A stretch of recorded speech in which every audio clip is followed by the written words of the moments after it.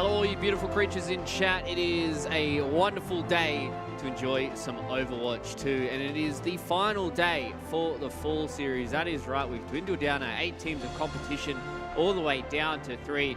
We get to figure out who is going to be walking home with the prize pool at the end of today. Kev is joining me for potentially the final time at the end of this year. Maybe we might do something else towards the end of the year, but final time for Overwatch Contenders Australia. How you doing today? Last day Contenders for 2023. In Australia, at least. I mean, there's Contenders in other regions. They're still going strong. Some of them, I think, haven't even started yet. So there's more Contenders generally. But for Australia, it's our third tournament, third season of the year. I'm going to kick it off and finish it off and end it all on a bang in what I think could be the most exciting finishing day of a season this entire year, because we've had only 4-0s. I touch wood on this one. Maybe we'll have another 4-0, but we've had like 2 4-0s back-to-back in our finals. Hasn't been close.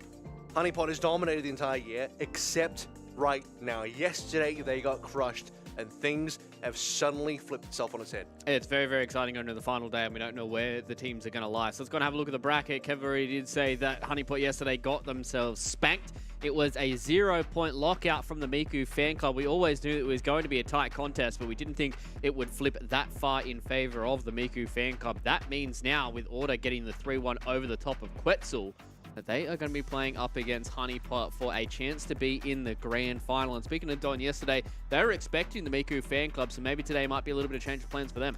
Yeah, I think they would have to maybe get through both teams anyway, because if your Order and your goal is to get to the grand final, win the grand finals, you're going to have to face both Honeypot and Miku fan club, the order of which could change depending on how the upper bracket goes. In this case, Order face Honeypot first before they go to Miku fan club. And well, Don said he wants to go up against the MFC's team to have that sort of rush versus rush kind of mirror. They don't play necessarily the same tanks always. It's more Quaterine, Romani, Jungle Queen. But to get there, you got to get through the best of the best first, or at least historically, because we saw Honeypot, they're back-to-back champions. They are still the defending champions. Exactly, and it's still going to be a hard task for Order to get through them, even though they did get spanked yesterday, and they're going to be the first cabs off the rank, obviously. And the winner of that will move forward to face the Miku fan club in a 1-4 grand final. Potential upper bracket rematch as well. And I'd imagine for Honeypot, there is a lot at stake for them today. Obviously, previous champions, whole lot of prize money, all that kind of stuff. But if you win the final tournament of the year and you're able to come back from what happened to you yesterday, then that's when we're really going to be able to put those players' names up in light, because they have champions all across the board. So I'd imagine coming into this series, Honeypot are here to perform once again. Yeah, they want to go for more. And fun fact about Honeypot is Bertlog, we already established from last tournament, he's the winningest player of Contenders of all time. I think globally, maybe 7 Contenders titles. He'd be going for 8 today if Honeypot make the grand finals, but better than that, I also worked out it will be 8 out of a total 16 seasons. So Bertlog, if he wins today with Honeypot, he would have won exactly half of all the Contender seasons we've ever had since 2018. Imagine winning 50% of the titles available. That's a very, very ridiculous stat. Obviously, we've had champions across the past. You know, we had Jordan who retired a couple of tournaments ago, a few years ago now, but the fact that Bertlog's been able to surpass that record and now make it an almost 50% win rate, that is something to be super proud of if you are Bertlog, and something that these guys on Honeypot definitely want to try and move themselves towards. And as we get into the first game, as always, ladies and gentlemen, this game has been brought to you by the Monopoly game at Macca's. Scan and play today. You guys want to get yourself some food quick, because we're going to be in for a banger of a day. Honeypot and Order going to be starting out here, so let's see what we're going to get into on our first map. You actually got Contenders champions on the Order side as well. Quad's sitting on 4. True. If he makes it to the finals, wins that, he'd be 5 out of 16, which, you know, still not a bad run. There's very few people that sit anywhere in the 4 and above category, so you know, it's already an elite club, as it were. Quad's got most of his titles in the early days of Contenders in 2018 and 2019. Since then, not quite on a losing streak. Obviously, the teams that he's been on have consistently been in the top 4, top 3. Talked to Don yesterday. They reminded us that, you know, Don says they've actually made 3rd before, which we conveniently forgot about because, you know, top 4 is kind of like where mine sits. I can't remember who's been 4th and 3rd. It's like if you make top 4, you make top 4. Yeah. Sometimes I remember the 2nd places. Mostly it's by the 1st place. Yeah, 100%. And that's a kind of very interesting point to finish on there, Kev, is the fact that this is the final tournament of the year. If you win this, then most people are going to remember you, whether or not you came 2nd or 3rd. Not many people are going to be able to remember that, but they will remember the team that wins at the end of the day.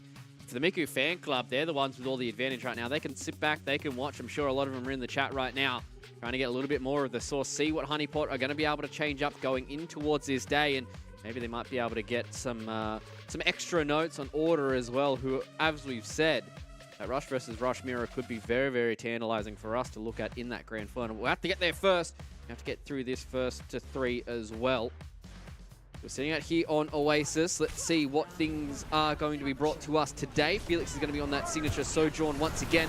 See if he's as hot as he was yesterday. Yeah, quite no surprise coming through on the Rhine. This has been the tried and true for Order. They're going to play the London Spitfire Special.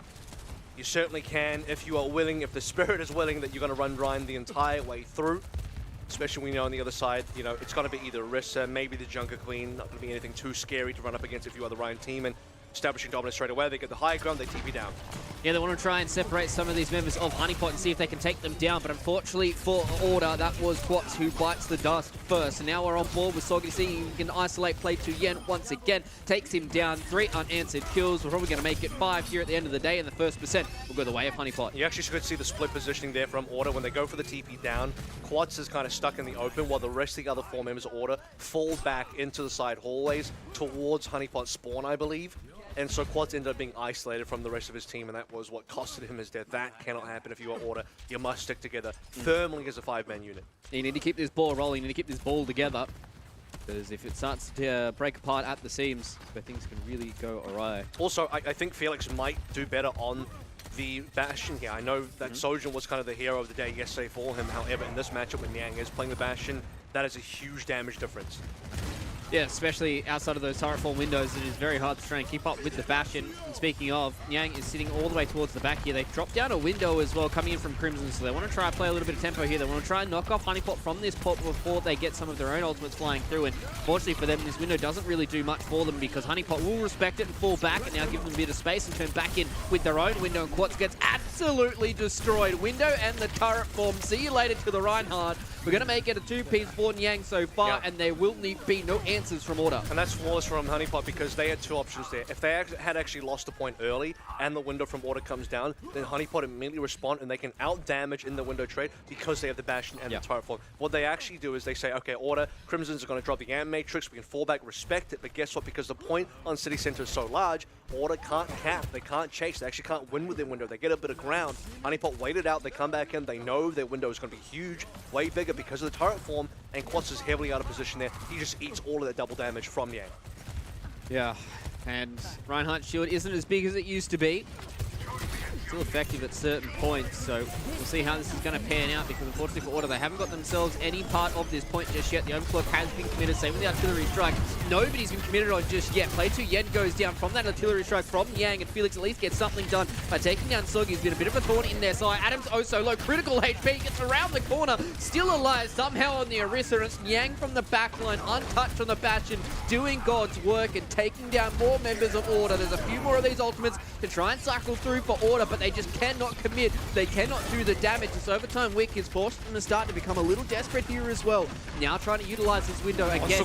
Doesn't really do much for them. Don's going to drop the beat only onto 3. The Dragonblade's going to come in the background from Soggy. They at least get the kill there on the Bertlog. Finally, we maybe start to see Order make a bit of ground here on this point. They've got themselves a decent way through the tick to at least get this 99 off of their backside, but their window goes down once again from the side of Honeypot. Don's oh so low, they can't commit. They finally get it done. Not before Felix says see you later to Soggy, and Quats, unfortunately for him, can't stand in front of the turret form, and looks like so far Order, they were oh so close, but looks like they are oh so far away from getting this point as well.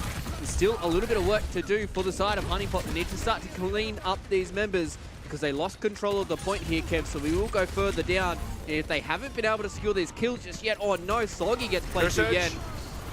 And this will be it.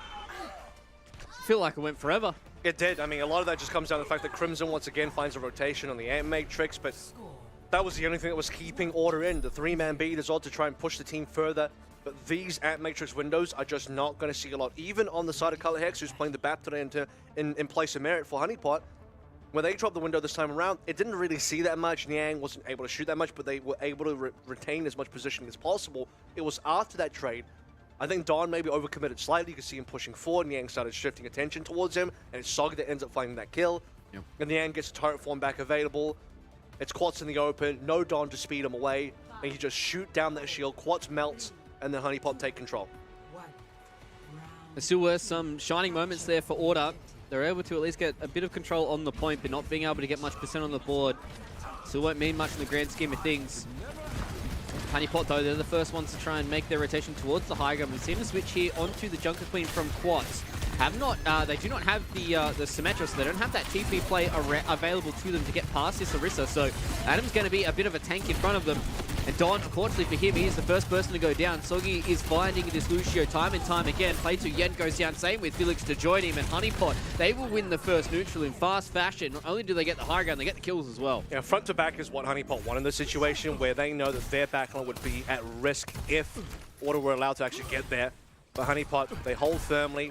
They don't even have a sim themselves, which is fine because the other team's also not playing a sim at this stage. So play around your turret cooldowns once more.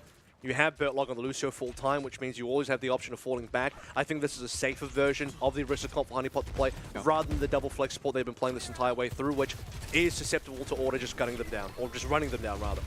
In Order, they're going to try their best here to get on top of Color Hex. They do that nice and fast. Now, can they try and transition this into more kills? Unfortunately for them, they lose their big man in Quats. Felix is going to try his best with a few rails into the dome of into Soggy, pardon me. They chase him down and deal with him. They have lost a few of these DPSs, though, for the side of Honeypot, so it's not complete control for them just yet. Maybe if they get this late little stagger here and play to Yen, they can do something about it. But Honeypot, they will disengage. They get the kill onto Don instead. So not only do they keep getting percent on the board, but it now will be a reset for Order. Well, they get somebody. Thought maybe play to Yen would go down, but it's Don that goes down. And regardless, you lose another player there. It's going to cost you a little bit more time. And during this entire situation, Honeypot have not lost control of point. Still waiting for some good ultimates. Crimson, the closest so far for the side of Order.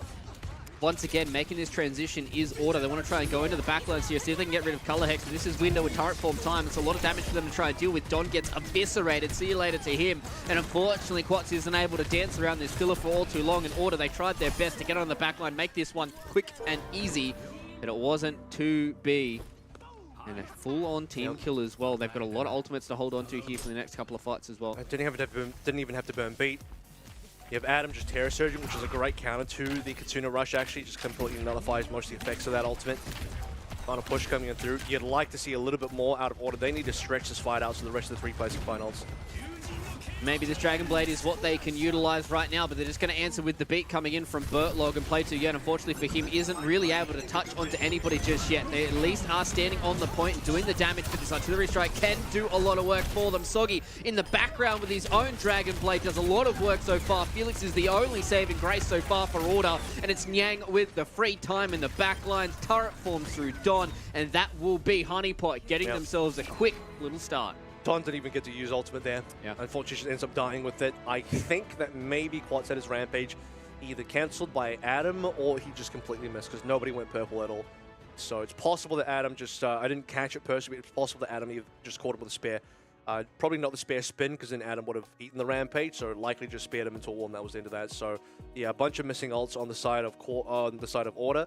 And what they did have, didn't get good value. The Blade, countered by the beat.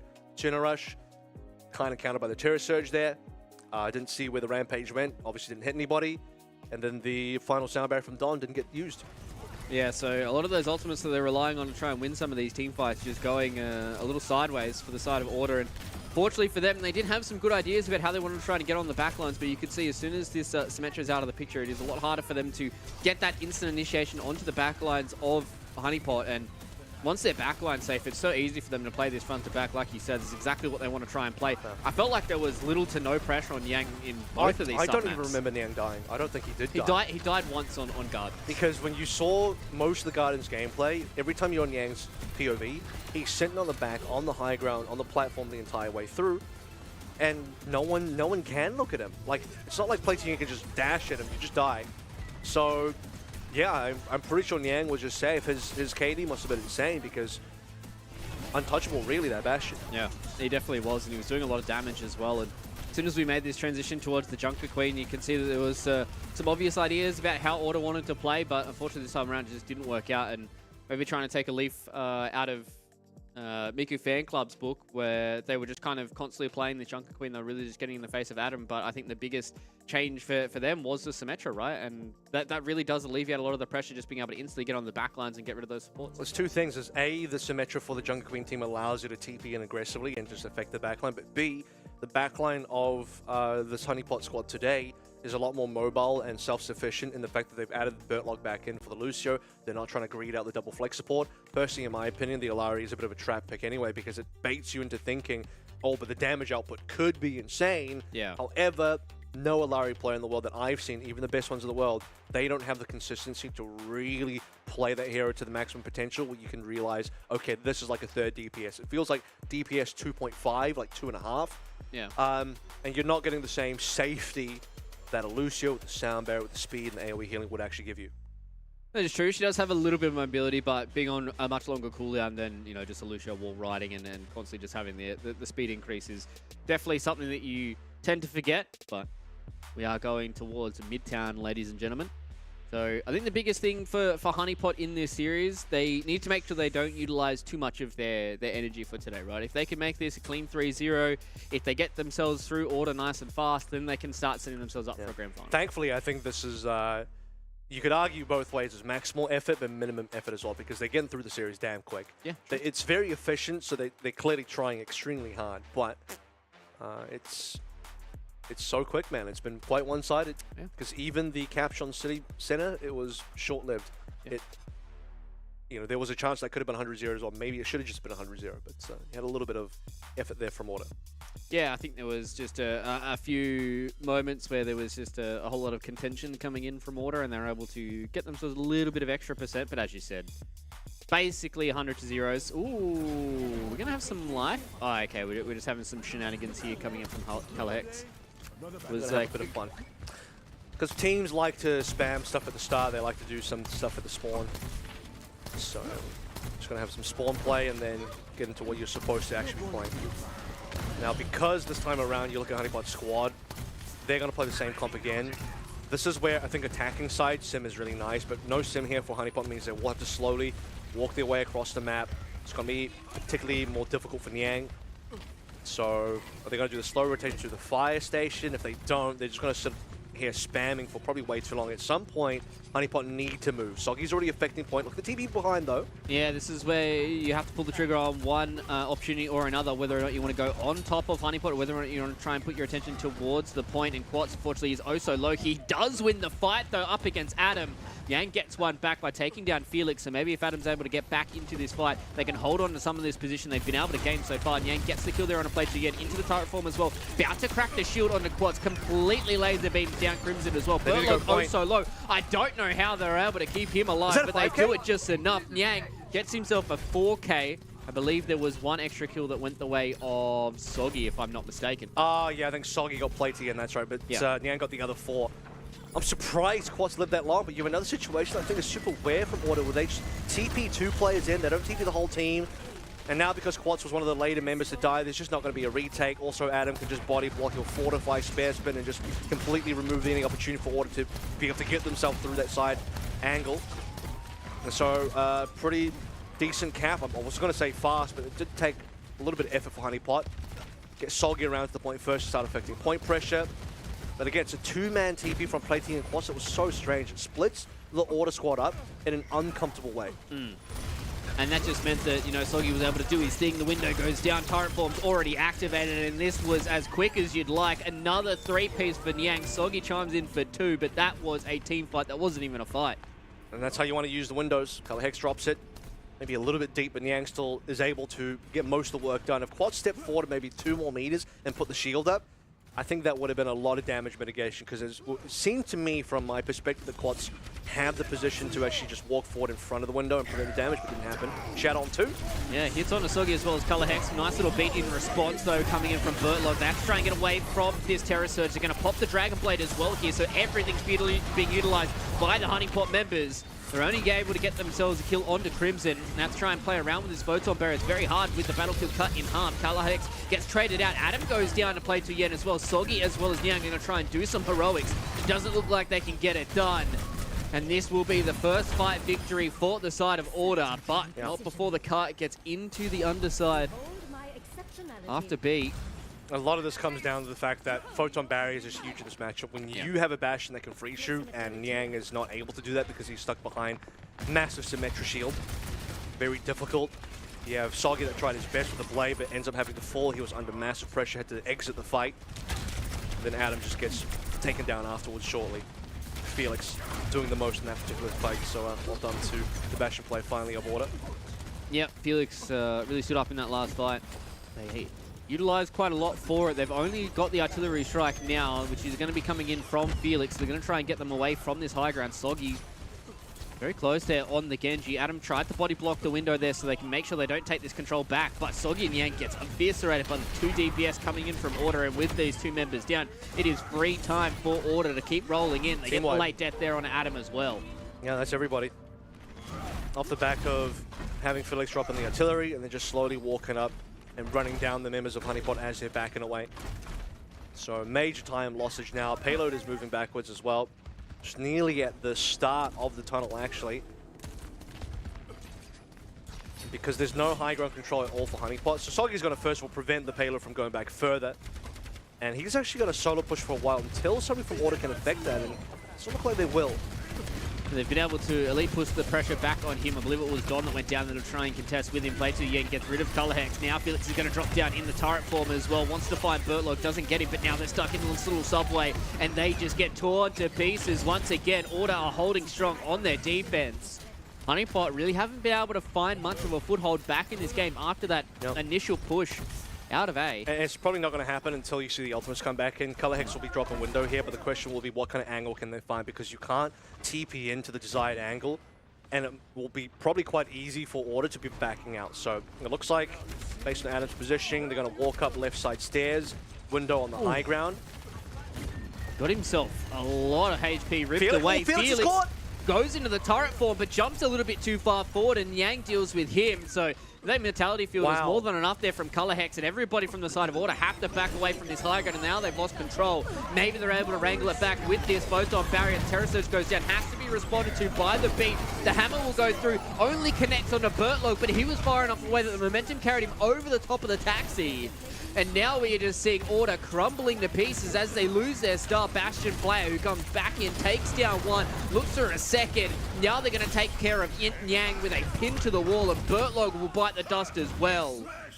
So they're able to just get a bit of control back after what seemed like a big slip up from Felix. Order, they had to back out of that. It was huge in terms of Felix going down. He was, I don't know how, but he just decided to go to the low ground and was completely isolated from the team. Honeypot got a decent amount of push off the back of that one, but another Photon Barrier from PlayTN, and this is where Order can just dump in the saved ultimates from earlier. Massive aggression here, Soggy with the blade. Let's see what it can do, though. The Immortality field will go up. He has to throw the Reflect going towards Felix because he went into that turret form. So the Dragon Blade buys him a bit of space. Doesn't get them the kills they would like. The TP will go up onto the high ground here from Order. They want to TP back down towards the low ground because you can see the Honeypot. They don't want to overcommit too far. They don't want to get shot from top down. Soggy's oh so low. They keep him alive off that critical HP. Felix with the turret form isn't doing the damage just yet because of that fortification coming in from Adam. He has to pop the spear spin. They stay alive for long enough to get the kill there onto Felix, but Adam goes down to Quats, who's still healthy on the front lines of this Reinhardt. The turret form will get through him. And now these trades are starting to favor Honeypot because they've got themselves oh so close to finishing off B. And with only 2 supports left alive, unfortunately for Order at the final moment, they will not hold on. That's another situation where they can get Felix first and just slowly work down Quads. Adam and Quads traded each other. Felix might die here. Yeah, he's gone. Unfortunate. So that'll affect Order's ability to go for any sort of close play. Have to wait for that respawn. But that was a difficult situation for Honeypot to win, and they were not guaranteed for it as well because they had no high ground control. However, Order also didn't really play the high ground themselves. It was just Felix alone on the high ground, which is fine for a while, but eventually he gets caught out. I think Niang shot him down. That's a bouncing nade through a window, through the wall as well. Yeah, that's a lot of damage that goes through that window, and Yang being able to find the angles. Don tried his best to buy a bit of time, but that team kill was as quick as you would like. Artillery into the spawn as they push. Only 30 seconds left to go here, so this artillery, as you said, will buy them a bit of space. Oh, Felix goes first. Okay.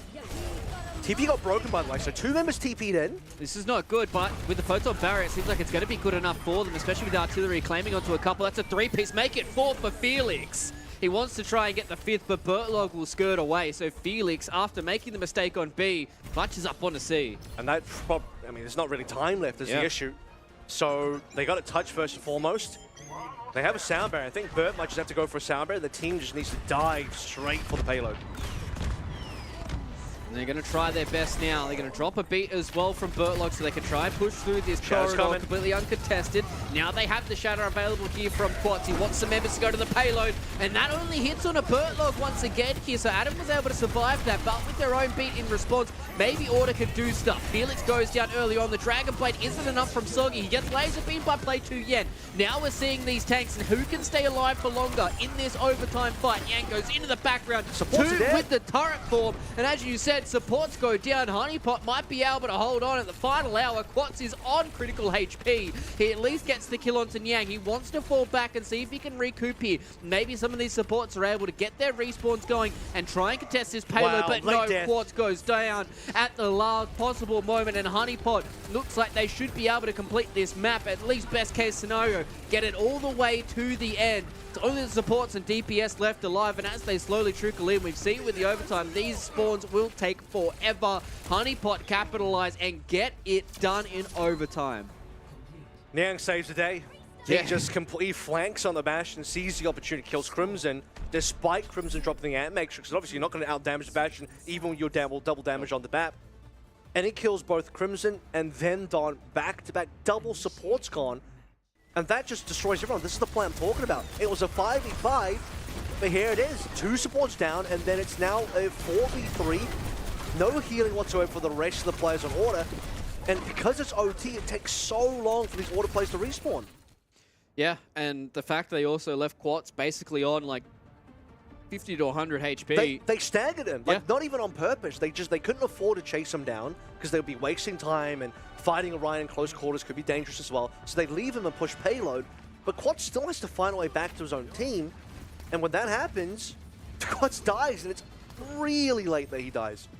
Yeah, and that's where it all started to fall apart there for Order. I thought they were able to hold strong on C, but Honeypot, there's a will, there's a way. They've been able to do it here, so let's see what their defense is going to look like. It was a little bit of a slower affair on A. Took them a few moments to be able to get themselves in there, but as soon as that fight did break out, they were able to get it done in one push, at least for Honeypot. See if Order can respond. I think attacking-wise, though, they'll be able to get a lot of good movements here. They can make some really strong rotations off the back of the sim plays. Felix has had some much better moments. This is why I wanted to see Felix on the Bastion for map 1 as well, because you need to be able to compete with damage when it comes to the Bastion versus Bastion situation, but also because you're willing to play some of the other teams not, you can get your Bastion to much better positions.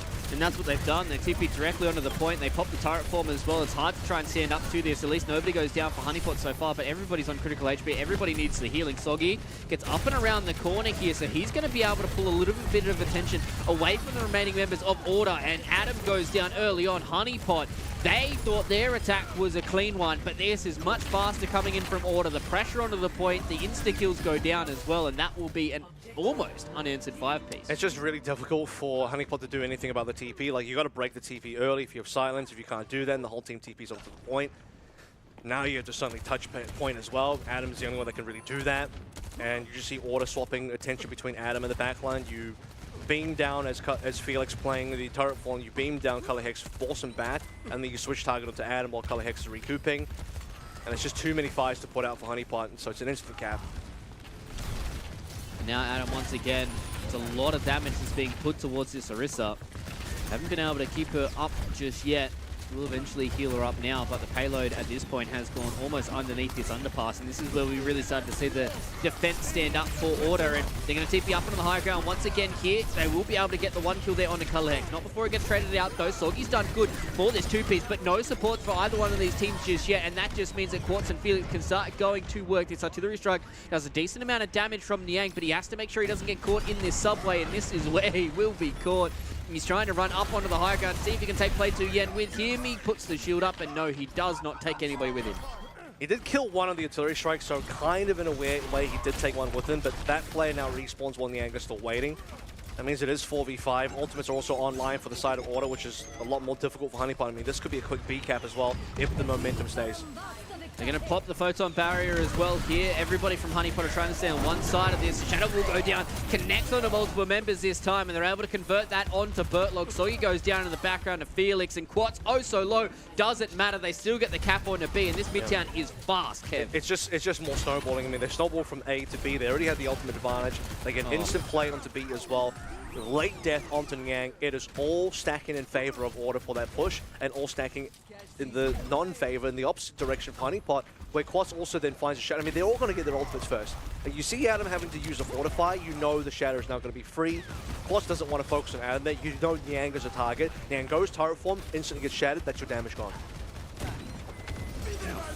So we're seeing the window pop up now, and the turret form coming in from Felix as well. Did a good job at least disengaging from this sightline, but can they contest for it? Terror Surge goes down. How much damage do they have? The TP was there just in time. Play to Yen finally was able to get away from that Terror Surge. Adam isn't able to connect with anything just yet.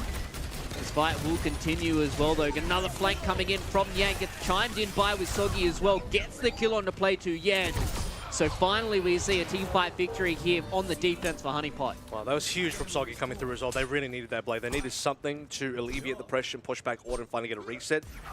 And now they're in for the long defense. For all of the effort that Honeypot put in for finishing the map, which is good because they now guarantee themselves minimum a time bank play. Yep. You could see a draw-only scenario if Order just push through and actually get this cap with any amount of time, because they still have a ton of time available. This has to be a reset though, because they lose play to the end.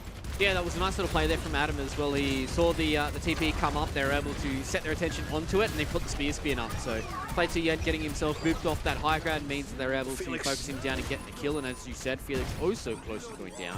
Would have been really bad. They lost a player already. Losing another player as Play to respawns would have been critical. So the artillery strike is coming out once again here from Felix. It's going to be able to at least focus on the retreat from Honeypot. So they will get the high ground for now. Halo will continue to move forward through these corridors. Now with double beats being committed by both these two teams, Niang's going to throw the artillery on top of himself, but Color Hex isn't likely for this world. Felix is able to get the trade onto his counterpart. Adam finally gets one of these backliners down, but unfortunately for Honeypot, they just don't have the members available.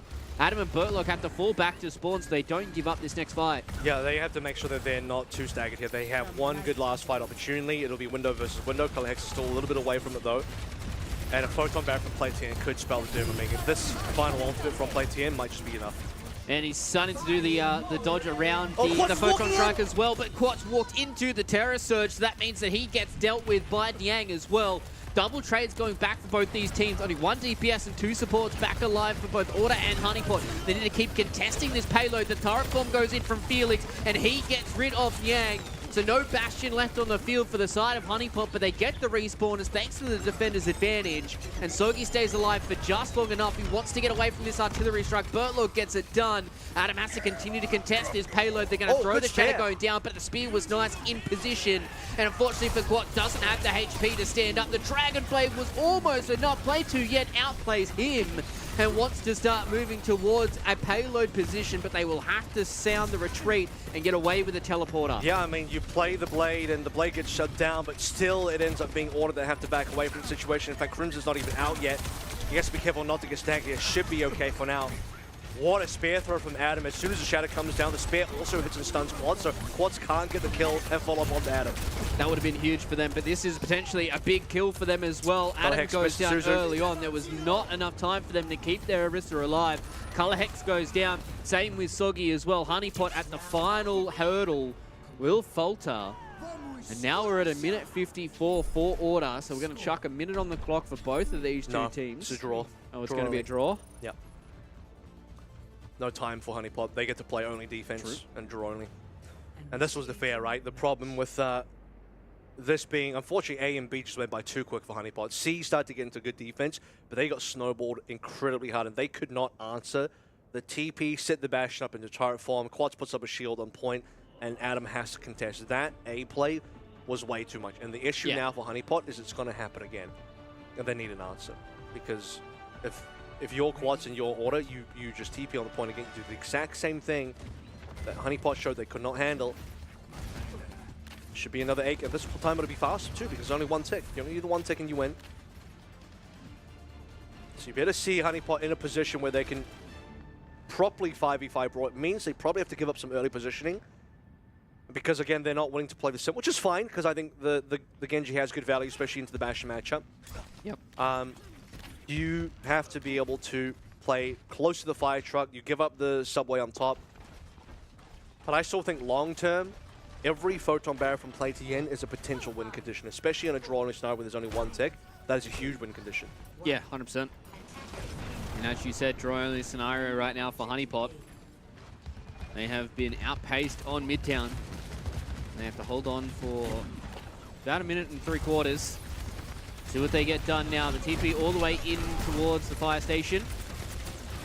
So they will have to try and contend with this small little choke point for them. At least it's not directly onto the point. So Honeypot have given up that space, as Kev did say. Adam's going to go in with a spear spin, trying to push apart this little ball that is Order. Soggy's gone deep. They have gone extremely deep because they dived onto the backlines here, Kev, and that was 3 easy kills to the side of Honeypot. And if they're able to make this nice and slow against Don as well as Quats, then this might be enough for them to start to bleed out a bit more of this, this clock. And you have to pay attention to play to Yen's ult charge as well. 35% off one fight. It's decent.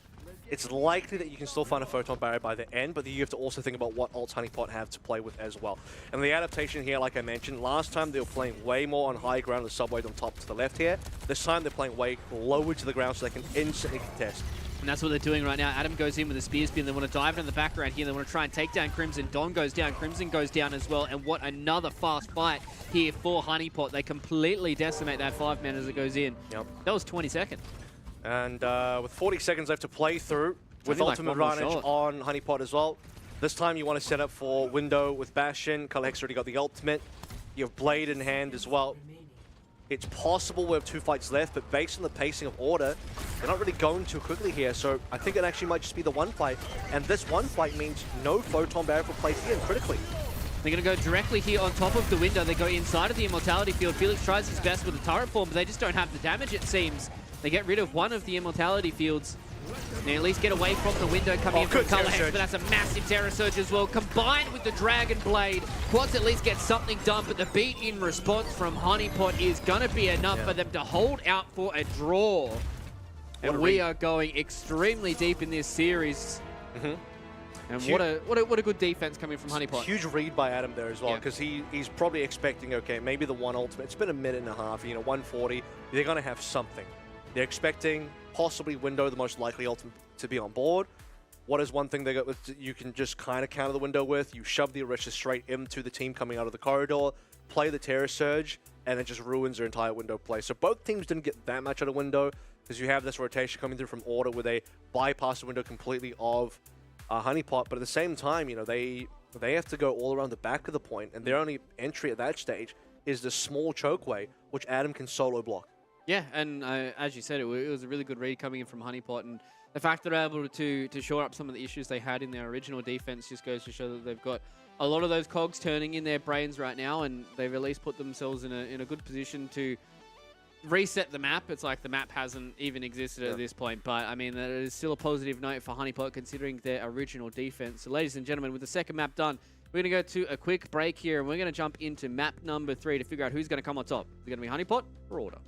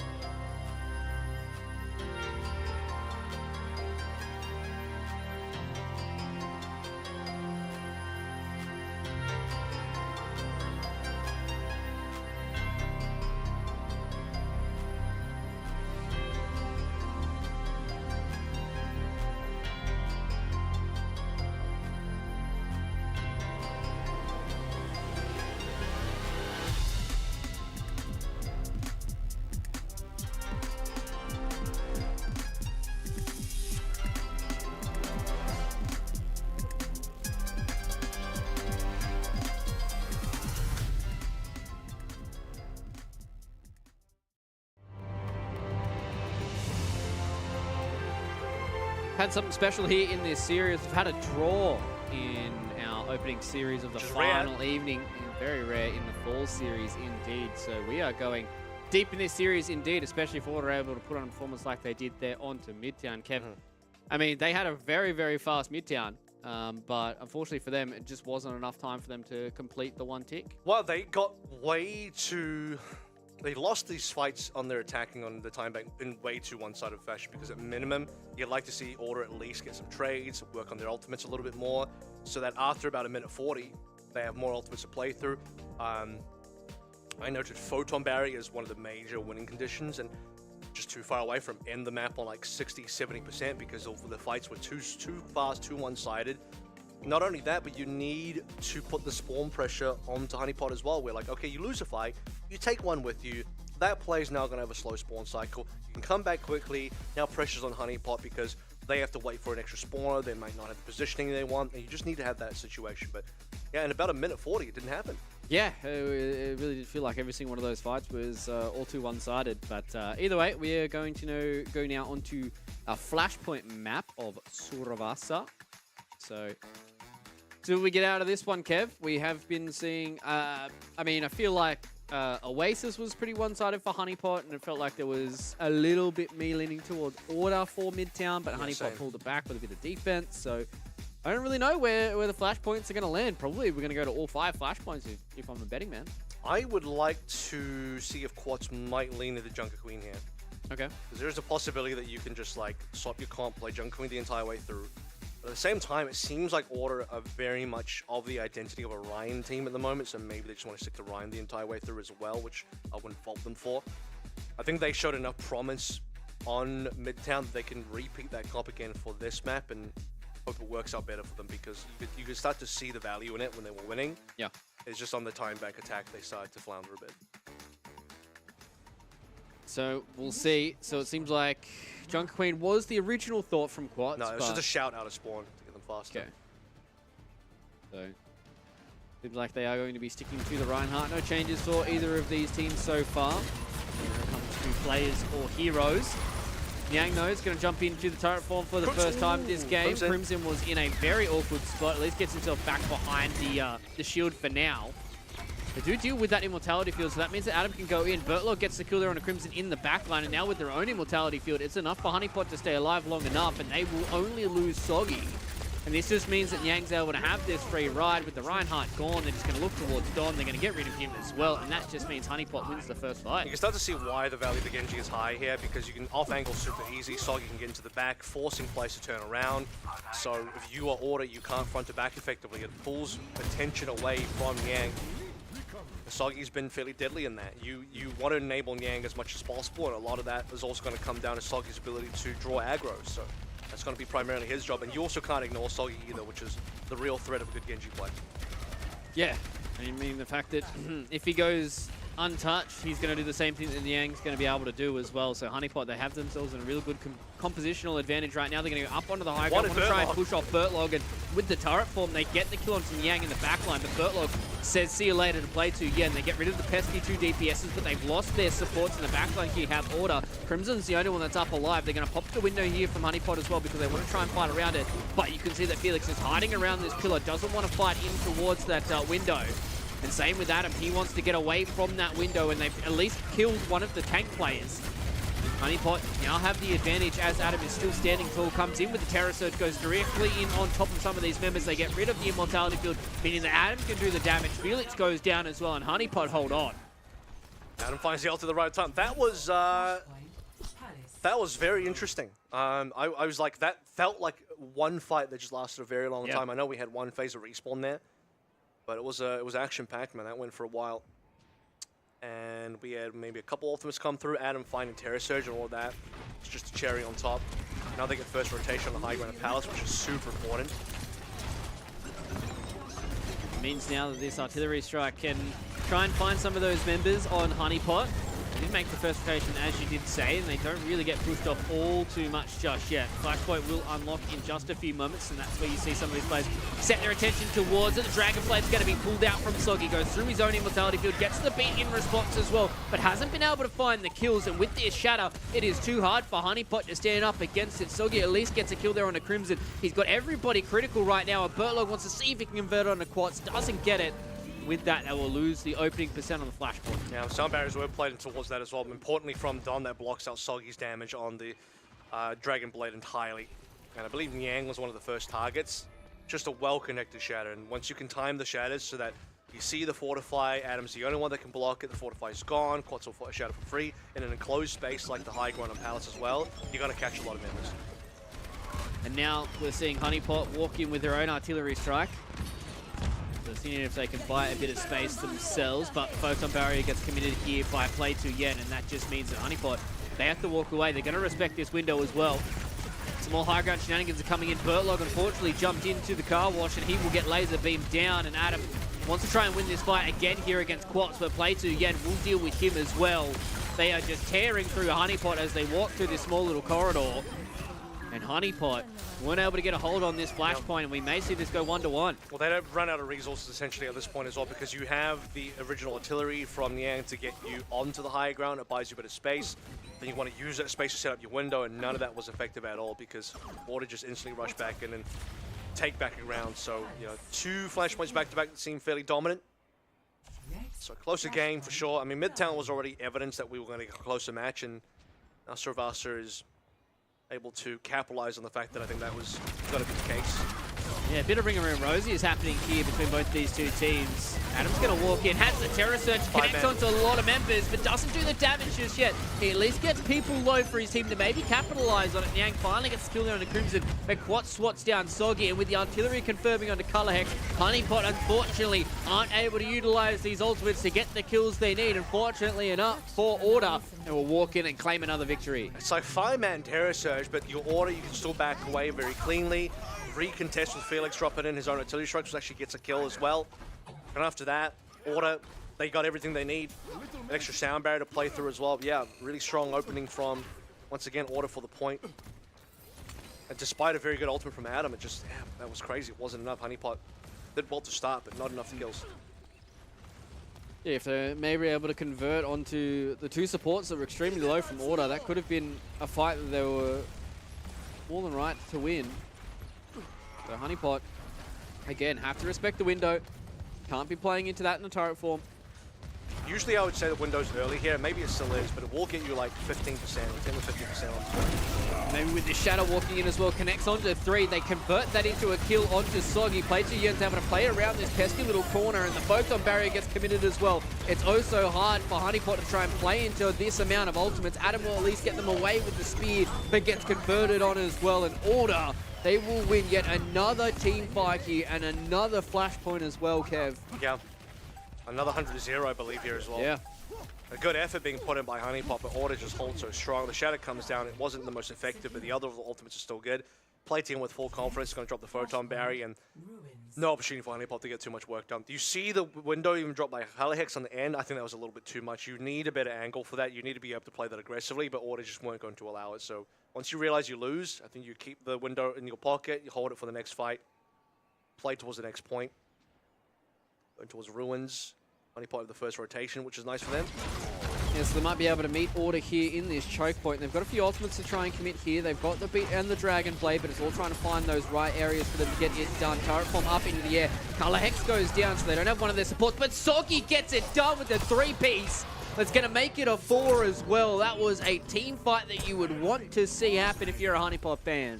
And one of those might have been the Immortality field, but it gets at least 3 minimum. So here we go, Blade. No, he got 3 Blade kills and a dash kill. Okay. That was a 4. And also the ammo. So got a structure as well. He goes in here, just absolutely tears through people. Oh yeah, there's the dash kill. Looks like one of them was on the... Yeah, okay, whatever. Adam got Quats down. Ready for the next fight. Immo was the only protected him because the sound barrier was used earlier.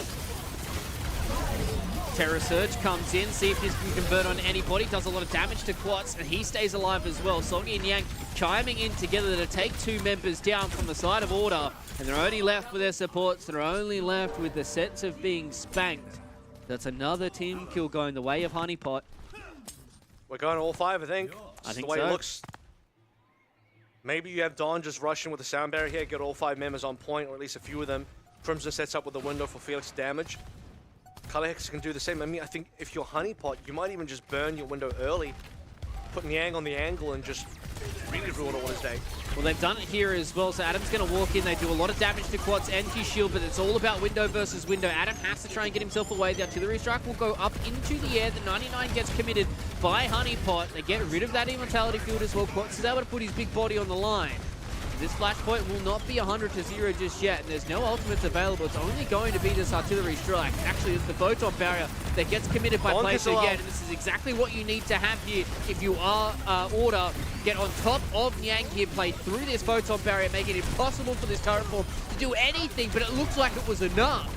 So they haven't been able to convert these trades into anything meaningful just yet here for Order. The hammer will go down, only connects onto Soggy. Adam gets the kill onto Crimson, so the supports are starting to wane for the side of Order. But same with the side of Honeypot. Not all too much healing's going into Adam's butt. And he needs more because Quats is oh so low. He's going to be able to start swinging this big hammer around. Maybe it's time for them to fall back and recoup. Wow. That looked close, and that was actually kind of winnable for Honeypot. And Order capped in the middle, all of that. So if it wasn't for that, Order would be really far behind right. They would have only just gotten the cap recently, but they're actually already on to 80%. And Honeypot got to rush back in because this could be Order's map very shortly if they do not touch. Now, good news, they have ultimates. They've respawned quickly. They can just sound barrier here. That's what they're going to do. The Terror Surge connects onto 4 as well. Immortality field goes bye-bye, and they get the kill onto Play 2 Yen. Both of these teams are starting to get their stranglehold back on this flashpoint. But for Honeypot, this is do or die in this map. They're going to drop the window and get rid of Adam. Soggy only gets one back onto Don. Bertlog with the beat. Wasn't there in time, but maybe with Color Hex and Soggy they can do it. The Dragon Blade gets pulled, Quats goes away, and they win the flashpoint at the final moment, Kev. They get a sneaky cap, and they get the sneaky flashpoint as well. Everyone wants to leave, but that was a nice dash on from Soggy. Yeah, this is really crazy stuff. Soggy has to save the day here, and unfortunately for everyone on Order, they had a slight player advantage. They ended up backing away from that point.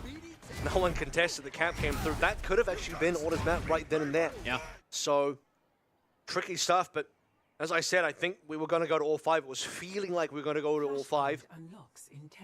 And on to Temple, the final one we go. With only Order having any ultimates about to come on, and they're first on point. Yeah, they're going to have the artillery, they're going to have the Earth Shatter. So Quats doesn't have to deal with this turret form as well as the window for now. They're going to start setting their sights on the Soggy. The artillery will go down. He gets solo shattered once again. Yang gets burned through, but Adam finally gets a trade back in. They don't have the HP to keep their Oasis alive, and Honeypot only get one small trade to start out this fight. They can at least fall back with their supports. This could be a good start for them, but if they get staggered this late, this could be dire straits for Honeypot. They get away. Should be able to. Yeah, strong start from Order. Again, they had first rotation on point. They actually had 2 ultimates. Now they have 2 more. So if Honeypot are going to do this, they're going to do it from behind once more. Especially they have to give respect to this window. They'll lose more time because of it. You have to be very careful not to drop a member. I mean, that grenade could have... I think it actually did catch Niang. Niang got put down at quite low HP. Seems like these opening picks have been oh so important for both of these two teams. Adam's going to walk in with the spear spin. Soggy gets destroyed by play 2 yet. Felix deals with Bertlog, and they just don't have the HP, it seems. Yang's actually finally able to get into this fight, get a 2-piece for himself. So they've started to stabilize here, have Honeypot. Losing Quartz is not what you want to see. If you are an Order fan, they're going to drop the beat and drop the bombs on Yang's head. Crimson gets the kill onto Color Hex as well. The Terror Surge won't do anything, and unfortunately for Honeypot, they won't hold on in this map of Suravasa, and we will see Order go into 1-1. And that means we're guaranteed at least 5 maps between both of these two teams, and I'm licking my lips, Kev, because these two teams have been so even matched so far. And this just means we're in for a hell of a day, because the Miku fan club, all the meanwhile this absolute war is happening between these two teams. They're sitting waiting in the wings. And remember, day 1 we had Honeypot versus Order. It was a 3-0. Yep. If I look back at the scoreline, was it super clean as well? It was almost a 0-point lockout from what I remember. No, it was a bit of back and forth. Order actually got at least 1 point at every single map. And Suravasa went to 5 in favor of Honeypot this time. It goes to 5 in favor of Order. So you could argue it was already like competitive on day 1 despite being a 3-0. Now we've gone from competitive into actually being reasonably successful for Order. I mean, this could have been a 2-1 for them had they succeeded on Midtown on their time bank as well, but failing there, it's now just what was the scoreline? 1-1 after 3 maps. So yeah. And it seems like they're the ones that are in the driver's seat, and it seems like Honeypot are the ones that need to try and have some more of these answers. I am liking the Orisa from Adam, but you can just see that there is some issues that they're having running in towards this Bastion. I feel like Felix is really starting to do a whole lot of work, and I think the Symmetra difference for me is really what's making some of these team fights oh so hard to play around with. I'm not saying that, you know, Soggy's not doing a good job on the Genji, but you can just see how strong the photon barrier is. I think but this is a different style, right? Because you're also playing the Genji to have some counterplay versus the Ryan Cop in general by off-angling. Yep. And that value is also being seen. So both teams have their various win conditions. I think the photon barrier is generally going to be stronger when it comes to ultimates versus the Blade. The Blade is decent, but sometimes you see a Master Blade, oftentimes it's not going to do too much for you at all. So the photon barrier is almost always guaranteed value. And the neutral play, outside the TPs, the Genji's probably stronger, but the TP offers a lot of value also. So this is a good conversation there to be had. What I'm really happy about in this particular series at the moment and the general top 3 is that all 3 teams have a distinct style. You have Jungle Queen from Numbani and the Miku fan club. Orisa being played by Adam, and they're playing more of this poke style. They were even leaning hard into that before with the double flex support. Now they've sort of lightened up on that, but still playing the Orisa with a bit more poke in there. And then you have the Rhine Brawl coming through from Order. So 3, I think, fairly distinct strategies. Yeah. Some of it is overlapping, but generally they are separate. Yeah, and you can see a lot of those styles clashing in a lot of these series as well, right? It really did feel like in that series, Miku Fan Club and Honeypot, that's when we saw the Junker Queen and the way that the Miku Fan Club were able to pull apart the composition that Honeypot have, and now we're going into a series where it feels like it's very back and forth. It's very tug-of-war between both of those two teams. I mean, a lot of these fights have really come down to which one of these two Bastions are really getting a lot of this extra value, right? Like Soggy, as we've said, with a lot of these off angles, he's pulling a lot of attention. That does alleviate a lot of the pressure on Yang. If he gets some opening picks, maybe Adam's able to pull Quartz out of position. There's a lot of small little details that are going one way or another in a lot of these fights, and the series is just hitting up right now, ladies and gentlemen. We are into map number 4. The scoreline is only 1-1. We've got guaranteed 2 more maps. We've got plenty of Overwatch to play between both these two teams. By the way, the thing is, for both of them as well, the winner of this has to play a grand final. Map 6 is Control. Map 7 is going to be Escort again. So we're going to get into a little bit deeper territory as far as Control goes. And I mean, that is pretty 50-50. Whoever gets map choice there can really determine a lot, because if you're Order, you want Antarctica Peninsula, you want Lijiang Tower, you want a really strong brawl map. So it's possible. I can see Order still winning the series. If we go to a map 6, and it's a map 6 that heavily favors Order, then potentially Honeypot are in trouble. I mean, some of it is going to come down to map choice as well. Let's think about how this goes. This goes in favor of... Let's pretend this one goes in favor of Honeypot. Map 5... Actually, the other way around. This one goes in the way of Order. Map 5 Escort goes the way of Honeypot. And then Order get choice in map 6, and they can choose Antarctica. or Lijiang, and that super favored them. Yep. And that's how they would still get a 3-2 score in the series on 6 maps. So that is some of the angles that Kev has outlined here, but we'll have to wait and see if that's the way that the chips do fall. Same for both these two teams as we walk in towards another map. So we'll see how this does pan out. The opening fight seems like Honeypot really want to try and get away and get some more of these angles going in their favor instead. Haven't been able to find an off angle just yet for Soggy to try and get in and try and assassinate some of these backline supports. He's pulling a bit of that attention, but with the robot in control now of the side of order, Honeypot have to make their choice soon. Soggy got taken quite low there. Probably going to come down to ultimates. It seems like a very raw neutral stalemate where Color Hex and Crims will end up being the ones breaking it when the windows are applicable. But it seems like so far Honeypot want to try and get in, get some damage done now, and they've at least taken control of that robot. So they need to push the payload a little bit. First window goes the way here of Crimson. Collex will drop his as well, but the Terraform gets rid of Adam, gets rid of Bertlog as well. Collex at least gets something back on play 2. Yeah, but the rest of Honeypot will fall back to spawn.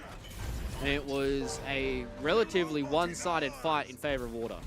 Yeah, there's a couple of trade backs which will slow things down for Order importantly, but man, Felix was hitting big. Adam taken down first is a massive deal.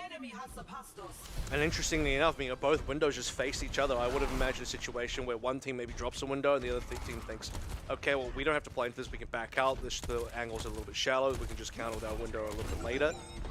They just both went for it, which means one ship will sink. Oh, Felix is alive, wow! I have no idea how he survived that. Nyang actually gets the kill there onto Don as well with the artillery strike, because that was all 3 directly on the top of Felix. He even had some shots coming in from Adam as well, so their opening pick means that Honeypot can try and put the pedal to the metal.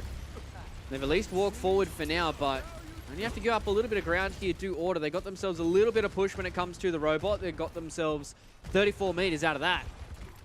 They are still in the lead, and the Photon Barrier will get committed here from place again as well. Soggy with the Dragon Blade in the background gets eviscerated. The beat was all too late from Bertlog. Only connects on the 2 members as well. This will just mean that Order absolutely capitalize on that, and they will say, see you later to Honeypot. They lose some and then more. I mean, that's the problem with the Photon Barrier. It will cut your beat in half as well, because anybody on the other side of the wall is not going to receive the Sound Barrier. I would have liked to have seen a play where the Sound Barrier and the Blade were played at the same time, so you have a Beat Blade combo, but likely what they should have done is pull back a little bit, respect the Photon Barrier, or just push directly in front of it with a full 5-man squad with the Sound Barrier, then Blade and just play that fight. So, Photon Barrier, good ultimate in this matchup, extremely good ultimate. Yeah, this is a big thing as well. They're able to pop the window to secure themselves the checkpoint. So being able to get the cap here is oh so important for Order. They can just play this slow, they can play this defensively. They've still got 6 minutes and 40 seconds left in this map. They get themselves out to a 2-1 lead against Honeypot. This is where things really start to open up for them. This is a completely disconnected team. That TP was just in the right place for Felix to be able to get himself out of dodge. Adam, though, is able to get the kill onto play 2 and double kill with the artillery strike. You don't see that all too often, especially now with some responses coming in from Honeypot. They lose a lot of members, but it's Soggy and Adam that do the work for them. Honeypot, they are holding on by their fingertips. They win the fight with their tank as well. Soggy just rings a rosy. Gets away from Don, who unfortunately isn't going to get away from Adam. I don't think they're going to be able to reset the bot fast enough to prevent Don from getting the spawn. We'll see, it'll be close. Yeah. Oh, Don didn't get it. Yeah, you can see all the way in the back, Don got the faraway spawn, so that's actually going to prevent Order from regrouping properly. Which if they're able to... Don's a Lucio though, he's actually already back. Yeah, the speed boost through some more of those shortcuts. They get rid of the TP and they go directly up here onto the high ground. Play 2 Yen is going to be the next one on the list. Both DPSs say bye-bye. And Honeypot, they're going to utilize this window to full effect, and they get themselves some extra kills. Soggy is putting this team on his back. Yep. Maybe you heard me talking a little bit of smack in between these 3 maps. When the game gets messy, and the players are sort of all over the place, and also when Felix is down, Soggy gets to have a bit of a field day. There's not a lot that plays into him. You have to be careful of the Symmetra left click because it goes through deflect when it's the Symmetra versus Genji matchup. But this is another thing that Soggy adds value to the team. You can have Soggy kind of solo pushing payload as a Tracer would. Watts goes to contest, but just gets destroyed, and that's what happens because Honeypot just sit on high ground because they can. Yeah, that was such smart positioning from them as well, right? The fact that they're able to stay on high ground, they get the separation from Order, and they also get themselves away from the window. The Honeypot, they get themselves back into this game. Might be able to get the cap themselves, but they need to start having a little bit of this forward positioning. Soggy, that was quick. That was nasty. They still hold on to all of the ultimates. That was just so good. They were able to isolate quads. And a lot of this map is going to come down to their high ground control. Like, you'll see teams cap the point, but then you're not going to see, they don't have to push too much further. Most of this game is going to be played around securing these high grounds. That's what they've tried to do so far. Adam has to fall down. He will get in onto the Terror Surge to get rid of that pesky little Constructible. But Adam, he's the one that gets hit by the hammer. He just doesn't get away. Bertlog gets squished into a wall, and Play 2 Yen and the boys are able to do enough. They only utilize one ultimate for that on Honeypot, so they're going to have 4 once again these next couple of fights, but they don't get the cap kept. That's the biggest thing. No forward spawn either, so this is going to allow Order to shove payload all the way back. Maybe push us into like 65 if they go for the push, but again, they also don't need to do that. They can just set up on high ground here. The difference is they don't have someone that can like solo push payload while they just sit on high ground. But maybe they don't need to. Actually, that could even just be quads. You got to be a little bit careful. You have to play the TP. The only way quads gets back up is with the TP, or he slowly walks. Again, another artillery strike gets the kill on a Bertlog. Seems like these artillery strikes are doing a whole lot of extra work. That TP goes into the background, but it's a window against a turret form. Felix, that was a little bit overzealous, my friend. Soggy gets taken down by a boot. And that just means that, unfortunately for Order, they were putting themselves in good position to be able to continue this payload push. And as you say, they are pushing. They're all the way up towards that 80 mark. And now, finally, Honeypot have had to put their attention back towards this robot. The left click will go through, but that's a lot of HP to try and get through for Play 2 Yen. In response, though, both teams have dropped their beat. There's a lot of these ultimates to try and utilize for Honeypot so they can get control of this robot. They haven't gotten control of this map just yet, though, and they've lost out on Adam. Maybe with these 2 kills on the supports, it's going to be enough for them to get this done. It looks like it will be.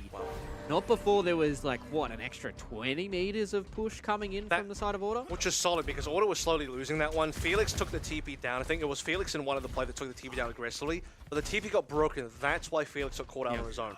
Honeypot, ideally, yeah, they just kill the TP first. That means Felix kind of escapes a guaranteed kill. But while that's happening, Order know, okay, we might be losing, but we can get meters. And that's important. So they got the meters and still delayed the fight, like, for a long time.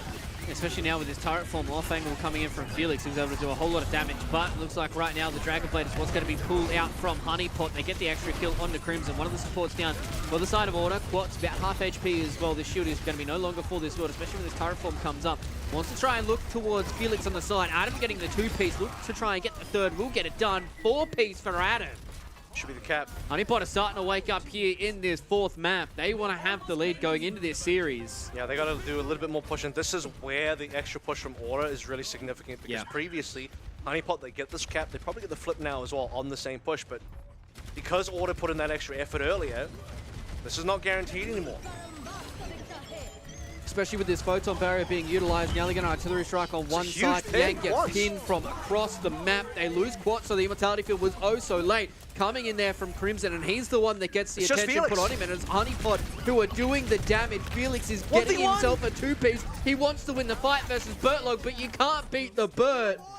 And Honeypot stay alive off the back of their Lucio player, and he gets some free meters off it as well. The 7 time gets the 1v1 win, but unfortunately he has to run now. They got an extra few meters. We'll put it within 10. With 1 minute left to play through, I mean, it is enough. Honeypot are still on the back foot. They still got a lot of work to do here. Or if they catch Quartz here with his pants down, this could be the flip that they need. Honeypot, they get the kill onto the tank. Play 2 Yen has to TP away from this robot. They know that they can play for overtime. They know they can play for the robot, but they get the late stagger there on a Crimson as well. Honeypot in control of the bot. How much distance do they need? Less than 10 meters to get the flip themselves in the final couple of seconds. Could it all crumble for Order? That's the question we've got right now. Quats is oh so low. He goes down. Adam gets one back. Finally, we're starting to see Felix chime in, but he gets the damage done against him from Adam. And with 20 seconds left to go, this is all but over. Honeypot will push this as far as they possibly can. Triple digits. And all they need to do is sit back and defend the bot as soon as this gets into overtime. It's so hard for Order. Yeah, now the fact that we're basically there, 23 meters in the gap. Oh, Adam. They can die. It's fine. Honestly, Adam dying here is not good, but it's not the end of the world either. You will be able to get, I think, the forward spawn regardless. We'll count it. We'll see if they do or not.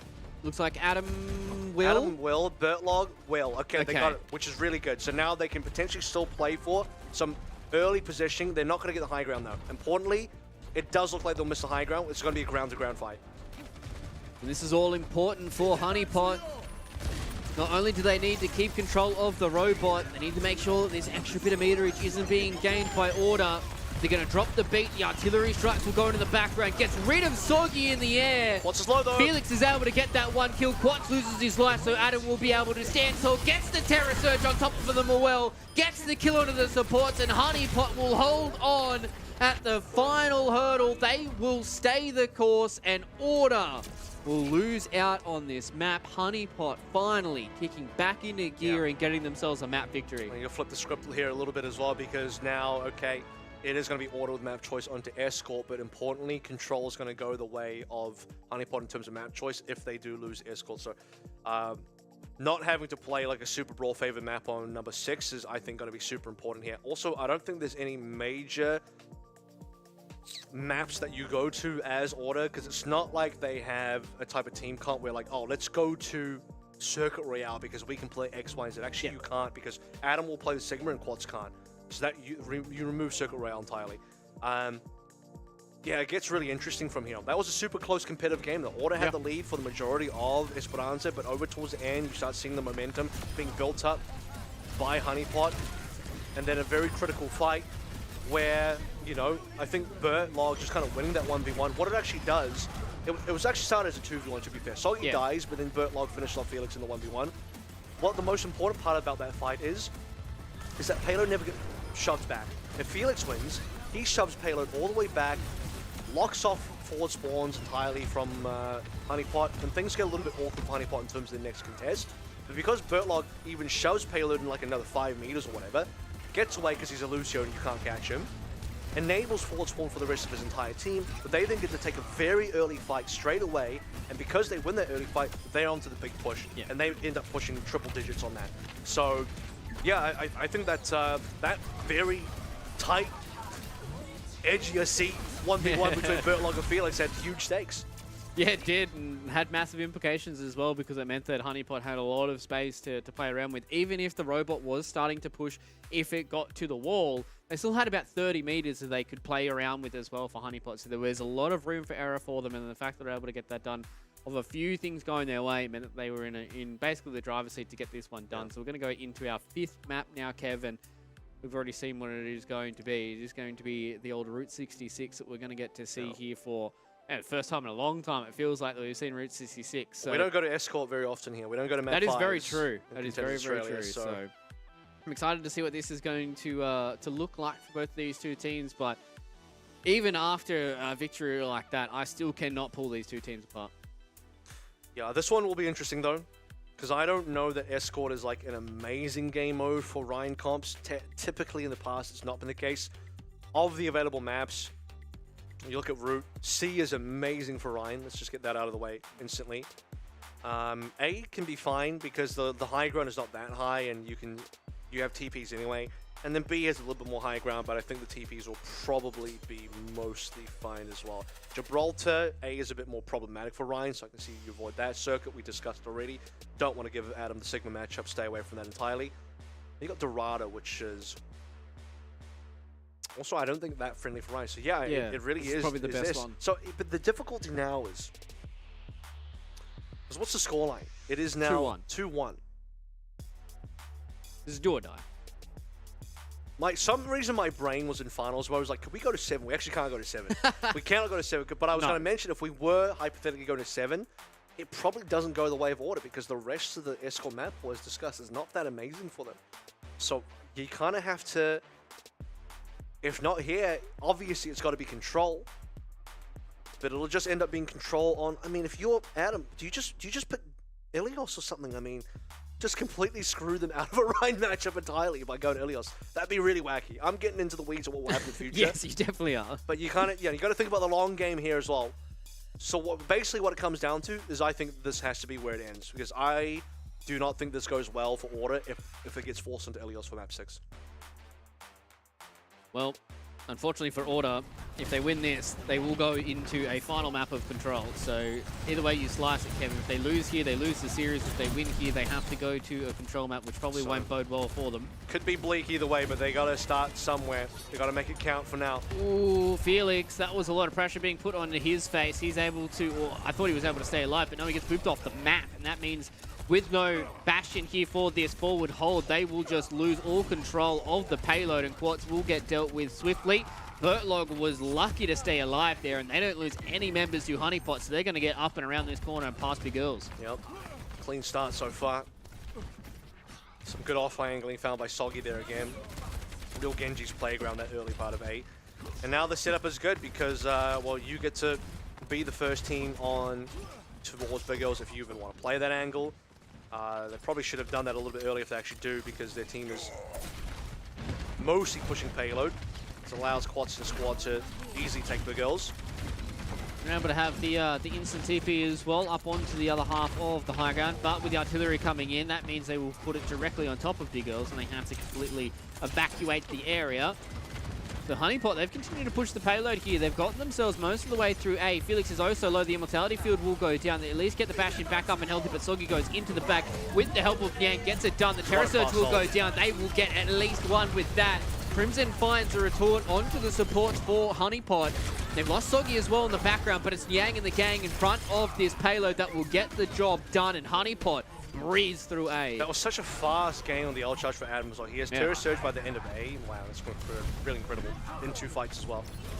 Beyond that, I think it was just slow from Order. Like, what was the game plan? Yeah, you shove Honeypot off the high ground of Big Girls, but then they just kind of chilled there, sat on their hands a little bit, free pushing from Honeypot. By the time we get to the end, Order then have to make a play. And it's got to be window versus window. Felix already used the turret form, the lamp is already gone, and now it's Niang's turn to just destroy him in the turret form when Niang finds it. He's just able to go ham. It was relatively straightforward there from Honeypot, but this is where things start to get a little dicey here. Adam, nice block there onto the shadow. They're going to use the artillery strike to at least push them away from this choke point, but they get away thanks to Bertlog and the beat. They've had to get themselves out of this pesky little choke point, and they do not. They are just getting run down by Order. They're chasing down onto Adam, and they will get rid of him. They want to make sure that they don't lose too many of these defenders as they get for this aggressive positioning as well here, Kev, because if they do, then they can lose control. All right, well, first bit of map control established for Order, importantly. They also have focused on Barrier Veil for next fight as well.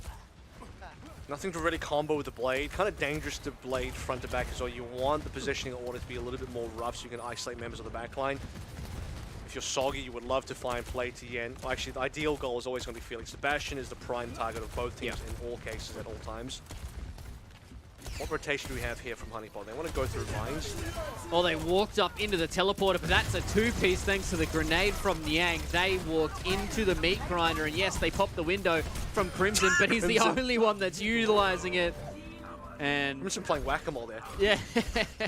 I can't believe he kept contesting. I mean, you know. He's got to die. He's going to get destroyed by Soggy at some point, so you need to just kind of lose there and reset. But what Order walked into, they tried to TP to block off the exit of mines, and what ended up happening was window drop by Color Hicks, and it's a double damage tac nade from Niang that takes out 2. Insane. And as soon as that attack nade goes down, the teleporter goes down, and Quartz is stuck in a rock and a hard place. Crimson is able to get the kill there onto Color Hex. They're going to pop the blade here, but they're going to use the beat in response, so nothing will come of that Dragon Blade except for Soggy Sorian. Now Adam wants to reset himself off the map. Gets it done nice and quickly, and the high ground will be contained once again by Order. It's not bad. The one good thing about the blade is even if the blade gets no value, you force a sound barrier. So it's a really easy way to get rid of the sound barrier on Order, whereas for Honeypot, they can always save their sound barrier for other things. So you can play your sound barrier in a lot more creative ways. You can tempo beat as well. If you're Dawn on Order, you can't really do that because you have to consider the blade red at all times. All right, the artillery strike's going to come down here from Niang. They want to get rid of this high ground. Felix is oh so low, goes into the turret form, gets that extra bit of healing from his support, so he stays alive. The Immortality Field will stay alive for a little bit longer, and Quartz is going to take the damage now, though. Have to be careful of this artillery strike. Immortality Field will keep them alive off the back of that. This photon barrier is going to be hard to deal with, but the Terror Surge is there in time. Gets the two-piece. They had no TP to get away from it. Felix gets the retort onto Adam. No, they're going to throw the hammer down. Only connects onto Niang, and Quats and Felix will lose their lives late. And Order, what looked like a good fight for them, turned absolutely horrific. What a strange shadow, though, from Quaz. That one just goes straight in the bin. Like, I don't know, man. Like, there's no one on your team to make use of it. You were obviously not going to make use of it yourself. Just accept the losses and accept that you lose B and save it for C. This is the strong point. Order, where they're going to win this map, if they are going to win it anyway, it has to be on the final point. Soggy. He's copping a lot of damage there because of the late rotation from the backside of point B. They already lost the cap though, so they're going to try and get themselves a little bit of extra time. They will use the window and they will deal the damage. Crimson once again standing up here on the high ground with his window all to use. Fortunately for him, there's a laser beam with his name on it, and that will just mean the late end to Don as well. So Honeypot, they don't get the free push through C. They get themselves some late kills. This early fight loss for Order really does hurt them because one of the strong points of C is to establish early control in the choke for the entrance. The map for C opens slightly now, but you would like to have a bit more of a close angle play, and the corner is all super important. Now you got to defend against a Blade, and Don is still 12% off, which does hurt. So we'll see when it gets ripped. Whether or not it will come in before Don gets that beat. He's oh so close now. 93%, he goes up into the air. He's going to pull the Blade out. Don is dead anyways. It does not matter. They will drop the Immortality Field. Soggy wants to try and get some kills. Doesn't get it done. Gets dealt with by the supports of Order. Quats will drop down into the payload area. He wants to try and get some space through his buddy Felix on the high ground to do the damage they need, and they will get the kill. So Order, they hold off against the Blade, all with Don going down early on too. And they got rid of Felix as well, because Quats just finds the Miracle Pin. Like, he just nails that from out of nowhere. Super well played. Unfortunately, Soggy just couldn't get rid of the Immortality Field, had no support for it. He was kind of on his own. He needed to try and solo carry somehow on its own, but just couldn't find enough slashes and HP to get through the Immortality Field and then the players at the same time as well. Artillery Strike might buy them a bit of space. They get one of these cooldowns out of them with the Immortality Field. Turret Form gets committed as well, so it's artillery time now for Niang. He goes out onto the window to try and force them off of that corner. Crimson has to drop this late Immortality Field and will use the window that nobody is standing behind. Photon Barrier is so good. And now everybody is just utilizing ults, but the payload is still moving, Kev. 20 seconds left to go in this map as well. Honeypot want to try and get themselves a full complete here. Beat gets dropped by Don. Everybody gets pulled in by the Terror Surge. Doesn't connect onto anybody.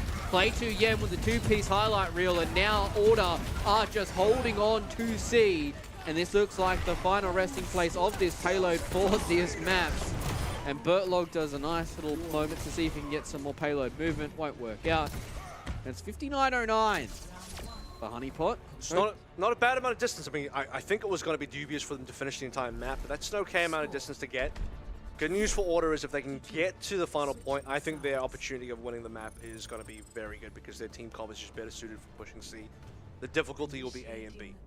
These TPs have to be magnificent. B especially, I think, is going to be the trouble. Point for the side of Order. They have to deal with the range difference. They have to deal with the low to high ground. They only get one TP until the cooldown comes back up. And honestly, A was really problematic as well because A should have been a little bit more of a delay. B, you start to see a bit more back and forth, but A was just a one and done, which is a massive problem for Order on the defense. Yeah, I think that's where a lot of the issues may come back to haunt them here for Order. Could be that A defense, but either way, they have the potential now to do it themselves.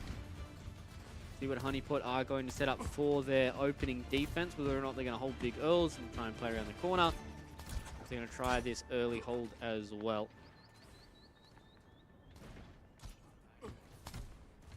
Thought about the May, but I don't think it's the right meta for it. Maybe a tournament ago. Probably going to be a top left TP playing. That'd be a good angle to set up on. Like maybe Honeypot are aware. Honeypot on the they're playing the inside card, but which order it's likely they go. Okay, they are going to go left, but the TP is a bit of a waste of TP. They get to go left anyway. They get to go top left anyway, so that's where they want to go. Yep. So they've been able to get the high ground. They make the rotation for themselves. Defenders where the attackers are. Attackers where the defenders should be. Play to Yen oh so low. Loses the shield. Soggy gets the kill there on a Felix. Loses his life for it as well. So this is a trade benefiting the attackers as well. But all about keeping Quats alive here for the attackers. They lose out on Adam's life for a long time. He is able to stay alive for a little bit longer, and Play to Yen eventually deals with him. So Honeypot are starting to falter here, losing their tank. They will not be able to hold on, much like we saw on the defense from Order. We were online. Collects on 93, Crimson 89. TP for Big Girls. See how long they can solo push this one for, but you need Crimson to set up the angle. You need Crimson and Felix to both win this together. And there's no other ult in play, so Windows are going to settle this one way or the other. Yep. Gonna drop the window here up on Big Girls. It's gonna be hard for them to try and move their way through this. Felix went far forward. Has not been able to drop his as well, so he's going to drop his window up there on the small little choke point. So that just means that Order are going to drop down from Big Girls and completely get away from that sight line. Both the windows going a little bit wayward. At Order, they're the ones with the photon barrier here, so this next fight could be all theirs. They have to try and play around with this artillery shot that's going to come in. Yang wins the fight against Felix in the turret mode. Wants to try and look towards Don. Doesn't get him in. Talent field goes down and try and keep Adam alive for a little bit longer. They do keep the Orisa alive for a little bit, but now the photon barrier cuts the battlefield in half. Everyone needs to get on the same page. Nyang gets a cut off from his team, but doesn't get the healing that he required. And they will lose their Bastion, which is a lot of their damage. Terror Sword goes down. They don't do the damage to get the kills because the beats get dropped by both of these Lucios. We're going to drop a hammer directly onto Adam. Doesn't do all too much damage to this Orisa because he stays alive a lot thanks to the Lucio around him, but it's everybody else that is falling down, not the Orisa, and they eventually will clean up the mess that is Honeypot and get themselves an A cap as well. Yeah, good pace. This will allow them to have a really good shot at B as well. Because again, B is a difficult point for Order. They need to get to C because I think they're favored there. So map is fully capable and winnable. We're not going to get time back at all. They already got the TP going, which is actually quite difficult with the reset on Honeypot. Their ability to affect this high ground is going to be rough. They're going to try with the TP got artillery broken strike. as well. So they have separated some of these members with this TP going down. So unfortunately for Quats, he's going to be stuck on this high ground by himself. They want to come in, get rid of that tank, and they do get it done. So the isolated members of Order have been punished. Now we're seeing Honeypot walk in and get their defense rolling on B. 3 unanswered kills for them so far. How many ultimates do they have available? They've got 2 for Honeypot. Not really much in the back pocket for Order because they used the wall in that last fight. So actually, underrated thing about artillery is it's really good for breaking TP. And you actually saw their breaking TP was huge because 2 players got stuck out in the middle of nowhere. Quats and Play to end that eventually get booped off the top by Bertlog. Both isolated, both dead, and that is what will win the fight for Honeypot. Now they're going to go back to that same high ground here. The Dragon Blade will come in. The boop was good there by Don to at least keep Soggy at bay for now, but it doesn't matter because the Dragon strikes twice. And they say, see you later to the 4 members from the side of Order, and that was what we call a team kill. And Honeypot hold on once again. Because it's good that Order can go to the high ground with the TP, but Honeypot just dropped down, and once they drop down, Order have to follow. In the midst of that chaos, mid-rotation is where Soggy strikes, finds the blade opportunity. This time is going to connect instantly on the back line. 2 targets he would like to get every single time. It's going to be the Sim and the Bat. The Mortality Field be damned. Successful blade means successful defense, and this is it. This is a lot of difficulty on B, but 5v4. Yeah, Bertlog just plays a little bit too far. I think he copped a stray swing coming in there from Quad. So this window and the turret form is going to do a lot of damage for them. Nice little TP play from Play 2 Yen as well to get away from these sight lines. So Nyang's not able to stand here and free hit, and this is a big Terror Surge, connects onto multiple people. Quats goes down because he has that slowed movement speed.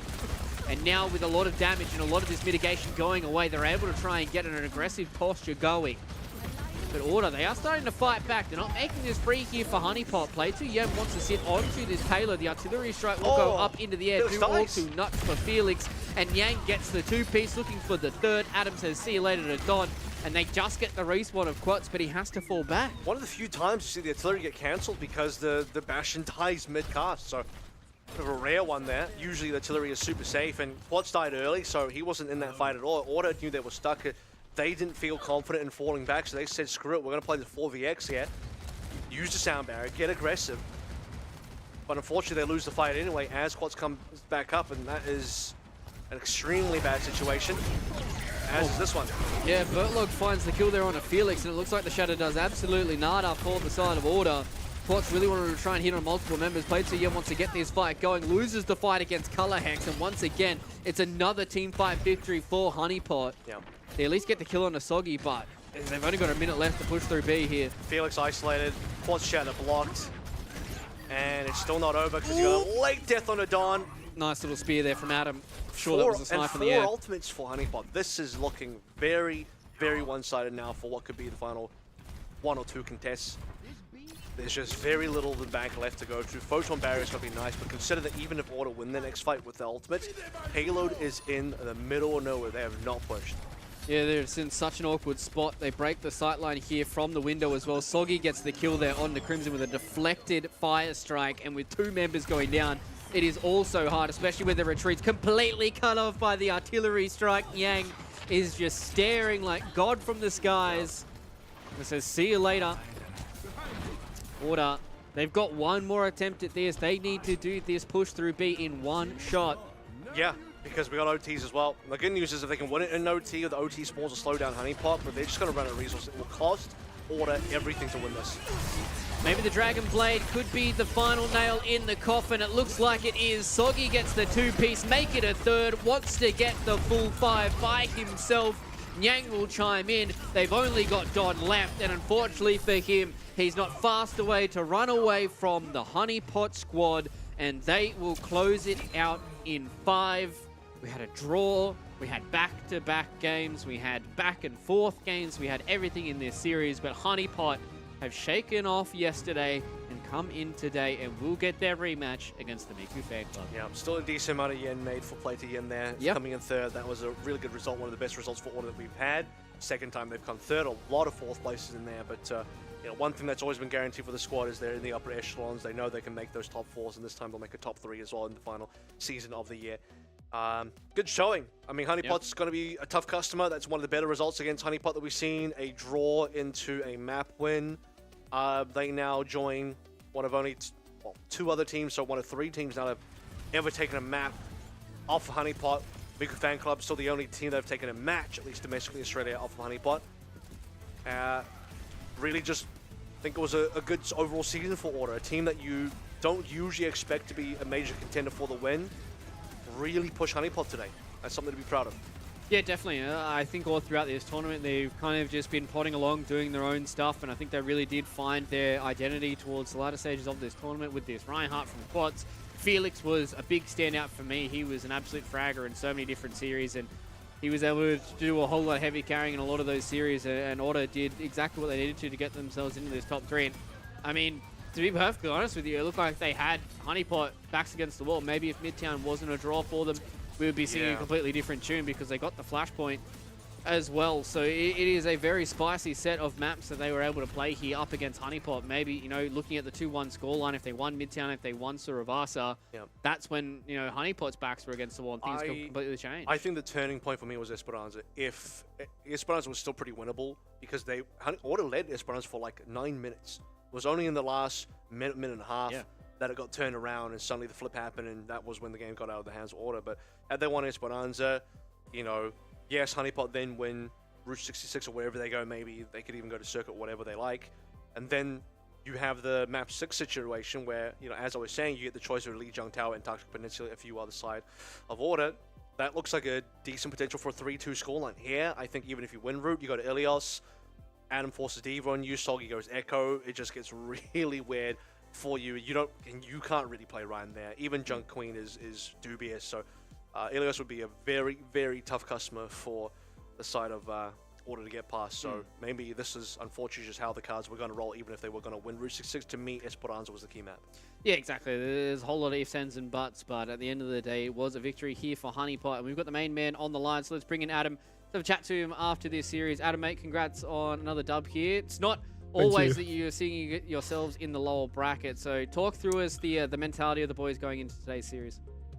Yeah, I think we just wanted to show up with something that could beat the Ryan comp. Like, the Ryan comp's really strong. I think we just needed to, like, commit, you know?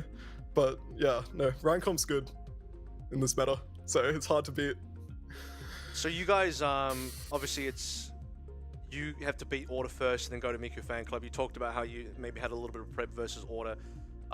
So what are some of the major differences between... Well, actually, let's talk about yesterday first. We didn't get to talk to you about yesterday. You guys lost to Miku Fan Club, but you've lost maps to them before. This time you lost a series, but it looked very one-sided because you guys didn't cap a point at all.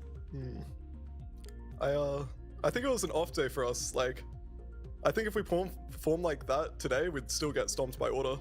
Like, today is like everyone's energized, everyone's like feeling it now. Yeah, we're ready. So now what's going to happen versus Miku Fan Club again? Because obviously it looks like you guys have changed things up in the match versus Order. Maybe you'll keep those changes moving forward or do something special versus Miku Fan Club, but it's going to be a different team because you're not up against the Ryan anymore. You're back up against the Romani Junker Queen, who personally looked like to me Romani just didn't get killed at all yesterday. He was immortal. Yeah, no, I was complaining about that a lot after. Don't worry. I think the Queen... A lot more teams are playing it, so it's a lot easier to verse than the Reinhardt stuff, if that makes sense. Right. So, yeah. No, we'll be prepared. We're ready. Got any more for him?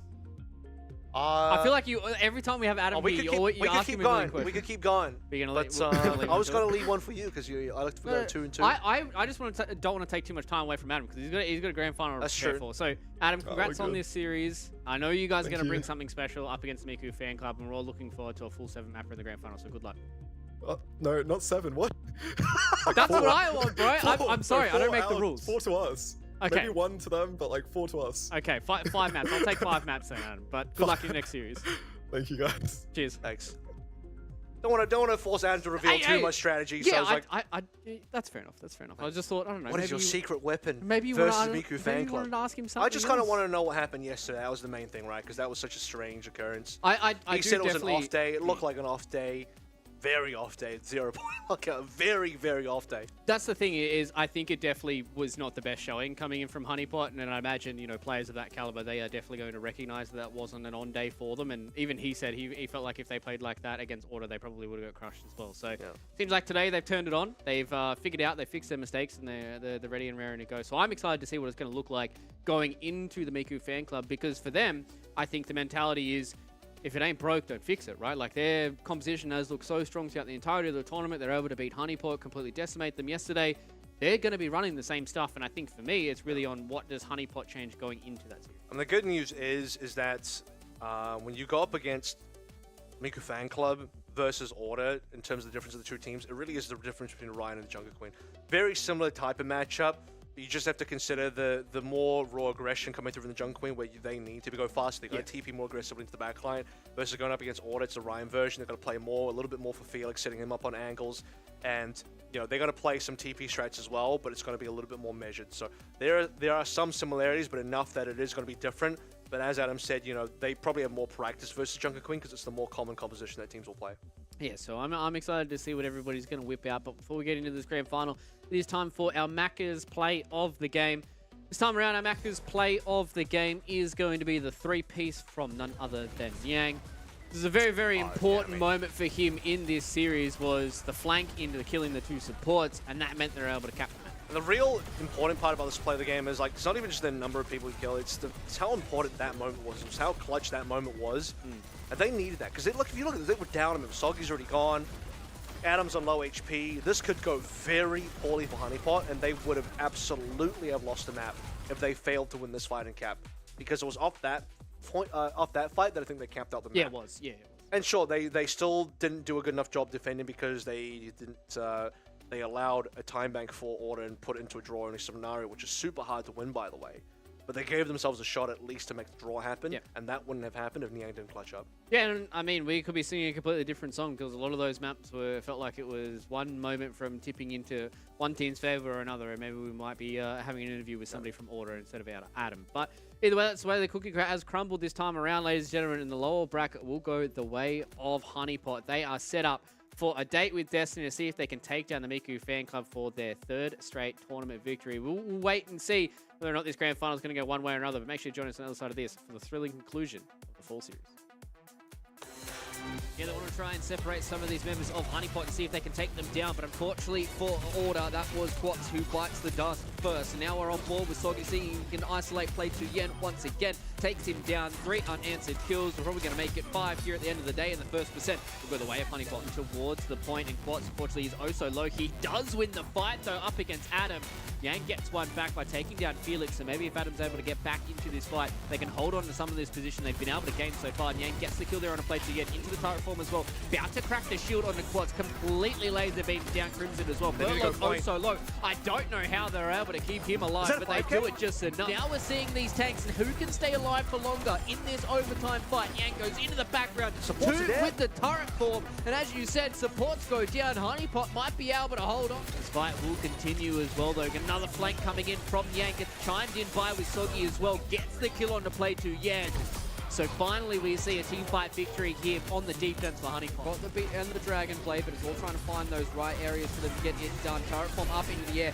Color Hex goes down, so they don't have one of their supports, but Soggy gets it done with the 3-piece. That's going to make it a 4 as well. First window goes to Aki of Crimson. Collex will drop his as well, but the Tara form gets rid of Adam, gets rid of Bertlog as well. Collex at least gets something back on play to Yam, and the rest of Honeypot will fall back to Spore. Maybe the Dragon Blade could be the final nail in the coffin. It looks like it is. Soggy gets the 2-piece, make it a 3rd, wants to get the full 5 by himself.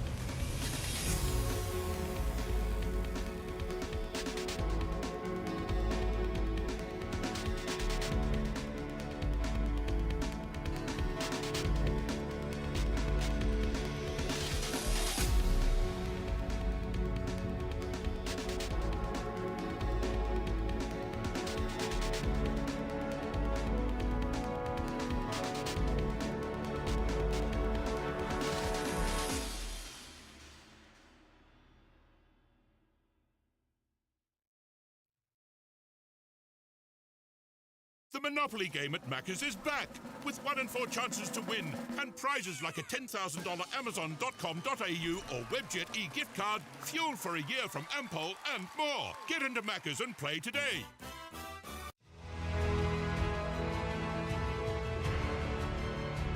Bit of an extended break, ladies and gentlemen, but it was to all the things that we have worked towards for the past 3 weeks.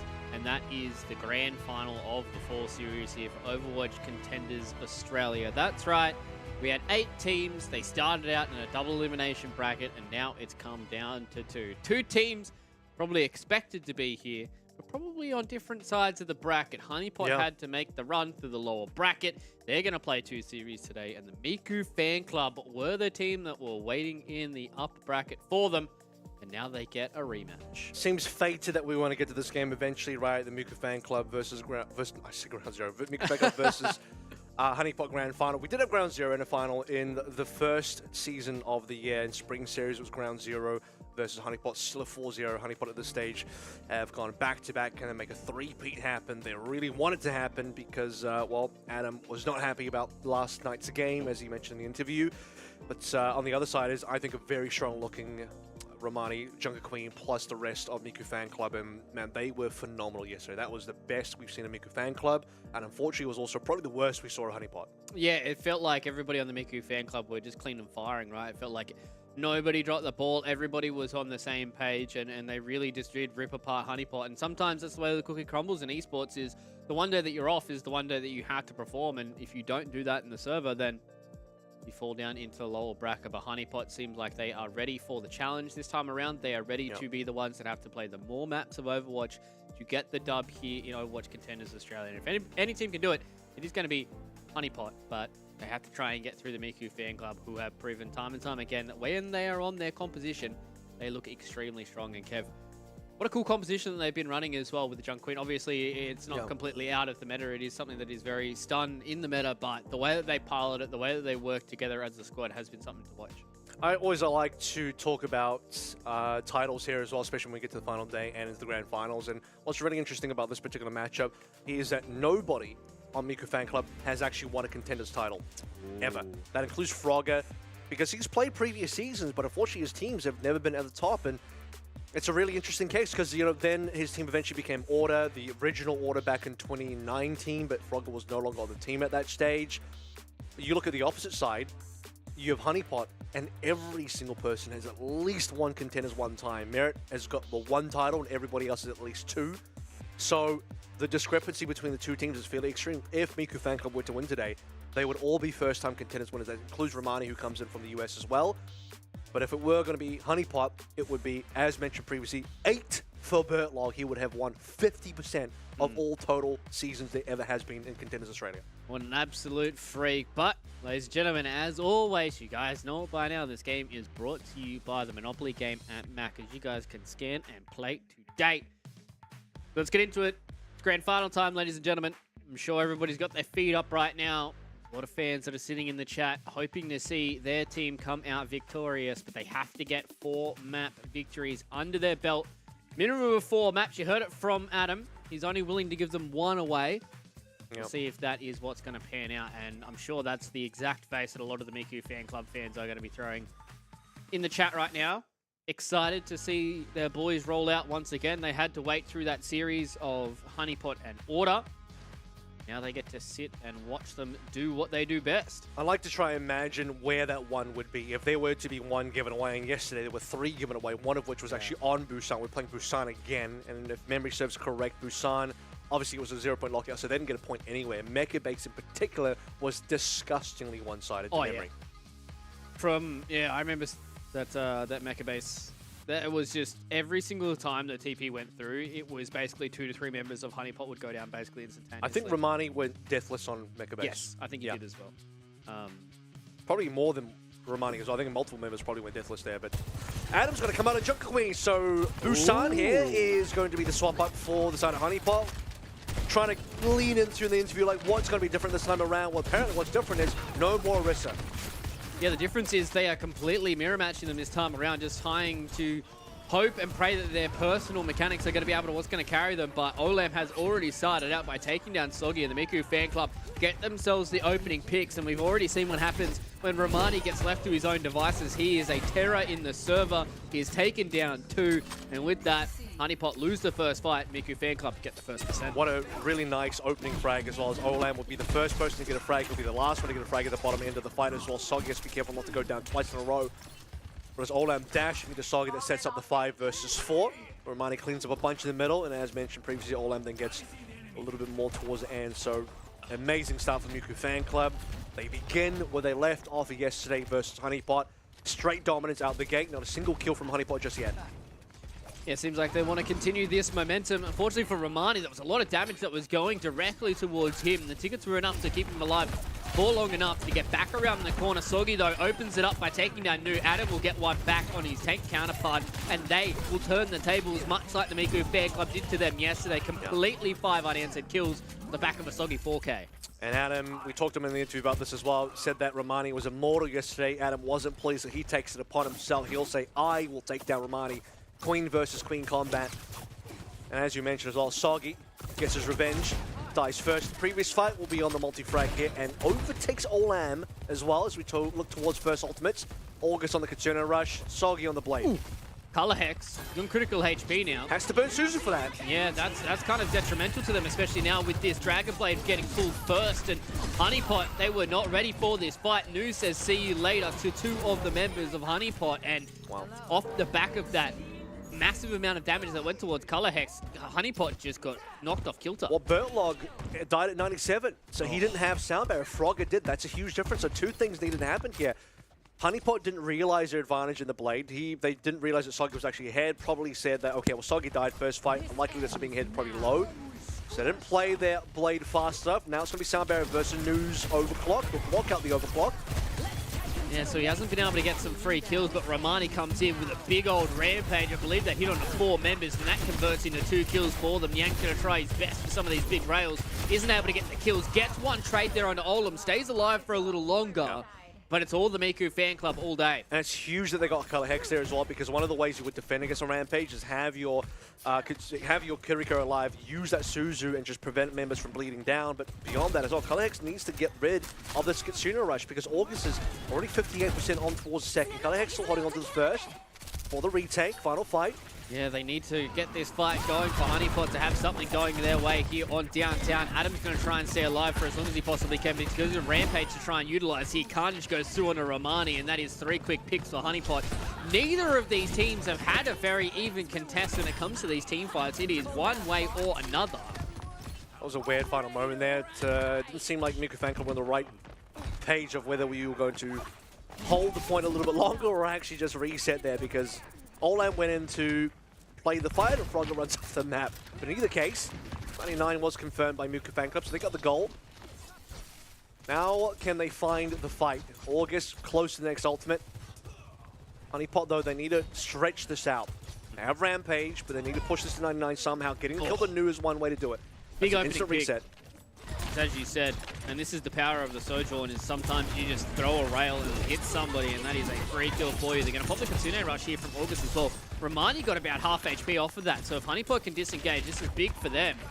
Well, that's 1 ult gone now. It's 1 ult just to push Honeypot back, and Miku Fan Club barely got space out of it. All the Rampage goes deep, connects onto 4, but the Suzu is good from August, gets 2 of the supports away from that bleed, and now they've gotten the kill onto Adam, but they trade it back directly there onto Romani. Frogger goes down as well. Soggy gets the 2-piece, Bertlog chimes in, and Color Hex as well, so it's Miku Fan Club who don't win that trade battle, and we're going to be looking at final fight territory for downtown. Giant from Soggy and Yang. They need to be able to trade Romani. Here we go. Sound Barrier up and available. Frogger. Well, not quite. Frogger's 4% off, actually. They need to touch. They get close enough. Frogger comes in from the back. Doesn't get away far enough. Adam says no to you. And Frogger will not be able to stay alive for the beat. Yang gets the fight win against Nu as well with the rails. And now with the trickle in from the Miku Fan Club, they don't have a strong foothold in downtown. And unfortunately for them, maybe this is where they start with Olam starting to chop people to pieces. But it's Soggy who dashes through him, and Honeypot will strangle this back from a 99%. And they will win downtown. It's poetic because you have Bertlog in the first 2 fights. Second fight, 3% off his Sound Barrier, couldn't save his team. And now Frogger in the final fight, 1% off Sound Barrier, couldn't save himself or his team. Really, really tight margins there. We're talking like a couple of extra shots landing, a little bit of extra healing, and that would have been the difference maker, for sure. And that's what it comes down to, right? These teams are so evenly matched that it will just be a % here or there. It'll be a half a second, it'll be a missed shot, be a little bit of extra healing going into one of the other supports instead of one of them. So Honeypot, they're not going to get 0 point locked out this time around. That's for sure. In downtown, they're looking to try and get a little bit of their dignity back after yesterday. Started it out strong. Bastion this time around here for Olam. They've come in with the Baptiste change up as well as the Symmetra, so they want to try and play a little bit faster here with Romani, getting those TPs into the background. Trying to take out some of these supports, but as you said in the previous series, they are a little bit quicker when it comes to the mobility, and Soggy gets the first kill on Olam, gets the second there onto August as well, and Honeypot have started with the pace themselves. And they will shut out the Miku Fan Club, winning the first fight. Adam halfway to a Rampage already.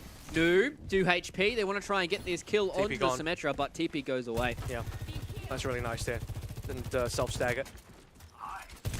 Adam's got a good amount of charge. Not really insanely far ahead, so no one's really ridiculously far for the second fight going.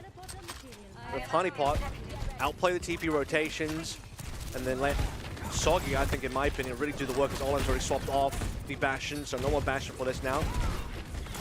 They want to try and have the Genji for a few more of those Genji v Genji battles. August goes down, but Adam, he's the more important kill for the Miku fan club to get. They will lose Nu as well, so they only really have their tank and a DPS and a support alive at the moment, but with Romani getting the kill there on Yang, it's too hard for Honeypot to hold on. And I think in a different matchup where it's not Junker Queen, we're talking about Orisa or Ryan, Romani living there while Adam dies is not as big of a deal, but in this situation, Adam going down, Romani being alive, we saw this all throughout yesterday. Yeah. Romani is just not going to die. He's going to hold that team strong on point.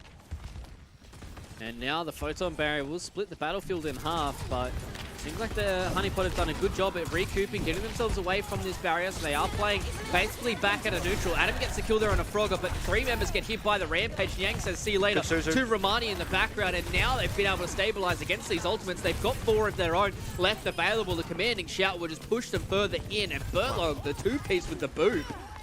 Really high confidence by Honeypot. 3 members, I think minimum got caught by the Rampage. It was a good one. I thought Member was going to bleed out for sure. The Color Hex, Kitsune Rush was already there. Oh, late stagger really on the Frogger. Slow, really fast cooldown rather on the Suzu. You save 2 members. Bertlog even holds the barrier. 1 kill does go back the way, but with August going down, it is still looking Honeypot. Yeah, especially with Adam still alive. Romani gets the kill there on a Bertlog, but with Adam turning around and getting the 2 DPS down, it is hard for them to deal with this Junker Queen, and they did that just to burn a bit more percent out of the clock. Now Romani has to wait for his teammates to come back into this fight. Nu back on Sojin, that's important. They're lacking the one-shot power. Yeah. Nu did a really good job yesterday of putting that pressure onto Honeypot. So I think if you're not going to play the Bastion, you shouldn't play the Sim either. You either play the Sim Bastion or you don't.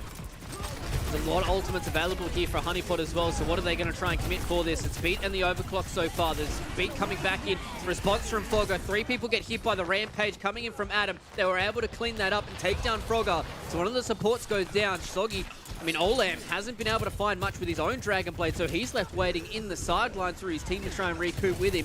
Nu is on critical HP, gets dealt with by Yang, who went on the aggressive angle. They're just taking the Miku fan club apart. They have come back with a vengeance here on Busan. Wow. They will make it a 2-0 and start out with the first map victory. Yeah, Honeypot heard that Mecha Base was a problem. Well, here's how you solve that problem. You don't go to Mecha Base, you win 2-0. Sanctuary, downtown, no Mecha Base, and it's done. It was still very competitive back and forth, but Honeypot said the vibes were good in the interview, looking good so far. Yeah, it seems like they've just flipped a switch, right? They just want to go into the Junker Queen mirror. They just want to play their composition, and you can see it feels like in a lot of these series as well, the team that is just kind of setting the tempo with the composition they want to play and not playing, hero roulette, they're the ones that are more often than not going to be having control of these maps, and that's what Honeypot have come into this. They've decided on a game plan. They've set up for a good place for them to fight. They've been able to win a lot of these fights as well. Not without getting a little bit of retorts from the Miku fan club, but they just look oh so comfortable in this mirror match that it seems like this is a completely different team from yesterday. I just think the change up from playing the Orisa into the Junker Queen and just saying we'll mirror them. Like we struggled with the Orisa yesterday. I think part of the issue was also that they got greedy with the double flex support look as well. That just wasn't working out for them. Lack of symmetry for the Bastion. A lot of things about the Honeypot comp yesterday I was not a fan of. Today, even if they came out with the Orisa comp, the same comp they've been ordered with, I would have been okay with that. But I'm also extremely okay with just them putting out the Junker Queen themselves, because Adam says, I can play that hero. There's no issues. We can play all the heroes. We can play Genji, we can play Sojin. These are all heroes we're amazing at. Bertlog's the GOAT on Lucio for Australia, for OCE, so yeah, pull it out. Why not? And I think one of the mistakes from Miku Fan Club is on Sanctuary, they decide to go Sim Bastion when it's very clear in the Junker Queen mirror that the typical Summer Showdown style comp with the Sojin Genji Junker Queen is probably what you should be playing instead. Now, you can maybe make the Sim Bastion work, but I think it's way easier just to rotate around the Bastion. It's also map dependent. On a control map with good geometry to hide behind, you can just out-angle the Bastion so effectively and get behind the Bastion, get on top of the Bastion. And so eventually you do see MFC swap over to the correct heroes, but it took a while because they didn't swap at the same time. They swapped off the Bastion first, kept the Sim, then eventually swapped off the Sim, and they lost so much time just like waiting to slowly swap. Yeah, and I feel like we've said that time and time again, right? It feels like if you get yourself stuck on the wrong composition, it's better to just rip the Band-Aid off and get it done so you at least have a bit more time to try and correct the course. But it seems like so far Honeypot have put themselves in a really, really good position to try and get this series on a roll for them. But the Miku Fan Club, they have been fantastic on this composition all throughout the entirety of this tournament. So I'd imagine they're going to be able to pull out some special stuff, really be able to pop off. And I think a player that you mentioned in that previous map as well has been new, right? I feel like if he starts hitting some big shots on that Sojourn, that's when it can really start to swing back in the favor of MFC, because all it takes is him just, as you said, on New Junk City, like he just decimated everybody because he was just hitting rails left, right, and center. I like to see Niang show up today as well versus, you saw that very nice little 1v1 between Niang and Nu, where Niang just had full confidence to slide into him and chase him down. Like, you need that kind of play as well to be able to leave your mark and, be able to mentally say, this is not your day to just completely tear us apart like yesterday. It's going to be a different matchup entirely. So as we head into map number 2, which is going to be Numbani, by the way, excellent run back of yesterday's map, so we get to see the changes here if there are any. Remember, Numbani yesterday was a complete shambles for Honeypot as well. I would have actually said that Numbani was probably the worst of the 3 maps that we saw, because on the other 3 maps, on New Junk City, we saw a little bit more action, a little bit more back and forth. Yeah, okay, it was a 3-0, but there was a bit more competition on 3 points. On Busan, Mecha Base aside, I think on Downtown there's a bit more competition. Mecha Base was super one-sided. But Numbani, the whole of it, in my opinion, was not very competitive. No.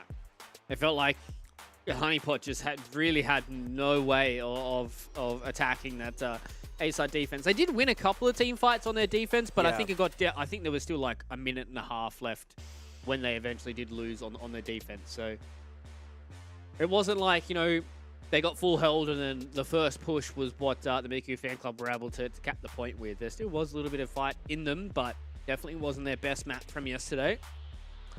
Attacking side is where we need to really examine Honeypot. That was where things got really bad for them. They didn't. Not only did they not cap or get a tick or whatever, I don't think they saw the point. We had that conversation yesterday. They saw it for a very small amount of time, and I think it was a little back cap coming in. Yeah, it was like the team hasn't even gone and touched the point at any stage. They failed entirely to even push any part of the map at all. So I think if you're Miku fan club, you choose this map, great choice. You dominated here yesterday.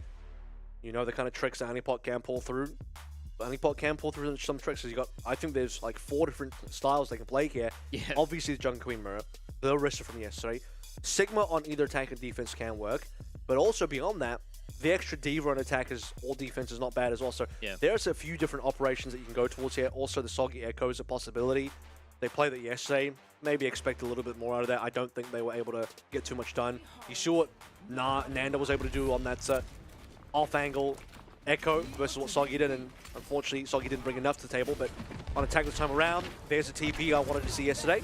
Yep, they just go directly into the back part here. They want to try and get themselves up to the high ground. Free little rotation for them. See if they can get the backstab going in up against... Counter TP?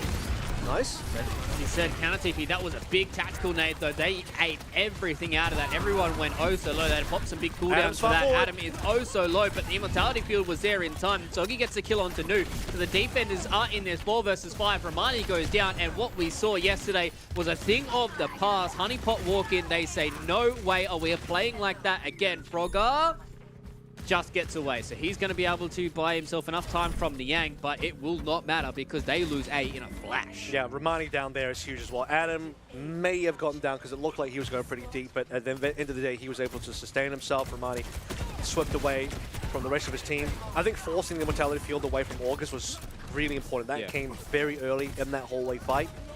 But the main difference between what we saw yesterday to today's Honeypot is the addition of the Sim just allows you to get aggressive early, and they didn't have that before. Yeah, they had to play so slow, and they were just constantly getting chipped away from, and now we are seeing these teleports do what they do best, and they are just changing angles like it is no tomorrow, and Romani goes down early on. These defenders wanting to play the high ground. At least Olam gets something here.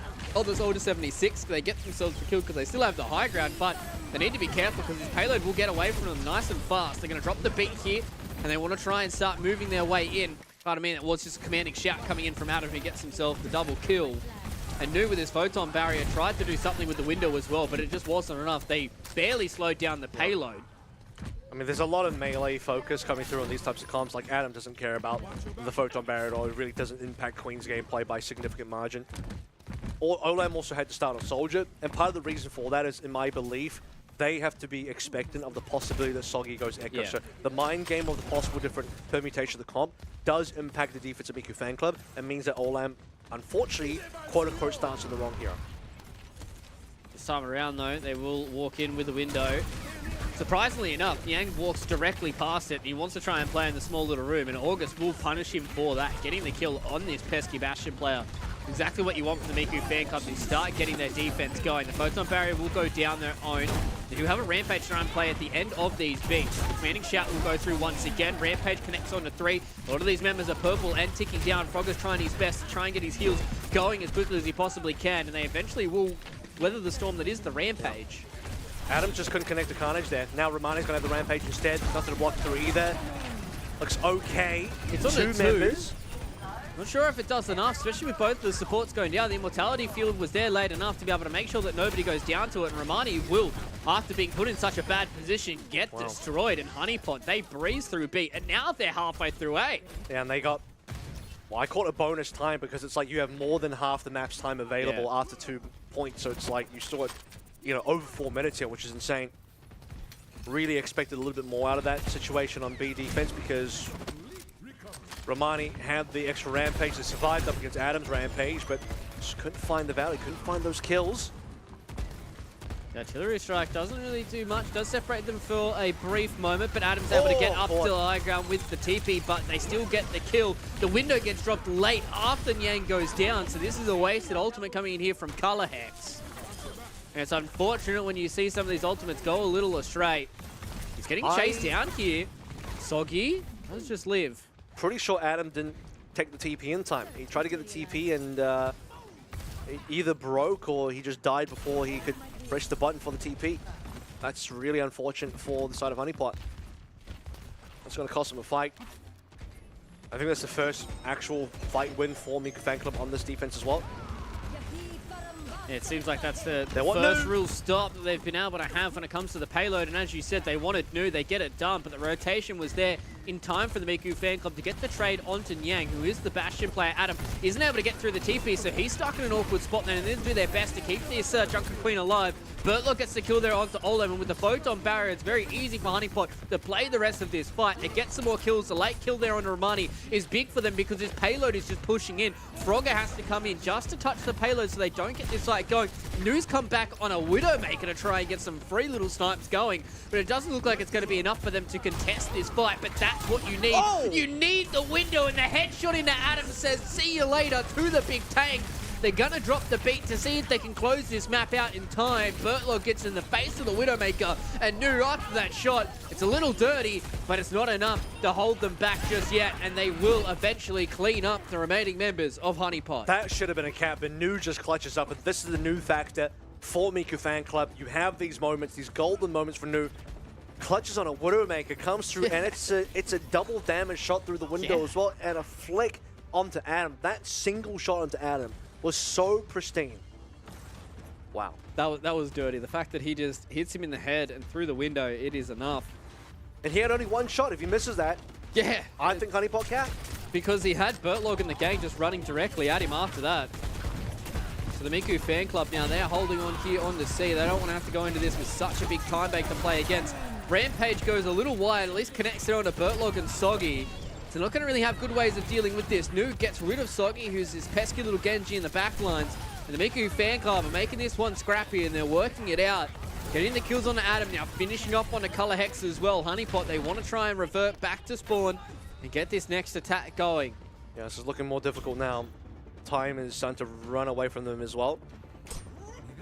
Now the Genji comes through for Olam as I think slowly we're going to go back towards, you know, the Sojin Genji type look. Going to get away from the Sim TPs. We're now into the part of the map where these Sim TP rotations aren't nearly as important. It's obviously recognized by Honeypot, and I think by the time we go to OT, they should have a round of good ultimates here. We'll see who can build up what.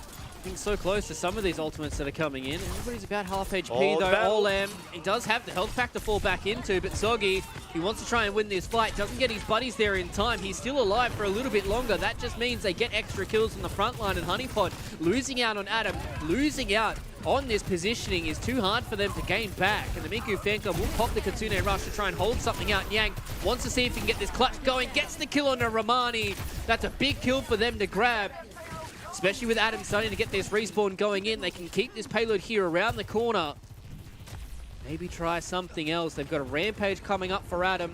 And a beat as well from Bertlog. Oh, Niang goes down. I Big. believe there was a kunai coming in from August across the map, and they have to retreat because they've only got 30 seconds left to go. yeah, I mean, August is good because we saw these yesterday as well. It was the factor that there was somebody on Muka Fan Club that could hit the shots, and August was able to do that plentiful times yesterday as well. And instantly the pressures that alleviated. You saw Honeypot pushing up for what was going to be the fatal push, but slowing things down again. Gives a little bit of time for Miku Fan Club to fire more ultimates because it's going to be a really heavy ultimate battle for the final fight. It's going to be about who gets what, and Olem goes down. That's not what you want to see for the Miku Fan Club. They're losing out on their Genji. There's a Rampage to play around with here. Dragon Blade gets pulled. Soggy wants to get the swipes going. He's doing a lot of damage to the HP of Nu. Gets him done. The Rampage goes back, connects on a 3 from Honeypot. But it is overtime now, and they have to play against these scary members of Honeypot without getting any kills of their own.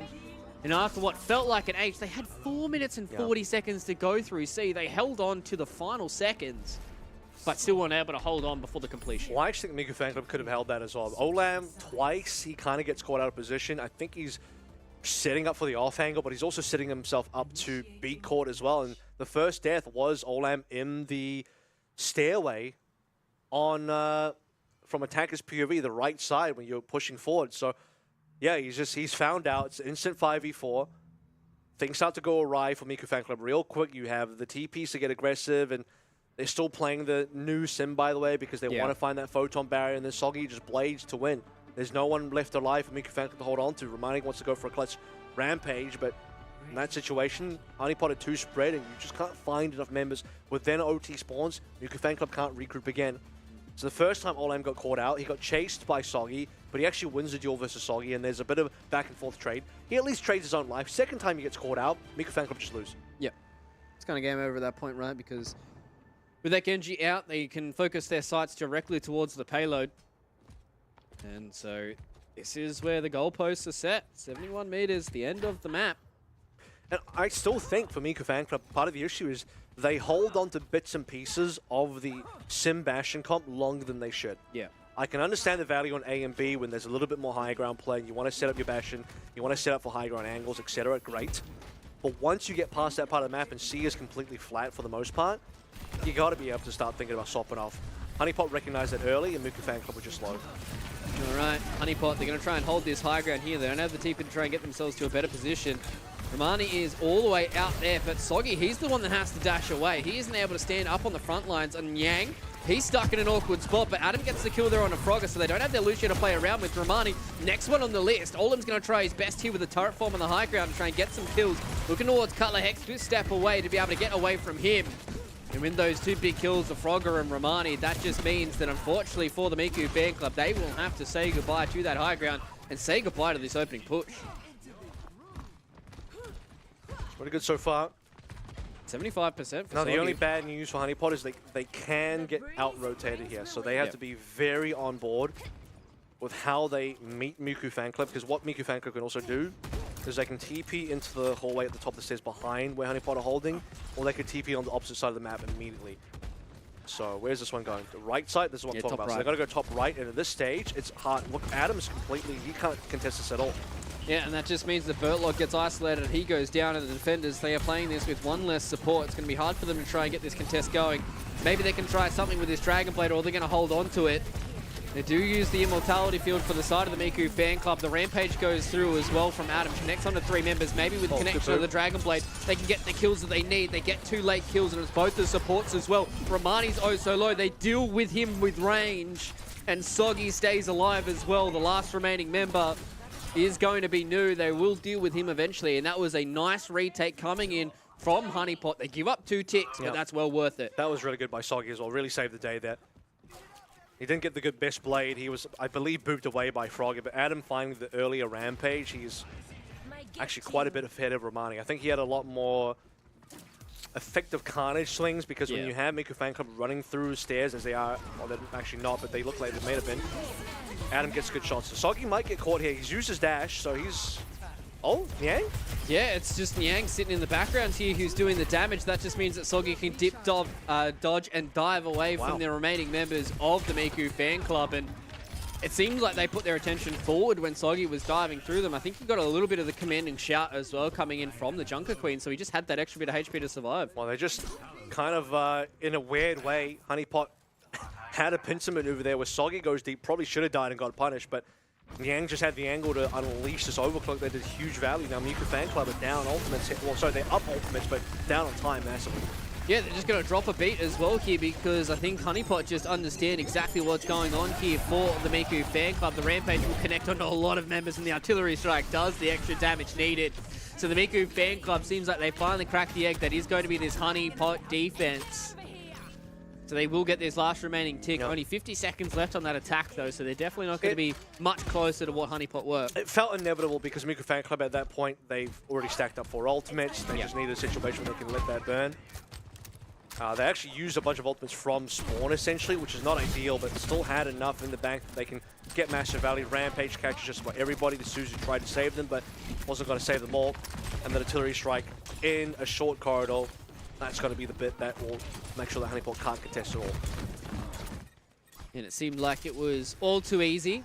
So now we're just looking at this corner defense. Seems like Honeypot were there just in time. They're going to pull the blade as well here from Soggy. The Suzu was there in time, so this will just be a full retreat from the Genji. Oh. Burtlock gets the kill there onto Olem, so he committed quite heavily for that. He is just going to be healed up by the tickets as they go through. New up on the high ground. Soggy wants to try his best. Dashes away from that Sojourn. Yeah, I don't think that's the best place to use a blade, just because it's too easy for Miku Fan Club to be able to reset themselves, disengage.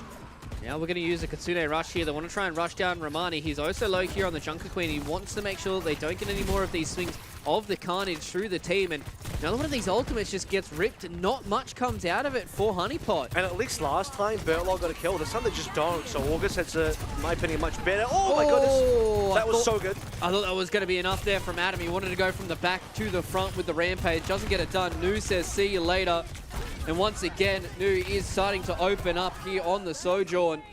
And only 2 trades go the way of Honeypot, and the Miku Fan Club will get more payload movement. Yeah, I was going to say, August just has the much better Kitsune Rush because it actually goes down the pathway of the payload so they can push into Honeypot. Whereas you look at Color Hex's Kitsune Rush, it goes across, but it doesn't go into the pathway they need to chase. And they also don't really want to chase Miku Fan Club into spawn. So I think twice now Honeypot kind of just ult for very little value, and Miku Fan Club can just collect ultimates until they can get a really good push going. And now off of one push, they basically get to the end. Right, it's Overclock versus Overclock. Nu versus Niang. Who hits the heads? They need to, and it's Nu that gets it done. 2 little rails say bye to Niang.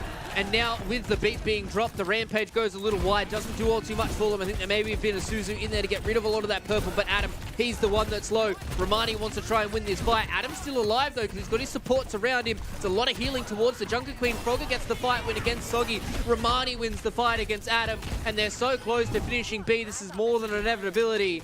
And now they've got 2 minutes to try and complete the map. Yep. This is looking like a very low time map now. Honeypot's goal here is minimum to draw this out below 1 minute. I think that's definitely possible. In fact, it's likely. So we're not going to see a draw in this scenario here. But we are still going to see the potential for Miku Fan Club to have more time. They have Blade coming online. So does Soggy though. This is where Honeypot can definitely plant their firm feet into the ground, much like Miku Fan Club did on their own C defense. 2 minutes is actually not enough time mostly. We'll see. It's going to be very hard, especially if they don't win their opening fight. The Dragon Blade gets pulled here by Olem. They're going to pop the Kitsune Rush from both of these 2 teams. They want to try and contest for this corner bit. Niang gets the kill there onto Nu, and now means that the Rampage can go through the more members of the Miku Fan Club. Adam and the gang will group together and get the kills they need. So 1 minute 20 left on the clock. As you said, guaranteed to be below 1 minute, but it's about can they hold off and get the map victory. Yep. Does Honeypot win here, or are we going to extra time where anything can happen? Soggy has another blade. I actually want to hold this one. The more that Honeypot can actually save towards time being low, the better. Gonna pop the overclock here, so if they survive from this is big for Honeypot. Rampage goes through on 3 members. Adam goes down, Nu finds 2, looks for the 3rd, is gonna get the connection there onto Burtlog, and they need to try and reset as quickly as they possibly can. Soggy's so low, late stagger onto the Genji. It's not overtime just yet, but this payload is getting so close to finishing this map, Kev. Yep. Burtlog on 99. They need to get this touch. He doesn't get there in time. Wow. That's You rough. hate to see it. 1 minute, 37 seconds left on the clock, though, for the Miku Fan Club. That was holdable. Yeah. They just didn't get the touch. Too far away. 99 on the sound barrier. I mean, it's clear. The strategy is clear. Beat out of spawn, blade out of spawn. Should be pretty good. That probably, right then and there, could have been a honeypot win. Yeah. Possibly should have been a honeypot win. Felt like it. But just a failure to connect with the payload. Well, you don't. Who is meant to touch? I guess Bertlog. Color Hex was the closest from what I saw. Color Hex was trying, but obviously being a just needed Kiriko, to- you didn't have anybody to step They towards. just needed to, you know, you spawn and you just got to get ready. You got to get ready straight away. Sucks. That really sucks. I think, like, if Adam just runs out, shouts, takes a bunch of damage, but believes that Bertlog will save him, there's an opportunity there. Yeah.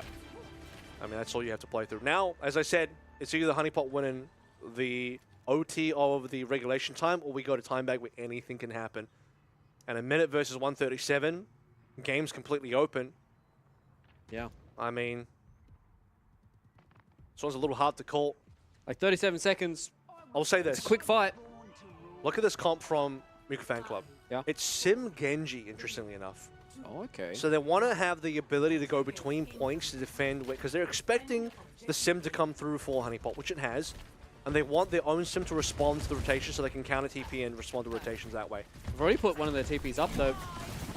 So if they understand this, they can have their own TP plan. It looks like they're going up towards the high ground here, and Olem has to dash himself away. Into the turret form we go for Niang. He's going to stand up here onto the high ground. They want to try and isolate more of these members. And Adam is solo. He's so low, 20 seconds. And that means that he is dead. Romani loses his life as well. So the defenders, they're the ones that are going to have to try and get this way back into the fight. A lot of kills are going the way of the Miku Fan Club. And unfortunately for Honeypot, I don't think they're going to get much more than that. Killing Romani is really good, but he's going to get boosted back in the taxi via Frogger. That was unfortunate. Adam somehow ended up on the low ground. Maybe he got pulled by the knife from Romani, but because he ended up on the low ground, he backed towards spawn, and Miku Fan Club just ran him down. Soggy will get the touch here. Being on the Sombra, they're going to go up to the high ground here with Adam. Wants to try and push August into the wall. Doesn't get the insta-kill onto the support. Romani wants to try and win this fight against the Doomfist. This fight on the point is going to be oh so important. You need to make sure that everybody is paying attention towards it. Adam goes down early on. The Doomfist doesn't do much for them. Sombra hasn't found anybody in the background either. Everybody's trying to dive on these backline members, but the Miku Fan Club will hold strong on Numbani. So we're going to get about halfway through the first tick, so about 16% is what we're going to be looking at, but still doesn't matter because the first tick will win it. Ooh. This is going to be a map for Honeypot to remember. If they end up losing, this one's going to bite them. Really going to sting because, again, you look back at regulation time on C, and they had what it took to be able to potentially win that one, but they could not touch it. Now you look at the overtime where I said anything can happen, and what is happening is Honeypot, their first push, unfortunately, a bit of a disaster. They get everyone onto the high ground, but Adam somehow ends up falling low, ends up going back over towards spawn, and that is the death that puts Honeypot in the bin for the time bank push. With 137, Miku Fan Club only need one tick. It's 37 seconds more, which means they can afford an extra fight, minimum. And that could be all it will take. One extra fight. So we're not going to see the Symmetra this time around from Honeypot on their defense. They want to try and rely on their individual mechanics. It's what they played on defense last time as well, so. This could be detrimental though. All it takes is one TP to the high ground and Adam again can be caught in no man's land. We saw last time what Miku Fan Club eventually did is they TP'd. The first little sign of success is they TP top right from attacker's POV. And then just had Olam playing that angle. And, well, Honeypot can't really contest with it at all. Honeypot's best shot here is a Miku Fan Club try and brute force upstairs, top left instead. It doesn't look like that's happening. It looks like they're going to just do the exact same play they did last time. They're going to go up towards the top right, go directly to the point, start putting pressure back on a Honeypot. They need to win this fight. Adam gets the kill there on Olam. A nice little start to take down the Bastion. Now these members of the Miku Fan Club are going to be stuck in this little room. They don't have their Bastion to play around with here, but it's only a few members. It's only 2 members up on the high ground, the rest are on the low ground. Now it just means that Honeypot can go in and capitalize on those remaining backline members being stuck in no man's land. Romani goes down, and they need to get Nu out of here. That was the one fight. That's the one fight that Miku Fan Club can afford to lose. But what a huge destruction of the TP. You see Miku Fan Club, they try to TP back out of the low ground to the high ground, and the TP was broken. Only half the members took the TP. That split MFC up completely. Now another shot. Do they do the same play again? Top right? It's only really one shot they've got, Kev. Top left. Top left is where they go. They want to try and get this fight against Adam. He gets booped off of the high ground. They don't win this instant fight. Adam's isolated though. The Jungle Queen, she's oh so low. You need some help to try and keep her alive. Niang, you need to find some heads. The window goes down. August gets rid of Adam. Maybe the Miku Fan Club can hold this one going in the final hour. They've got 15 seconds left to go. Soggy with the 3-piece, make it a 4K. Is he going to hold for Honeypot? It looks like he will. The team kill from the Genji gets it done on the defense. They only have 4 seconds left to go, and Honeypot, what looked like a pure disaster, turned into a magical fairy tale with Soggy on the 4K. Gets the draw from the jaws of defeat. What a play from Soggy to finish that one out. Adam got completely isolated. Wow. And Soggy said, nah, not today. Now, this ends up being a nightmare map that both teams, it stings for both teams. They both hate that because map. they both now feel like they probably should have won that map. You have a kind of C9 from Honeypot on their regulation time defense, and then you have a giant clutch from Soggy on the time bank defense, which if you are Miku Fan Club, you're like, we killed Adam, it's a 5v4. Like, how do we lose that? Come on, that is wild. Soggy did something crazy. That is now front runner for play the game for sure, because It's it's another situation where, like we saw from Niang on Midtown, it's a pivotal clutch up that if that doesn't happen, you just lose. Exactly, you just lose. But luckily enough for Honeypot, they get the draws for the second time today. They will draw up a map. We're going to go to a break, ladies and gentlemen, so you guys can get yourselves back and rested for game number 3 of this grand final.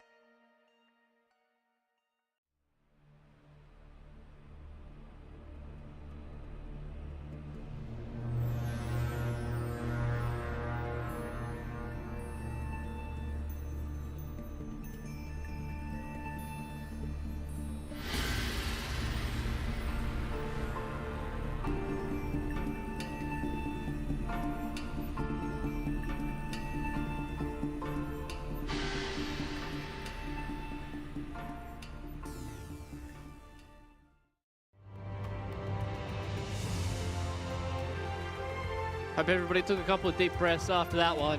It was an exciting end for, unfortunately, no gain for either one of those two teams. A draw means... 2 draws in a row? I mean, it's kind of crazy that 2 series in a row that Honeypot have drawn both of them off potentially winnable. I mean, I feel like the Midtown definitely probably wasn't winnable for them. I think they did a really good job to get that draw.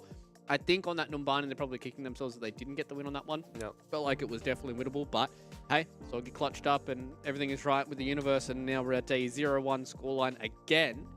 That means we're going to have to go very, very deep into this series, That Kev. actually means, on paper, it is Potential possible to go to 8. And I don't know what 8 looks like, because I don't know what map 8 is. I only know that we end on escort for 7. What even is 8? Is it another push? Like, I don't know. It probably is another push, which is... Sorry, it's a really bad one. I'm sure our wonderful admins will send me a message or give me a little whisper in my ear very, very soon. I hope it's a flashpoint for 8 and not a push. That would be my hope. Don't ask me, brother. But for some reason, I don't know if it's going to be the case at all. Why not, for map number 8, we just do Scissors, Pepper, Rock? Or a sing-off? Or a drawing competition? I prefer those last 2 options because they seem a little bit more merit-based instead of just pure Could you RNG. imagine we get Adam and Romani on the desk, put them both in the interview, and they sing off, and you and I are going to be the judges about the winner? Could you... That's got to be a no from me, dog. Just Burn! out here like X Factor or Yeah, something. can I get a big X button, please? That would be very enjoyable for me, living out my dreams of being Simon Cowell. We'll do a pie eating competition, $10 pies. It's $10 buy-in to get the pies. We'll do a eating competition. Okay, that's winnable. I actually had a actually no, I had a sausage roll today. Okay. It was actually pretty expensive too. Now that I think about it, looking back at my bank statement, I'm like, God damn, I paid that much money for a sausage roll. It was delicious though, so probably worth it. Gave me the energy to cast Overwatch Contenders Australia. I'll tell you what. $8 sausage roll. It was like $7. It was like $7.50, I think. But it was fat. Only it was like 50 cents cheaper than it was the one like in 2 New York City. hands. It was big. Much like this map is for both of these two teams, very big in the grand scheme of things. So New Junk City, last time they were here, it was the new show. See if it's going to be the Nyang show this time around, though. Haven't made any changes to the roster, have Honeypot. They've stuck with this same core of 5 throughout the entirety of their 2 series so far. Maybe it's just pure compositional. You're not going to play the double flex support anymore, so this... True. You're just going to play Color Hex the whole time. And it seems like it has started to work out for them so far. Bertlog, speaking of, loses his life early on here. Same with Soggy. There is no way for him to stay alive in these fights. Adam's going to try his best with a bit of carnage damage. But this neutral goes the way handedly of the Miku fan club. Yep, Bertlog down first, everyone else to follow. Not a lot to show there for Honeypot in the first opening fight. Miku fan club coming out. A little bit of anger in their eyes after dropping that Numbani, because like I said, I think both teams feel cheated out that win for different reasons. But it was actually super winnable for both teams in there, so. As cool as that was, draw means no W for anybody. Yeah. The Flashpoint, no possibility of that. Miku fan club want to make sure it's their W instead. So we'll see.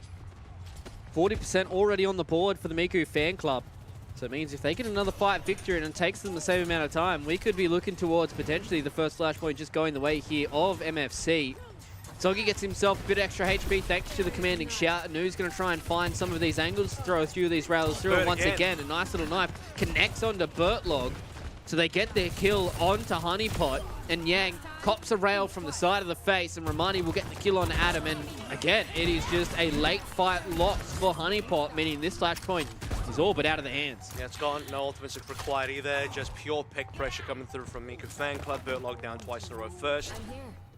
And no response from Honeypot in terms of trades.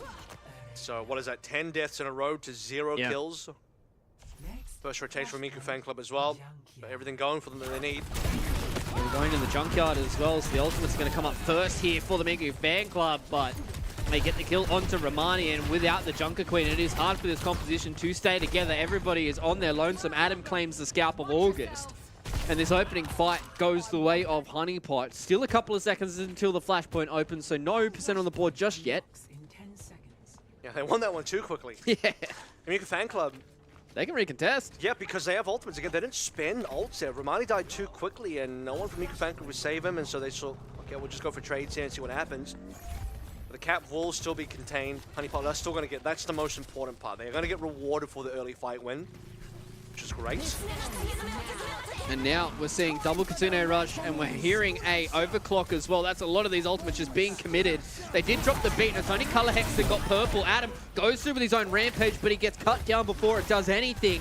Nyan Yang's doing stuff with this overclock, but it's only a 1 versus 5. He's gonna pull out some more damage, but that's gonna be it. The late blade is gonna do enough, but with Romani being alive, it's hard for Honeypot to get any more of these kills. Good cap by Mikufanka, but they don't allow Honeypot to get any extra distance on that objective, and one ultimate will still remain. I think that extra all-out blade pool is a little bit unnecessary now. It's only one less ultimate.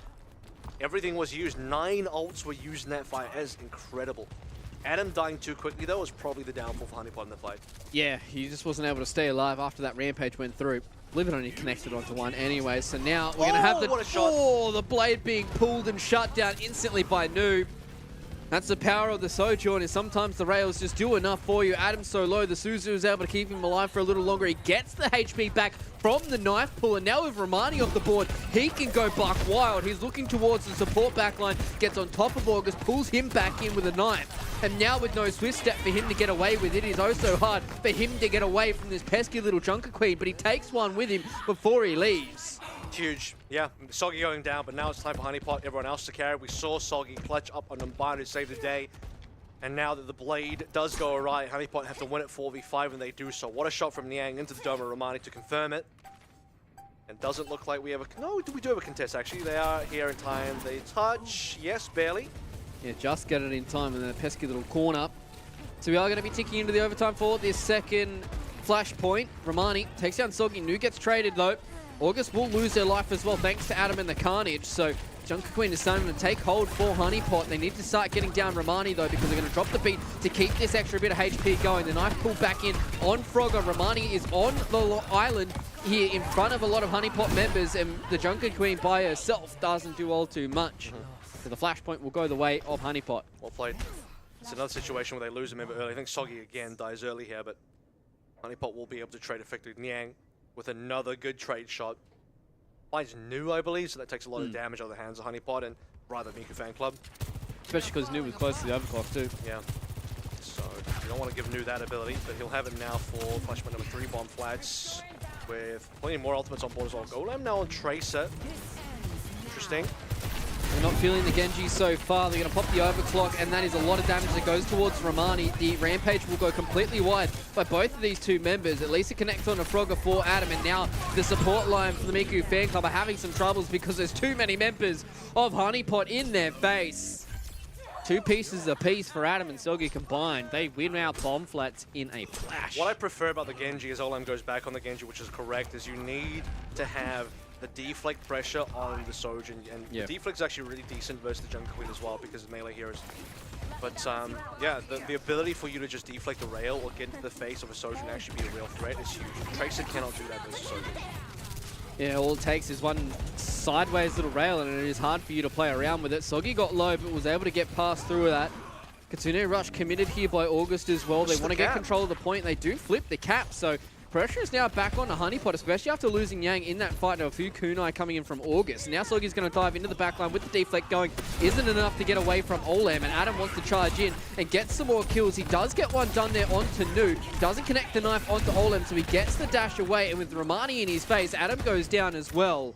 This is all without them having control of the point, Kev. I would feel a lot nicer about that if they had control, but they don't, and now it's going to be back to parity. Well, Honeypot would have been on 80 plus if they actually kept the point the entire way through, but they let it go quite early, and Miku Fan Club not even flip, but they've overtaken now.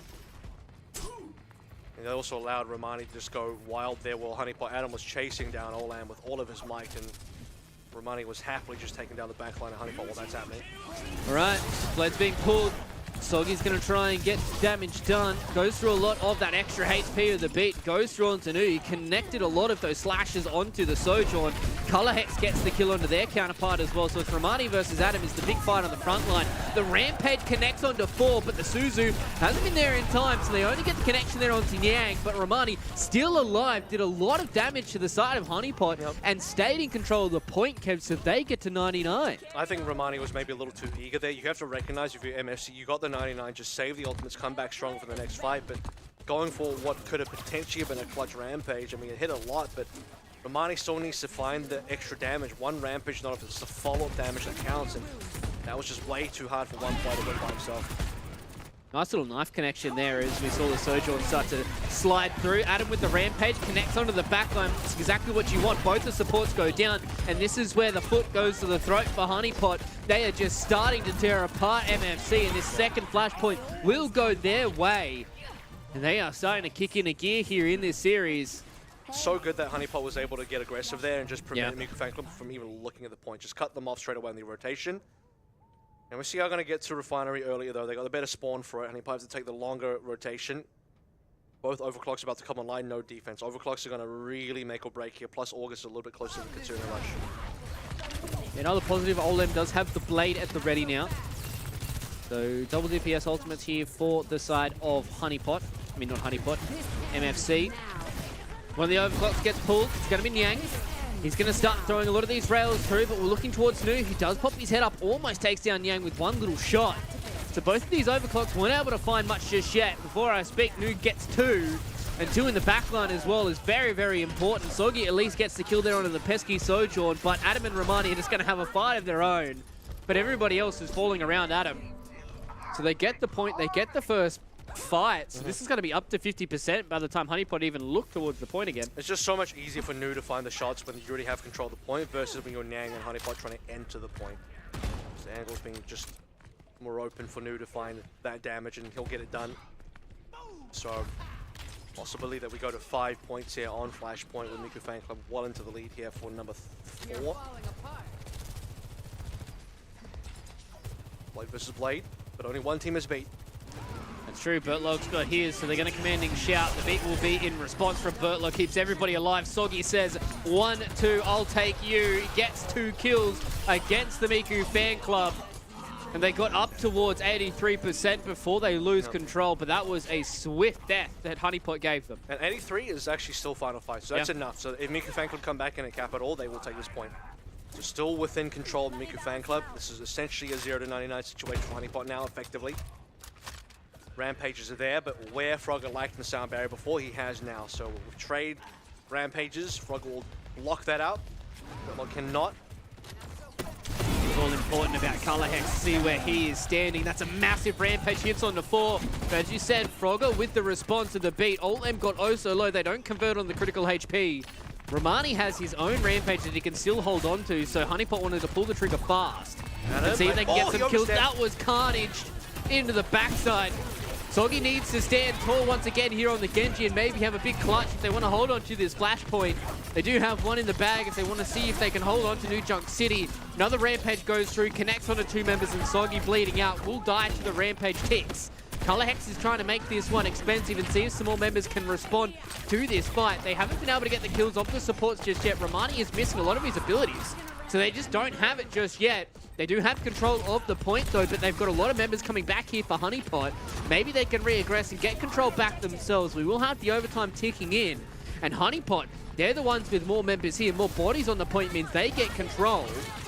And we will be flipping this point back in once again. Who has the ultimates? It's just the Katsune Rush so far here for the Miku Fan Club. Nu so close to this overclock. Doesn't get it done. Soggy says, I will not allow you to press that ultimate. And Adam will carnage through Numbani, much like he did to him in the past. And with this overtime wick ticking down, it looks like Miku Fan Club will crumble when it mattered the most for them here on New Junk City. And Honeypot will go head and shoulders above the Miku Fan Club in this first of 4 series, taking a 2-0 lead. Another brilliant map from Soggy. He really what a freak. Just comes through in the final map. Sorry, the final fight, and cleans up. Winning that 1v1 instantaneously and then being able to consolidate onto every other member was just gigantic there. And this is the exact 3 same maps we played yesterday. You just see the turnaround. Busan go the way of Honeypot and Numbani. Okay, it's a draw. Both teams played well there. New Junk City, We've got all 5 points super close, but it is still going to be Honeypot taken out at the end of the day. So, man, this is just a wild series so far. I mean, it's weird because we're at the sort of place now where the possibility of it being a flawless 4-0 is still there, but we're going to have that one extra map. So Adam said earlier he'd be happy to take a 4-1 giving one map away. It might actually be a 4-0 with one map given away as a draw instead. Maybe that's the case. I think Miku Fan Club are good enough to still take maps here. They can still turn things around because this series is close enough that it's not definitive that Honeypot are like by far the better team, but they are squeezing out small opportunities and small wins that are putting them ahead. Yeah, I think the biggest thing for me is Soggy is just really clutching up in those final couple of moments, right? It feels like every single time that they need something big out of their Genji player, he's able to do that for them time and time again. That killed him. That moment there, Nu was on 99%. He literally got his ultimate as he got dashed through, and if they were able to get that overclock going and Nu had that little bit of extra HP, who knows? Maybe we're going towards that final flashpoint, and then we could be looking towards the Miku Fan Club getting themselves a map victory on New Junk City. But Soggy gets it done. This is why you need the Genji. The Genji is able to just kill the Sojin. This is how you defeat the Sojin. And Nu was such a factor yesterday on New Junk City. And you feel the difference when Nu is not able to do as much today. He's not been able to really just pop off and have those moments. And a lot of it is just the change in style, the change in pace, change in confidence, and the change in vibes from Honeypot. They came off a big win versus Order. Very competitive. And now, in another very competitive series that they are starting to take the lead on. We are, you know, they still have to get 4. We got guaranteed to go to at least Escort. Yep. So plenty of space for Miku Fan Club to find something in there to come back with. Yeah, exactly. And as you said, like this series has been so close between both of these two teams that all it takes is just one small moment to tip it in to their favor or the other. And, you know, whether it's Nu popping off on the Sojin, maybe Romani wins an extra fight against Adam, there is a lot of things that can really start to go their way here for the Miku Fan Club, and we've got a lot of maps that we have to get through before we get to that point. But I think that draw really does start to ramp up, I think. I don't want to say the fatigue factor for Honeypot because, you know, obviously these guys have been playing a whole lot of Overwatch throughout their entire careers, but it does eventually get to the point where if somebody like Soggy, you have to keep clutching up in a lot of these moments. That's eventually going to take it out of you, right? Like if you are using so much of your mental power and so much of your physical dexterity to be able to clutch up a lot of these fights, eventually after map 8, 9, 10, you're going to like not be able to clutch up in those small little minute details like you have in those previous maps. And that's where maybe things can start to switch towards MFC. First of all, I think everyone needs to do that because this is the kind of series where it's close enough that individuals are able to do it. I mean, we've seen plenty of times where even yesterday, like Nu had to be that guy. August had to be that guy as well, where he had to find some shots to turn a fight around. Romani's done that plenty of times, with turning fights around via Rampage or otherwise. So everyone's had to do that on both teams. Adam's had to do that his entire career. But it's just one of those series where I think that's required. Everyone's gonna have to play at the top of their game because this is for sure close enough that it demands it.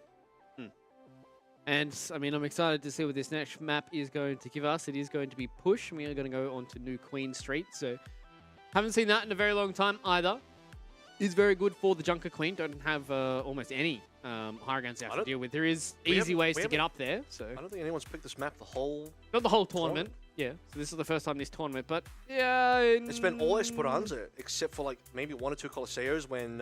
even on the previous tournament, I don't think in Summer Series that we saw it either. It's not been the most popular map to choose. It's been Esperanza the whole time, except for like a couple of Coliseos today. Well, this tournament. So yeah, we're heading back there. Bit of a preview to where Overwatch competition is going to be headed to in a few weeks' time as well. Our finals in Toronto. So here's Toronto right now. And it's a very neutral kind of map that I would like to have thought that if you are Miku Fan Club, you prefer Esperanza because that's normally where the Junker Queen likes to go. But this is just an okay map for everybody. I think that Adam can change things up here, but I don't think you're not going to see Honeypot really do that because what they are currently playing is working. Yep. So we'll have to wait and see what these compositions, if they are even going to make some compositional changes. I think this series has been close enough that maybe you might be erring on the side of caution and don't want to change too many things up. I'd actually be very curious about Escort as well because we're going to have to go there, depending on who chooses it. Adam plays the Sigma. I don't think Romani really does. And so Circuit Royale is an option. So you're thinking if Niang is keen to snipe, we'll see how that goes between Nu and Niang on the Widowmakers rather than the Sojin. So I am thinking that if you are Miku Fan Club, you'd like to stay away from Circuit, but that's for a little bit down the line. One map down the line. We'll have to wait and see. I mean, I guess that is the advantage. If Honeypot do lose this series, they only go down 2-1. Start going towards Escort. It's not do or die just yet. You get the choice. Maybe Circuit Royale could be where we end up. Either way, Junker Queen mirrors are the start for both of these two teams, and imagine that was probably what a lot of these teams were expecting, considering the flat nature of New Queen Street. First bit of aggression comes in, though, from Honeypot, but the first kill goes the way of New and MFC. They do trade both of their starting DPS players. We'll have to see if anybody else gets a pick on their way in. How fast these members can come back into it. I think Soggy will be a little bit faster than what the Sojourn will be. Romani is about half HP, though. We'll try and deal with this Junker Queen up on the higher ground. The robot was in favor of Honeypot for a little while, but now we are back in the middle. Nobody really having control of the robot. So we'll be seeing the small back and forth. You have to try and get a little bit of an early advantage here in these push maps. You can try and get that little bit of early momentum. Nobody's really been able to pick anybody just yet. Romani low. August probably first on ultimate here as well. It'll come down to flexibles, and there it is. Bertlock finds a shot. Getting that opening pick there is big for Honeypot. They get Romani down. This means Robot will go directly into their control. Will continue to push that screen forward. As you said, first ultimate can be very, very important, and August is about 6% away. Yeah, Color Hex can't match, and no one on Honeypot can do too much about it either, so this is going to come down to another first pick scenario again. And Miku Fan Club, do you even just Consumer Rush out the window? It's really looking like, yeah, they're going to do that. They're just going to walk up and down. Looks like both the Consumer Rushes completely laid over the top of each other. Bertlock got oh so low off a rail. Still is able to stay alive, though, and Yang is able to get the inverse onto Nu, take down that Sojourn, who has been such a thorn in their side throughout the previous series that they played. The slide through, looking to try and find some heads. Romani's so low. The Junker Queen almost goes down. It's a Dragon Blade that gets it done. Taking down Olem, wants to chop through more members of the Miku Fan Club. They hit the rampage, but it doesn't matter because everybody else is dead. Romani's out no man's land, and he will be dealt with. They're going to take more of these members back, and they haven't been able to fully control it just yet because Nu got that rail kill. Gets two with the overclock, looking for the third as well. Adams gets a lot of damage dealt his way. Yang gets stuck on the window, and Nu will get rid of him. That's a four-piece from Nu. Be able to get this game back in their control. Tell you what, Miku Fan Club's been waiting for that one. I've been waiting for that one for a while as well because we know that Nu is capable of those power plays coming through on the Sojourn with the overclocks. But he's just been shut down all throughout the series, and finally, yeah, that saves the day for Miku Fan Club. They were slowly losing the fight. Not quite at risk of being capped out just yet, but you don't want to give more to Honeypot than they've already taken. We'll see if Yang can do the same. He's popped out the overclock. It is very hard to try and find these angles. Olem gets himself up and through the window. August is not so lucky. Now they're looking to try and find this Dragon Blade. Yang gets it done with a punch. So Olem's Dragon Blade will go into the wind. Romani will go down as well. They almost got themselves back to even, but now they lose more robot movement, and they're getting close to the cap here. Will Honeypot. It depends on how fast Romani can get there. You can't contest unless your tank is available. Still a little bit of time because the payload does not move quickly here at all, which means I think Miku Fan Club are going to contest, especially given the fact that August is close to ultimate, but Color Hex is going to have it as well. You're going to see both Consumer Rushes overlaid once more. And that fight was extremely even until Nu popped up and Yang just goes down. That was some big kunai coming in from August. Got him down to critical HP and was cleaned out by the Vortex. Same with Soggy. He has to just dash himself up and away, and that looked like a pretty close contention for the cap. That's all it comes down to, just a couple of shots, and August has been good for them. This is the strong point of having August on Kira going your team. Soggy late death on the Olem, or is it an early death on the next fight? Either way, looking good for Miku Fan Club, and another reset for Honeypot. August actually got like dirty by the kill feed there because he did most of the damage. Yeah. Bit unlucky. Sometimes it's the way that the cookie does crumble. Honeypot, they will try and push back the Miku Fan Club. It was nice little knife there into Nu. Almost pulled him up and out the window. They haven't lost all too much in the distance department. They still have control of the robot to the Miku Fan Club. There's a beat available now for Honeypot. A few more of these individual fights are going to be exactly what they need. Olem goes in the back. Double Blink has to get away, though. I think he was ready for the attention to be set directly on him. Romani Gonna be copying a lot of damage. A lot of these tickets are going through here from August as well. Seems like maybe they need to try and get into that backline and start taking down this Karakiriko. But they're going to pop the overclock, and Bertlog goes down without being able to drop the beat. A lot of damage goes in as well from this. So John Soggy at least is able to get one back onto his counterpart, and they're looking to try and stabilize, much like Nu did in the past. But it's Romani and Olem who finally start to chime in together to get the kills and push Honeypot off the point. Nu maybe just slides a little bit too far forward, but it doesn't matter. He's already done the damage. Another flip comes through. Miku Fanko winning anyway, and the first cap so far of Queen Street, 5:30 into the map. It's barely a lead. Miku Fanclub are actually not going to try and push this one a little bit further. Bots are resetting now anyway. They're going to give the space away to Honeypot before we re-engage. Yeah, they just want to make sure they don't overplay their hand. They know how important this cap can be. Blade. They're going to pull it, and they're going to drop them beats, and there's going to be a lot of rampages go through as well. Doesn't really do all too much from Romani. Nobody turned into purple.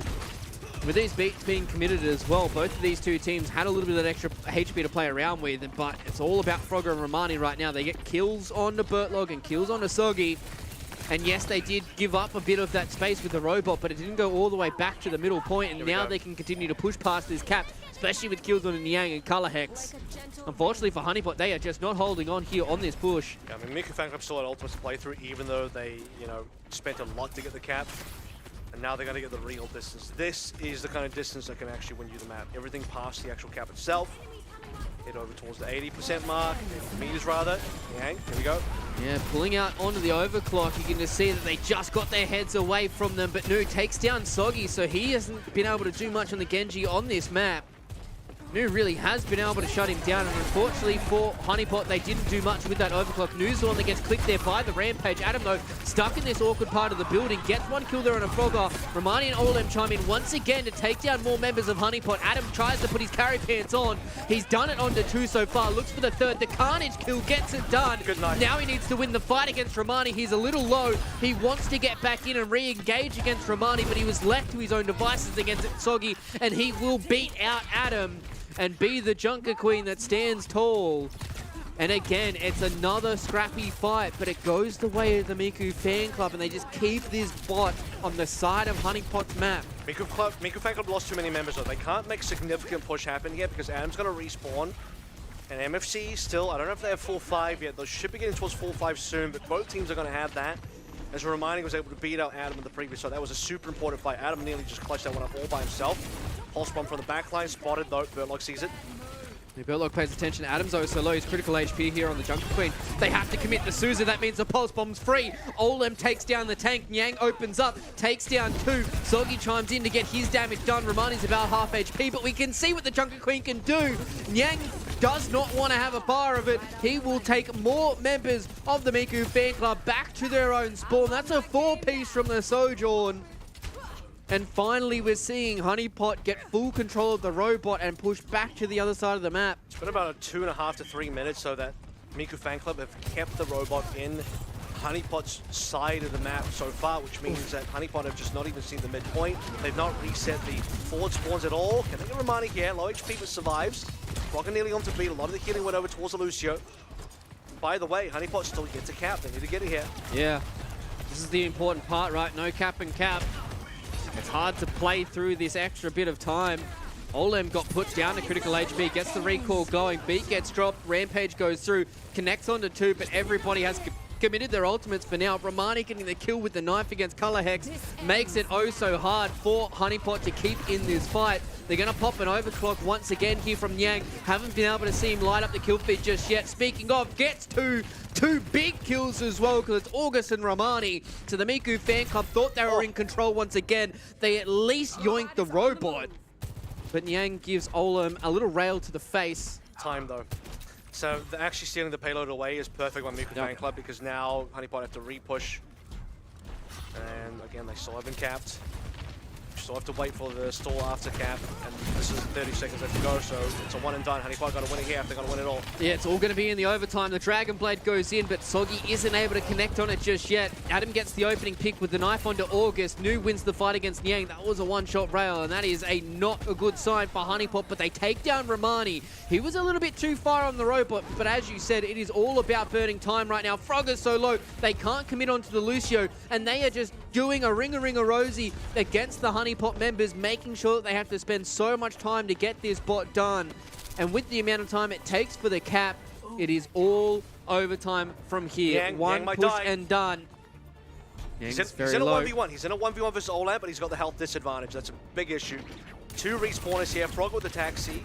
Ooh. Or is it, well, there's that Burt. In either case, Yang's still oh so low here. Got a couple of blinks left available for Olam. Yang needs to win the fight. He's critical HP. Gets back towards the bot, so he gets a bit of this healing. They do have a nice little Suzu. Adam's low, though. He's down. Burt goes down as well. So this map is going the way of the Miku fan club.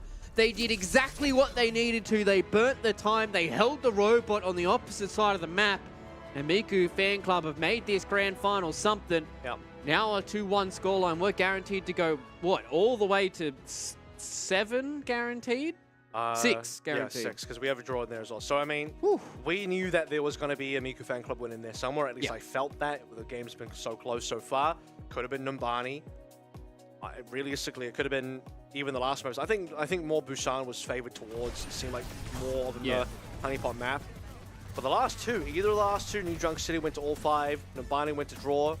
Could have been going the way of Miku fan club here. I think one of the biggest differences is that you finally had a really big series from New, a really big map from New. This is, the 4K in there, so clean. Yang also had a really great map. Both Sojin players did extremely well. But I think one of the key things that Miku fan club had in their favor was their payload control was super strong. They were able to steal away payload multiple times that Honeypot wanted to push, and that reset their momentum.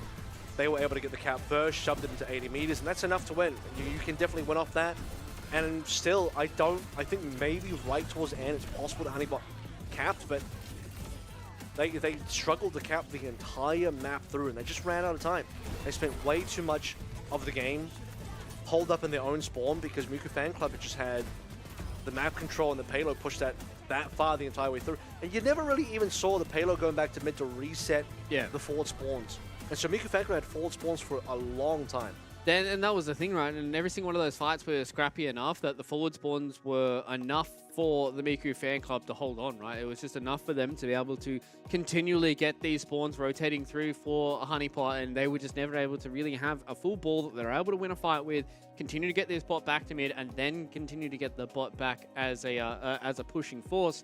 And then at that point, the entire clock got burnt out before there was even the first cap coming in from the Miku fan club. So it was already, race against the clock for both of these two teams, but the fact that they were able to get that first cap and then get some pushing on top of that, Miku fan club did a fantastic job on that map as well. So I'm excited to see if they continue to level up from here on out, or whether or not we're going to have Honeypot eke out a few more of those victories, because I think, you already said it, right? Like, Nu was a deciding factor in that match. It really did feel like that he got unlocked a little bit more, was able to not be dominated by Soggy once again, and maybe that could be some map choices. Maybe that could just be him identifying some of the angles for him to get away from Soggy.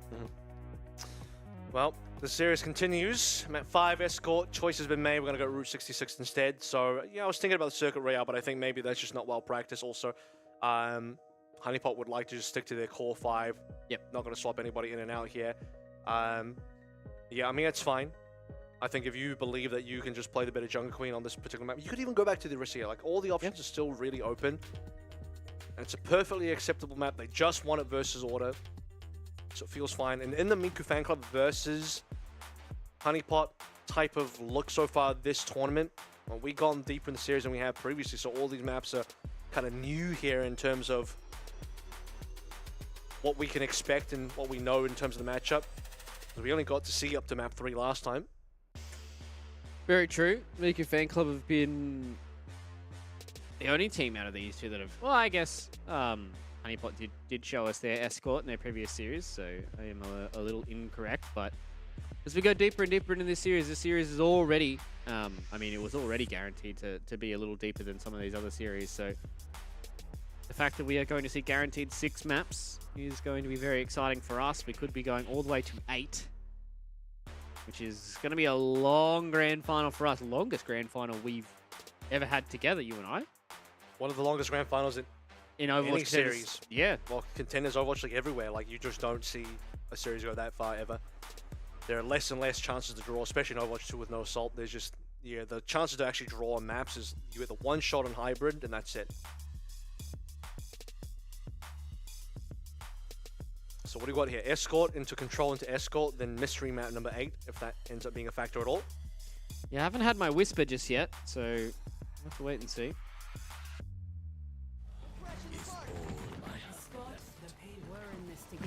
If we do get to the mystical 8th map.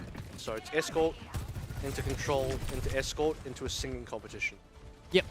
Into X Factor. Hosted by you and I here on the desk. Romani opening pick there onto Niang. Luckily for them, they are the attackers, so it's not the end of the world. But if Romani goes down, that could be the end of this defense here on the front part of Route 66. Miku Fan Club have done a good job so far to be able to push back Honeypot, but they got rid of Romani, as you said. Nice little knife there to pull back the Junker Queen. They lose out on Bertlog though, but he will respawn nice and fast. Romani has a long way to run back into this fight, and this just means that this payload will get at least up and around the corner. I mean, that's a big kill coming from Honeypot. That's a prime member available. Typically the hardest member to kill, but yeah, knife pull into isolation. Romani's down, all the space is gone, and you can't do anything until Romani comes back. Especially against Junk Queen, right? It's very, very hard to fight. We will see what this will look like. Niang is going to get the opening pick there against Frogger. So these defenders are going to have a struggling time once again. Bertlog goes down, same with Colorhex, so no support left and remaining for Honeypot. Maybe it has to be a big clutch from Adam, but there's too many members of the Miku Fan Club for him to get through. Nice little Team 5 victory for the Miku Fan Club. They lose the first one, win the second. So it's only up to Big Earls right now, and Payload has not moved all too far. This could be difficult for Honeypot even getting past A. I mean, A is one thing, but once you get into B, I think not having the sim means you're just going to struggle to contest high grounds at all. That's a story for another point for Honeypot. They still have to get past this first. First ultimates are coming online very shortly. It's Photon Barrier for Nu, and then Color Hex and August following after that. All right. Photon Barrier being dropped early on here by Nu to try and separate this fight. And as you said, they'll just back out. TP up to the high ground. Nu will go back up to Big Earls. And we're going to go back to an even Stevens fight. Okay, this is one ult gone. Buys time for everyone else to find a little bit more ult. Honeypot have no reason to fully contest into that wall, so no issues. Oh my god, wow. And I think the ult's gone as well. Yeah, I didn't see it get dropped onto the ground, so that was a opening snipe that I don't know how that panned out. That's some unfortunate timing here for Honeypot because they wanted to play around that Kitsune Rush, but was that just a right click from Nu that just clipped him and he died? I think everyone shot him at the same time, but I think Nu landed the final hit. It's very, very rare to see a Kitsune Rush get cancelled. Like, exceptionally rare. So that is we're seeing everything in this series today. That's not normal at all. No. I don't. Color Hex kind of face checked it though. Like, I don't know where the rest of the team was. Who knows? We're on a different fight now. This is where the overclock will come in. Both teams just respecting these ultimates. They back away from these sightlines, and it's too hard for anybody to buy any ground. Bodes well for the Miku Fan Club because they're the defenders. They don't mind if this payload goes nowhere. Color Hex, Suzu's himself. He's out in the middle of nowhere. He needs a swift step to get back towards his team. Soggy's going to pull the blade out. They're going to drop the beat for him as well. Collex and Yang did not get collected by it, so nobody's got and lost their lives just yet. Bertlog is the first one to go down. Adam comes in with a rampage, hits onto 2. Romani comes back to answer in onto Soggy, so he goes purple on the Genji. Does not go down. Olem finally converts onto the kill there of Color Hex, and they are starting to stand up, and holding on to Route 66 is what they need to do. Romani cops a rail, cops a second one. The tank for the Miku Fan Club goes down, and Adam is critical, but still stays alive. Here's the cap, but it's going to be happening in just about OT. 3 or 4 seconds off the OT Niang. For 3 in that particular fight. That was tough. Seeing Color Hex lose his ultimate was extremely rough for Honeypot, but they still pull through. It just takes them a lot of time to get there. Now we get to talk about B, where, like I said earlier, we'll see how they can actually impact the high ground at all. The good news for Honeypot is most of the game should still happen in melee range, given it's Junker Queen versus Junker Queen, but it's Olam that's the difficulty. You have to find a way to shut down Olam, and while Soggy can do that on his own, but Soggy also can't just dive into the entire backline by himself. That's the thing, right? It's not just going to be Olem who's just going to be sitting on his lonesome. He's going to have some buddies around. Soggy is trying to affect that high ground himself. Nu will drop this Photon Barrier to try and split the payload in half. Everybody from Honeypot are just going to try and get themselves on top of the saloon here. TP up onto the high ground. Soggy deals with him. So Nu, he's not going to be able to play around with this TP. Olam's being isolated here in the Mega Health Pack. He gets deleted. No, stays alive for a little longer thanks to the lamp. Gets a little bit of damage done, so Romani can come in and convert onto Pertlog.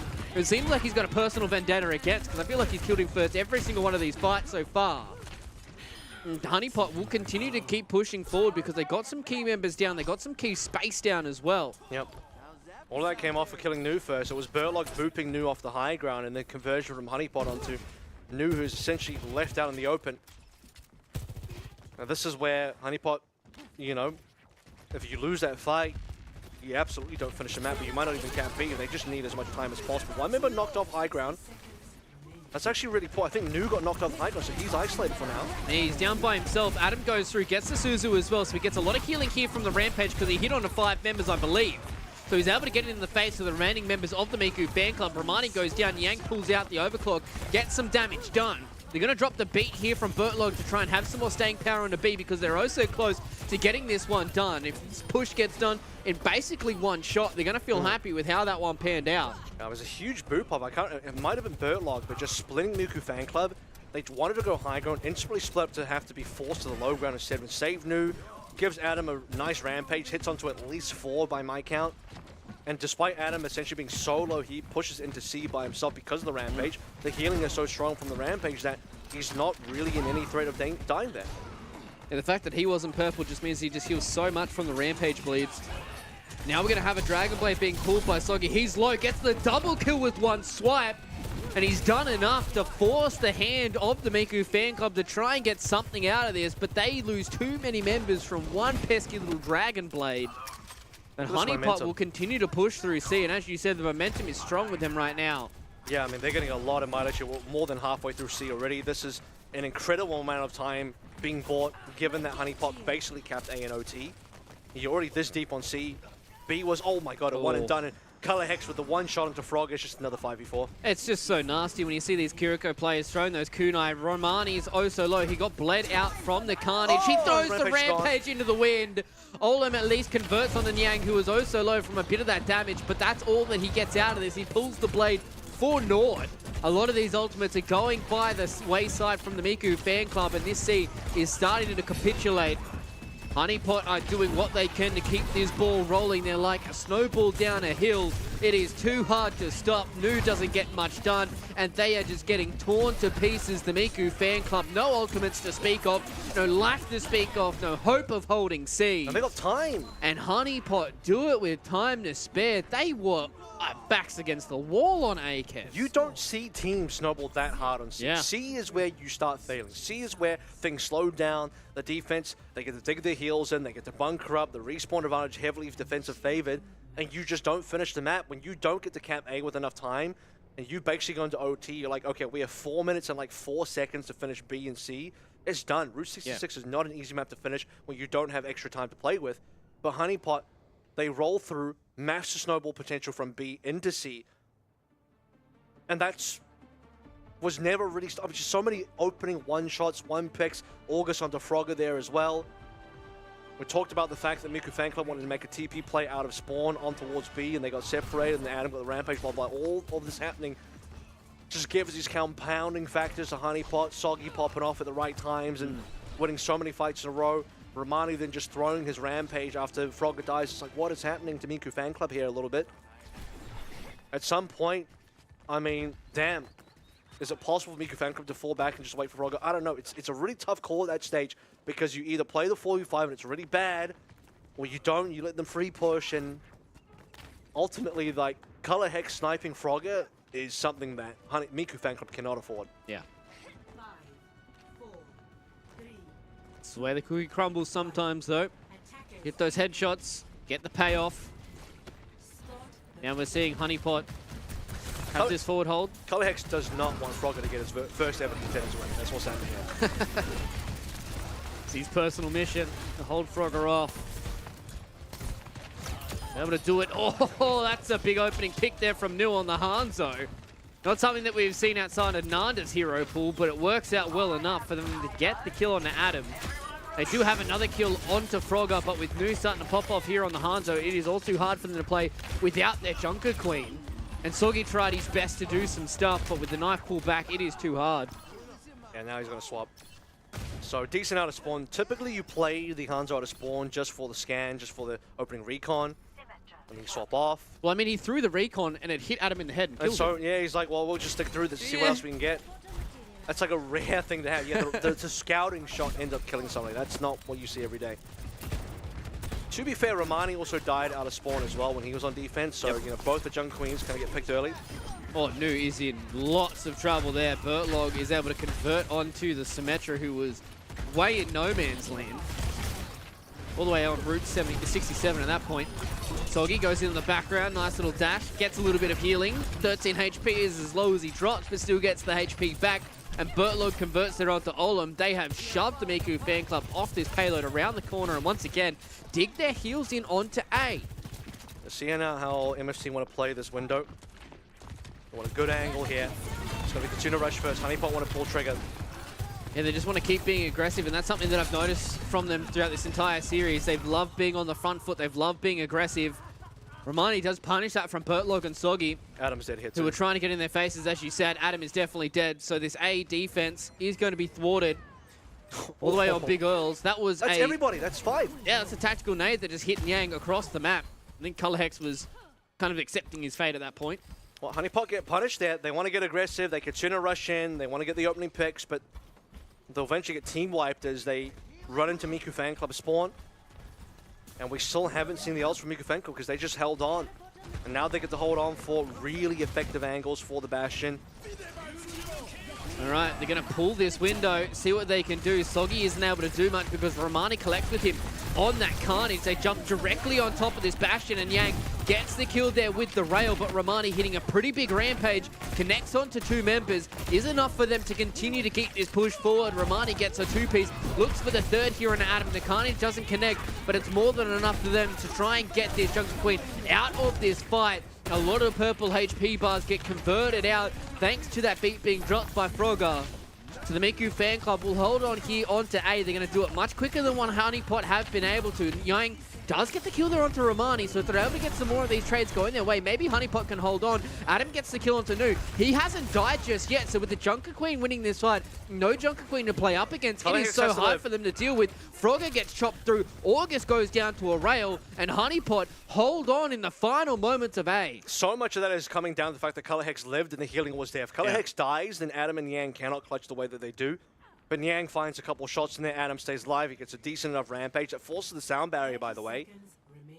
I don't think Frogger needed to really drop that, but you could tell the Miku Fan Club just didn't want to lose that fight. They want to confirm that they can absolutely do this here. Adam's trying to solo clutch and buys the time and space to allow it to happen.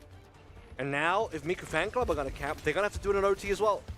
Yeah, it's do or die for them. Luckily for them, there's no ultimates here for Honeypot to play around with, but that's a lot of damage that goes in there onto Nu, dipping it out of the Immortality field, keeps him alive for long enough, but not when Adam's on the job. Gets the 2-piece, looks for the 3rd. Nu is able to at least get a trade back from the grave there onto Nyang. Romani needs to be the one that stays alive. He goes down, so it's Junker Queen time here on the payload, and Honeypot seems like they've stamped out the Miku Fan Club on Route 66. There is only one remaining member in Olam who's dashing around the payload, but with the overtime going in, it's a beat of victory from Bertlog, and Honeypot are on track to get their 3rd championship under their belt, and an 8 for Bertlog. And a well-predicted potential for Adam as well. He said it was going to be a 4-1. Technically, it would still be true with the draw in there. They would need one more to make it a 4-1.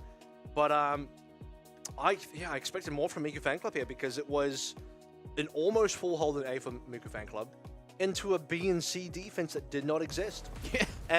Okay, we can talk about B and C, but ultimately A ended up being the biggest problem because they didn't cap A. So we never saw B and C. Had they capped A, I still think they would have struggled across the map because you would need the same momentum, this one and done, pushed from start to finish without stopping at all to actually finish the entire Route 66, and that's what would be required to happen to go to a time bank game. I just don't think 2 teams could both do that. So it's tough for Miku Fan Club. I mean, I think it was going to be tough no matter what, but the fact that they didn't even cap A means that at least you can say that the silver lining is that B and C probably, while being a problem, wasn't the problem was actually on A. Yeah, their problem was pushing the payload to open up here, and as you said, Miku Fan Club definitely didn't want to lose that team fight where, you know, they committed the beat up against Adam's Rampage, but they just didn't have the staying power. And as soon as Romani goes down, it's just Adam's, you know, playground for him to just walk around that payload and do whatever he wanted. And I mean, the Miku Fan Club, they really needed to try and get that A done so they can at least have a shot at B and C, and maybe we might have seen something different. But the fact that their B and C defense was, you know, non-existent and already made it hard for them to complete that map if they don't get A done in what felt like they probably could have had, like, you know, a minute and a half left on the clock if they're able to get it done in that first little push that they had where it looked like they were in control. But it seems like when push comes to shove, Honeypot are here to party, and they're definitely looking to try and get this one done in at least 5. It looked locked down when the Kachuna Rush was thrown in by Color Hex. They were trying to run towards the MFC spawn. They got punished. Full team life, by the way. 2 late deaths. I thought that should have been the push, the successful push coming through from Miku Fan Club right then and there to be able to finish A.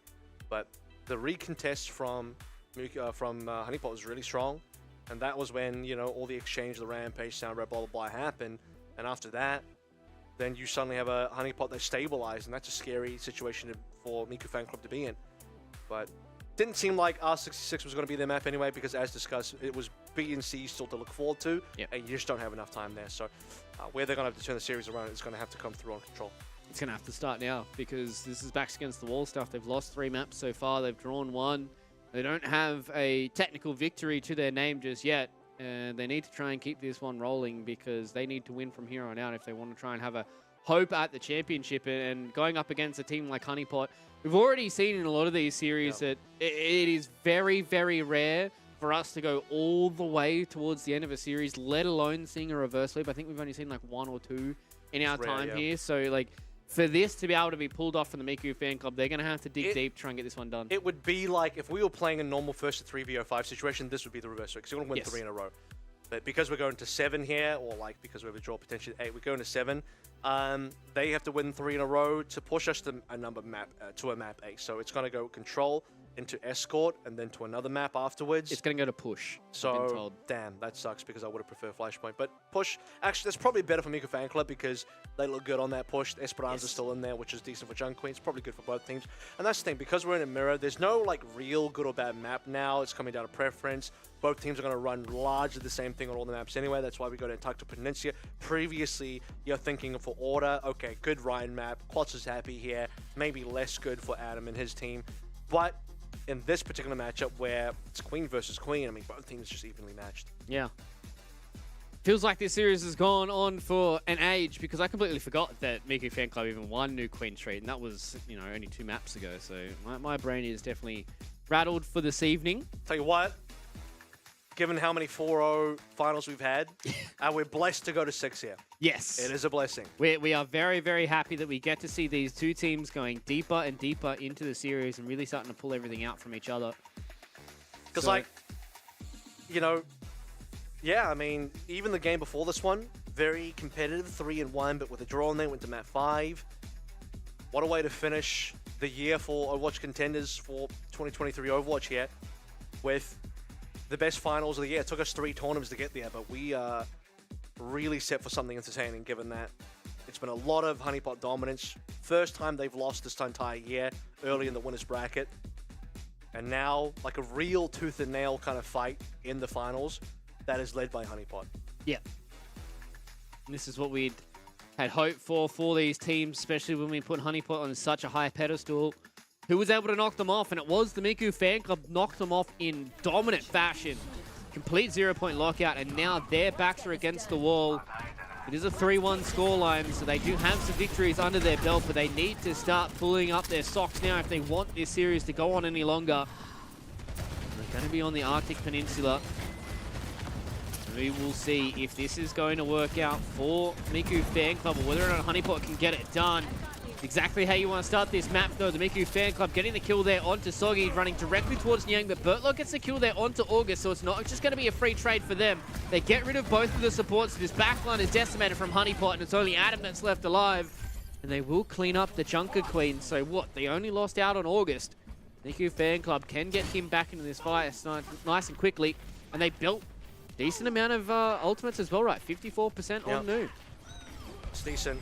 This has been the major difference between the 2 teams, despite both playing Junk Queen, is Miku Fan Club's way more keen to potentially look over towards the Bastion. I don't think Honeypot is really... Yeah, we haven't seen a Bastion at all on this particular game. Saw it in the order matchup in the lower final. There's another TP. Let's go into the back line here. That is a nice little snipe there on the color hexes. The right click is able to clean up there on the Kiriko, and the front lines are handled by the remaining members of the Miku Fan Club. And that was over before it started. It felt like there was just a back line flank coming in from Nu. Just a few right clicks into the color hex, and Kiriko was dead before you knew it.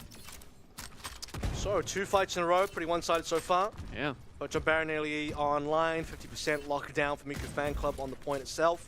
Almost a window as well at 80% now for August. Everything going the way of Miku Fan Club so far. They're looking good. Soggy's already chunked down. And it really feels like Soggy hasn't had the impact on this map just yet that you would like. It is early days though. Let's go directly towards the points. So we'll start putting the pressure on. That is a lot of damage that goes in towards the side of the Miku Fan Club, but Frogger answers back, taking down Yang. August is the only one to die yet again here for the Miku Fan Club. Now Honeypot want to go in, but it's the car wash that gets Adam done. And they have not been able to get a hold on this point. This could be a quick one here, Kevin. Not really sure what Honeypot are able to do to get themselves back into this first sub-map. Yeah, I mean, there's still 3, nearly 4 ultimates with MFC, and Honeypot is still kind of waiting for their own. Yeah. This time Nyang's going to swap over towards the Tracer. As Honeypot just need anything they can get. Soggy will be the first one to finally find an ultimate on their side. It's been over 90% for Honeypot to even start to be on board as far as ults is concerned, let alone the point. Yeah, they need to completely change their angle of attack as well. The window goes up, the turret form goes down. Olem spams through this choke, doesn't get anybody done with it, but that's a nifty little headshot that you'd love to see for the Miku Fan Club. Olem takes down Yang, and he's not going to have any part in this final fight. They're going to use a Kitsune Rush. Big rampage goes through onto multiple members from Adam. They can start to convert these kills into percent, into a stranglehold on the point, because finally we're starting to see Honeypot wake up here on the Arctic Peninsula. And now they win a team fight. They lose out on Yang after a pretty wicked flick. And they just turn that fight back around. Romani doesn't really hit much with his rampage. Adam turns around, hits multiple members, and the Miku Fan Club fall over. Solid team fight win for Honeypot, but now the long climb starts 0 to 99. Yep, it's hard. And a swap from Miku Fan Club, Sebastian gone, Sojin Genji back in. And didn't Olam start with a really nice shot into Nyang as well? And somebody, that was a decent beginning for Miku Fan Club that does not end the way they would like it to. Some of that does come down to the rampage trading that goes in the favor of Adam. Oh, that's not nice either. Olem goes down here on the Genji. Nyang's able to find him with the Sojourn, making that transition back from the Tracer this time around after they were able to win the fight without him. He's able to be back onto the comfortable composition that they've been winning with so far throughout this series. Miku Fan Club walking in now. They just need to win one victory, one fight. That's all they need. 99%. Won't take much for them. They force the hand of Honeypot to come down and fight them in the mud pits. Big old knife goes through multiple members of Honeypot. Doesn't convert into much though. The carnage goes a little wide, so Romani isn't able to get that extra bit of healing and damage going his way either. Starting to build up towards the rampage here is Adam. He's at 93%, so he's going to have it much faster than Romani. They've hit the go button.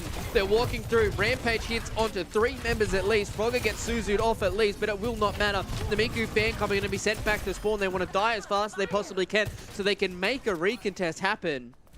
It's been slow going for Miku Fan Club because these fights aren't quick for Honeypot. These are slow burn fights, and Miku Fan Club are slowly trying to work their way in as well. So by the time we've gotten a couple more fights, and it's actually 90% for Honeypot already. Miku Fan Club need something big here, double support ultimates, but Honeypot about to have that as well. Olam's now the one for Tracer. This could be something though. They've pulled out the overclock. Nu doesn't have his, so it's, if you find some of these heads, this is where it can start getting dicey. Just some one-shots, the rampage goes in, only hits on a Soggy. He's pulled out the Dragon Blade, they've hit the beat on him as well, so he gets onto Frogger, finds another member onto the point, and with this 99 for both these two teams, the Miku Fan Club will just fall to the wayside. They thought this one was done. It was 99 to 0, Kev. And it will not matter because 100% to 0 goes in favor of Honeypot. Oh, that's got to feel bad if you're the Miku Fan Club. Only one sub-map to go between them and losing a grand final. It's the Frogger 1% curse again. Yep. He dies with, oh man, the sound barrier just doesn't come in online. and Soggy finds him, cuts him down, and if Frogger went for the beat on half HP, he would have Ajaxed. I mean, you lose anyway, so maybe you should have just gone for it. But you are in a lose-lose scenario there. You either Ajax or you just die without beating. You both feel bad. It's all bad all round. Man, that is a rough situation. When Bertlog gets a beat slightly earlier, it's a beat blade and you block out Romana's Rampage. Yeah. And Miku Fan Club just need the same thing on the opposite end, and it doesn't come through, man. That aside, though, still, Miku Fan Club had a 99-0 advantage. There were multiple other points they could have won as well. So, plenty of blunders across the board. Yeah, it's never going to come down to just one scenario. Now Olim's come down on a Soldier 76. This will be interesting. Not feeling the Genji this time around. Wants to try and deal with Soggy, and they get it done off the back of New with some left clicks. So they deal with the Genji, so Soggy's not going to be there for them. Commanding shout comes in. Yang says, see you later in August. Going to send him back to spawn with a very heavy right click. Now Olim out on the point as well. Honeypot want to continue to move forward. They want to continue to isolate more members of the Miku fan club. Frogger will be able to rejoin Romani and Anu back here in the main area. They've lost control of the point though. 9% is all they got, but they can just start to reconnect and recontest with August coming back into this fight as well. Adam gets knifed, pulled back in. Romani also gets carnage. Soggy though takes down Soldier 76 and Olam in the back.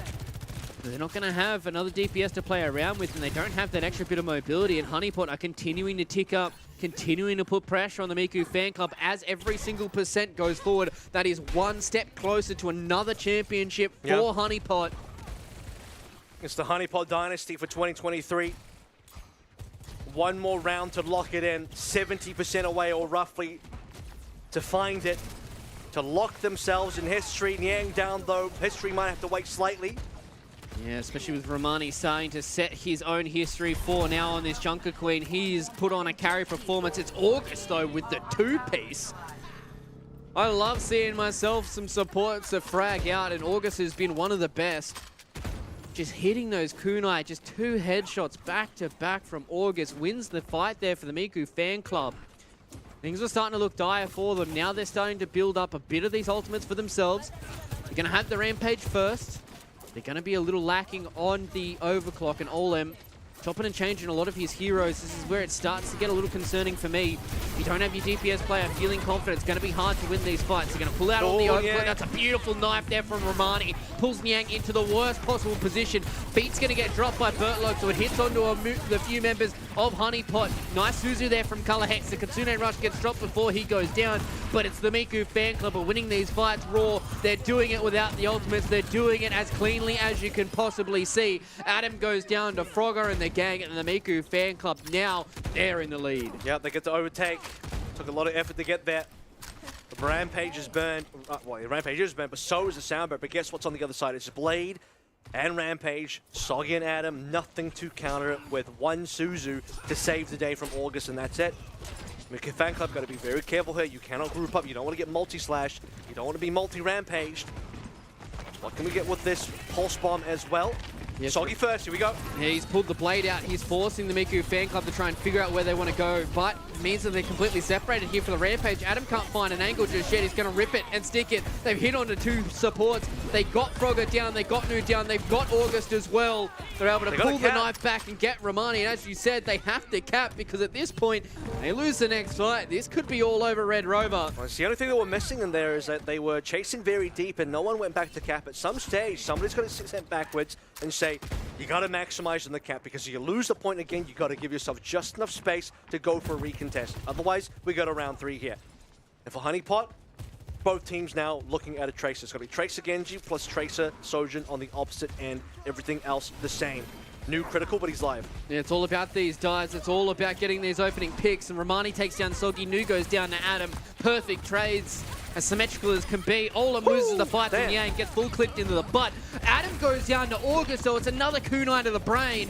And Honeypot, they're starting to lose this fight. They don't have the hold just yet. They need to come back in and contest.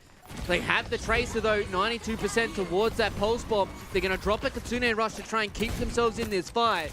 There's plenty of space here for the Miku fan club. Somebody gets to touch this Niang. He goes in there and touches on the Tracer. Another knife pulls in the Doom Fist. Adam, though, gets the beat. They need to throw the Rampage. Nice little 180 to connect there onto the Doom, but he gets Suzu'd off. Another fight victory here for Adam. Takes down August, who seems to have been the carry so far for the Miku fan club. This overtime week is starting to put the pressure on the Miku fan club. They need to hold on. They want to hold on. Romani gets the beat as well, so he's healthy here on the point. He wants to set his attention towards the back line. Color Hex goes down. Romani gets 2-piece, and this looks like the overtime week will send us to a third. Nu is sitting here with the overclock, goes into Bertlock, sends the 7-time back to spawn, and it's only Nyang who doesn't get the touch. We're going to go the full distance here on the Arctic Peninsula. Oh boy, it's getting spicy now, Kev. Yeah. All it takes is one little opener here from the Miku fan club, and they're right back in their series. And then we're going to map 7. Another escort. I mean, at minimum, that you actually said this to Adam in the interview. Yeah. 7 mapper. I did. And he's like, no way, bro. No, we don't want 7 maps today. Well, if that's the case... I told him I don't write the rules. If that's the case... I don't write the rules. It is within Honeypot's own hands to prevent the map 7, but they're going to have to play out of their minds. They're going to have to really make it count now. Icebreaker on board. Simbastion roll out for Miku fan club. Soggy will TP the spawn players out, then go towards the Genji. We're going to start the same again in this classic matchup. We'll see if later on Miku fan club want to match with their own Sojin Genji, but for the beginning, it's going to come down to Olam on this Bastion. And honestly, this has probably been Olam's top hero. The Genji's been fine, Trace is okay, but it's the Bastion that he's done the most on, and he's under pressure, he's down. Yeah, they isolated the Bastion. They got him down. He didn't have the help. There was a TP there from Nu, but he wasn't in the position to be able to take it. It's all about the transition now coming in from the Miku fan club. Can they get some trades back? They've got it down on the Soggy. Nyang's oh so low. Gets a little bit of help from the commanding shout. But Adam's still healthy here on the front line. Starts to cut off some more of this retreat. Coming in for the Miku fan club, but they're setting their attention onto the point. They want the percent. Color Hex takes down Frogger, so one of the supports is going down. August gets the pick back onto Nyang, though. He's doing a lot of work. He has to do the healing and the damage, it seems. Olem goes into the turret form, wants to see if he can get a sneaky pick. The tactical nade goes in, takes down Soggy from across the map. Adam gets the kill there onto Nu, though, and this is where Romani needs to have this big carry performance. Oh so low. Gets a lot of healing from the Carnage. Gets a lot of healing from his buddy and Frogger as well. He is standing in front of 3 members of Honeypot and will not falter because Frogger gets a 4K to hold on to this point of Icebreaker. Yep. No matter which way you cut it, Miku fan club are here to play today. If Honeypot win today, you can't say they got it easy. If Miku fan club win today, you know they really fought for it with everything in their power. That was a hell of a fight, Romani. Full trust in his own healing capabilities, landing all the abilities. Frogger taking away the final blows. Another 50% lead, Miku fan club. One on that lead. Decent rampage though. Yeah, hits on a 3. There's no way for them to contest against that. The immortality field was a little bit, but Bertlog wants a 2-piece of his own. Goes in and cuts down the Miku fan club in a flash. It was a rampage through a window. Yeah. Perfect way to counter that window. Yeah. You instantly get in the back line, you force all them to turn around, Miku fan club have nothing to counter it, beat's not there. Immortality field can only do so much, there's no Suzu. There we go. It's easier than a 0.99 comeback, that's for sure. Honeypot got a lot more room to play with, and they have about 3 ultimates online. Sojin, Overclock, always got to be big for Niang. Yeah, the biggest thing, they've got a lot of ways to deal with this rampage. So even if Romani hits on a 5 members, it's not going to mean the end of the Honeypot squad. Olem goes down though. And that's not what you want to see if you're the Miku fan club. If you're able to successfully disengage here, you can cut your losses. You can give away a bit of this space. You're still ahead when it comes to the percent as well. You can fight around the photon barrier. They've got the beat of their own. They don't have to worry about rampage. You have to worry about the blade though. All right, Overclock gets ripped in. Beautiful photon barrier. Completely shuts off that Overclock. But now they don't have a photon barrier to try and fight around with on the point, which is something that you would love to do. It was a spectacle little TP that was going into the back there. Romani will take it. Now he's going to pull the Dragon Blade. Wants to go on towards that Junker Queen, but it's the dagger through the heart to the Honeypot fans. Takes down Thoggy as he pulled the blade. The Suzy was there in time for Color Hex to be able to stop a lot of this rampage damage from Romani. Not before he gets the second kill with the Carnage. August chimes in to take down Color Hex. Bertlog bites the dust as well. And yes, it might be a lead for Honeypot, but it's a tentative one at best. Only going towards 77%. This will be back to even in a flash. And Honeypot They are 23% away from another championship. But the way this is looking right now, the Miku fan club are charging home on the Arctic Peninsula to make this a 3-2 scoreline. And we will go to map number 7. Once again, it's do or die. TP into the backline comes in from the Miku fan club. Numbani isn't able to click onto it, so he has to do it the old natural way with his 2 legs. Going to pop an artillery strike, trying to cut off a bit of this escape, see if they can get into kills. Nicely timed Suzu there from Color Hex.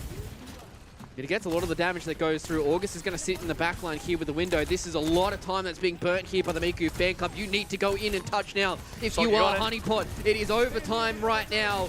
And Honeypot need to win this fight. They've done it in their first sub-map. They're looking to do it again here. The Rampage hits on the 3 members. No way of dealing with this because there's no beat and everybody is dead. A full team wipe for Honeypot, but they've got time to recontest to the Miku fan club. Huge amount of patience shown there by Honeypot, and they needed it as well because you have to just wait for these ultimates to go through from Miku fan club. You don't want to contest at the wrong time. They're going to contest the right time here, though. They want to end it right now. This could be it. I love the aggressive posturing coming in from Honeypot. They get directly in the face of the Miku fan club. They need to make sure they get the touch. They're getting the clip. The overtime wick is ticking down. They need to come back to the point, and this is back and forth between both these 2 teams. Who is standing on the point at the right time? It's Yang with the double kill, make it a 3K for the overclock. This is it. The championship will go the way of Honeypot after the fact that they went off the point. They got aggressive in the face of the Miku fan club. They had to get pulled back, and Yang opens it up with an overclock. Honeypot will win another championship here in Overwatch Contenders Australia, making it a 3-peat and making Bertlog by far the most winningest player in Overwatch Contenders history. And the best finals we've had all year. 2023 has been the year for Honeypot. Adam, by the way, will finally find number 6 in there. He's actually equal with Jordation. But I'm going to go through the list because everyone deserves it. Everybody came in from Honeypot with a championship at least under the belt already. Merritt had 1. Now he's got 2. Nami spent a little bit of time on the bench. It's not been a great couple of years for Nami because he's been sort of coming second a lot. He finally, this year, after losing twice to Honeypot, joins Honeypot. Will find himself going from, I believe, 3 to 4. You have Nyang as well going from 4 to 5. You have Soggy going from 3 to 4. Who am I missing? You have Color Hex. Color Hex going from 4 to 5. But guess what? We talked about it already. We have a dynasty in the work for 2023 for Honeypot. The only other dynasty we had ever was Sydney Drop Bears in 2018 with 3 in a row. That was the only time we did 3-peat for a Contenders team. And guess which player in Contenders Australia has been part of both? It's Bertlog. Yep. 3 in 2018 from Sydney Drop Bears. 3 this year in 2023 from Honeypot. And he's also got a couple of cheeky ones in the middle playing for a couple of different teams. 2020, Ground Zero Gaming. 2021, 4 Direwolves as well. 4 separate teams, 8 titles in just as many years. Absolute animal when it comes to the game of Overwatch. Bertlog has been a consistent factor throughout multiple years, and the fact that he did it as one of the supports as well goes to show that how invaluable he has been for the teams that he has been on. And I mean, a big shout out to the Miku fan club for forcing Honeypot to go as deep as they did throughout this entire series, and I mean, forcing them to completely rethink how they were playing the game, because they came in with an idea yesterday, and the Miku fan club smacked them down. They stomped them. They absolutely ruffle stomped them. And then Honeypot today, they had 24 hours to think about what they were doing. They had to play a lower bracket series. That went to 5 maps itself. And now they had to play a marathon grand finals as well. And they were still able to figure it out and get it done. After a 5-mapper lower bracket, into a 6-mapper grand final, you know. And what was the final result? 4-1? 4-1. Adam called it. He said no map 7, 4-1. That's what the scoreline that he said it was going to end up being. We'll give one away. We'll let the draw slide, I guess. There was 1 extra map in there. It wasn't. He couldn't contain it in 5. Had to go 1 extra. But yeah, I mean, a worthy finals. I would have loved it if we went to 7 as well. I'm sure you would have to cap off the entire year. What a way to finish things off. But even then, you know, with the extra draw in there, it would have still been Honeypot at match point. Miku fan club's still trying to come back, and they've had a brilliant year. The only sad thing is that throughout all of this, the players of Miku fan club, all of them, unfortunately, will still not quite have a title between them yet. 2023, They had a good run for it, but it was unfortunate for them the year of Honeypot instead. It was not meant to be, and the man who's been a part of it all has been Adam. He's got him on the line here. Let's bring him in. Serious feeling after a third straight championship in a row. Kev called it, you called it. 4-1 victory for you, mate. We'll completely disregard the tie. It doesn't matter anyways at the end of the day. Talk us through that series for you guys, because it felt like going into that grand final that you had a completely different idea about how you wanted to play the game against the Miku fan club. Was that kind of the game plan going into this? Is you just wanted a straight mirror and just outplay them on the day? Oh yeah, 100%. Like, we had not practiced any Queen until last night when we scrimmed after. Like, we were planning to play Spam all of the tournament, you know, and they beat us and we're like, oh, yeah, we have to do something else. Start panicking a bit. So it was, in a way, it was the right time to lose, right? Because I said to Luke yesterday as well, if there's a time for Honeypot to lose, it's probably best they lose before the finals so they can make some adjustments, and that seemed to be the case for you guys. So yeah, you kept that tech hit, and you had to go through 2 pretty long games. You had to prep for 2 different teams, 2 different styles. So yeah, I don't know. Was it worrying at any point for you in the finals, given that we had some very close maps in there? Numbani went to a draw. You guys nearly actually lost that map. You did end up losing New Queen Street. Maybe you could talk about some of the more difficult moments in that series. I think Numbani, I think they were just hard tunneling on me on Numbani. So it was like Soggy needed to step up and carry, and Yang needed to step up and carry, and they end up doing it, but too late, of course, which is sad. And Soggy got you the carry on Numbani for the draw at least. He gave you the draw, so could have been. I'm happy with that. You'll take a draw. 2 draws in a day though, man. That's pretty nuts. So talking about this though, I just went over and listed all the titles. It's something I like to do at the end of every single season, and we've played now between the tournament seasons. I count them as all the same. 16 total. You have 6 out of 16. That puts you on equal Jordation. Finally, Jordation held 6 for the longest time, and now you've actually matched Jordation. We'll talk about Bertlog on 8 in a little bit. But how do you feel about that so far? You finally reached 6. You're in the upper echelon now. I'm so happy about that.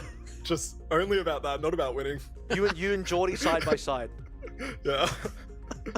And there's Bert, 2 ahead of both you at 8. Bert's won 50% of all the seasons. There's been 16. Bert's won 8. Bert, I don't know, he's just a lucky guy. Somehow gets on the winning team. It's actually lucky. Just super lucky. Just super lucky. Good letters for a Midtown. Yeah. Okay, Lucio player, mostly a lucky dude. Pretty mid-tier. Yeah, it's alright, you know. Do you have any more stats to throw at Adam before we... Oh, no, just everyone on the team is just adding 1 extra in there. So, you know. Also, another stat is you did keep some of the Miku fan club players away from their first Contenders victory. So all of them. So. They played really well this series, really, really well. Yeah. They had us on our toes, yesterday and today. So, yeah, Damn, I think a different way we could have went the other way. Not going to give Frogger his first ever Contenders win, huh? That's how it is. No, ain't not happening. Gatekeeping Frogger since day 1.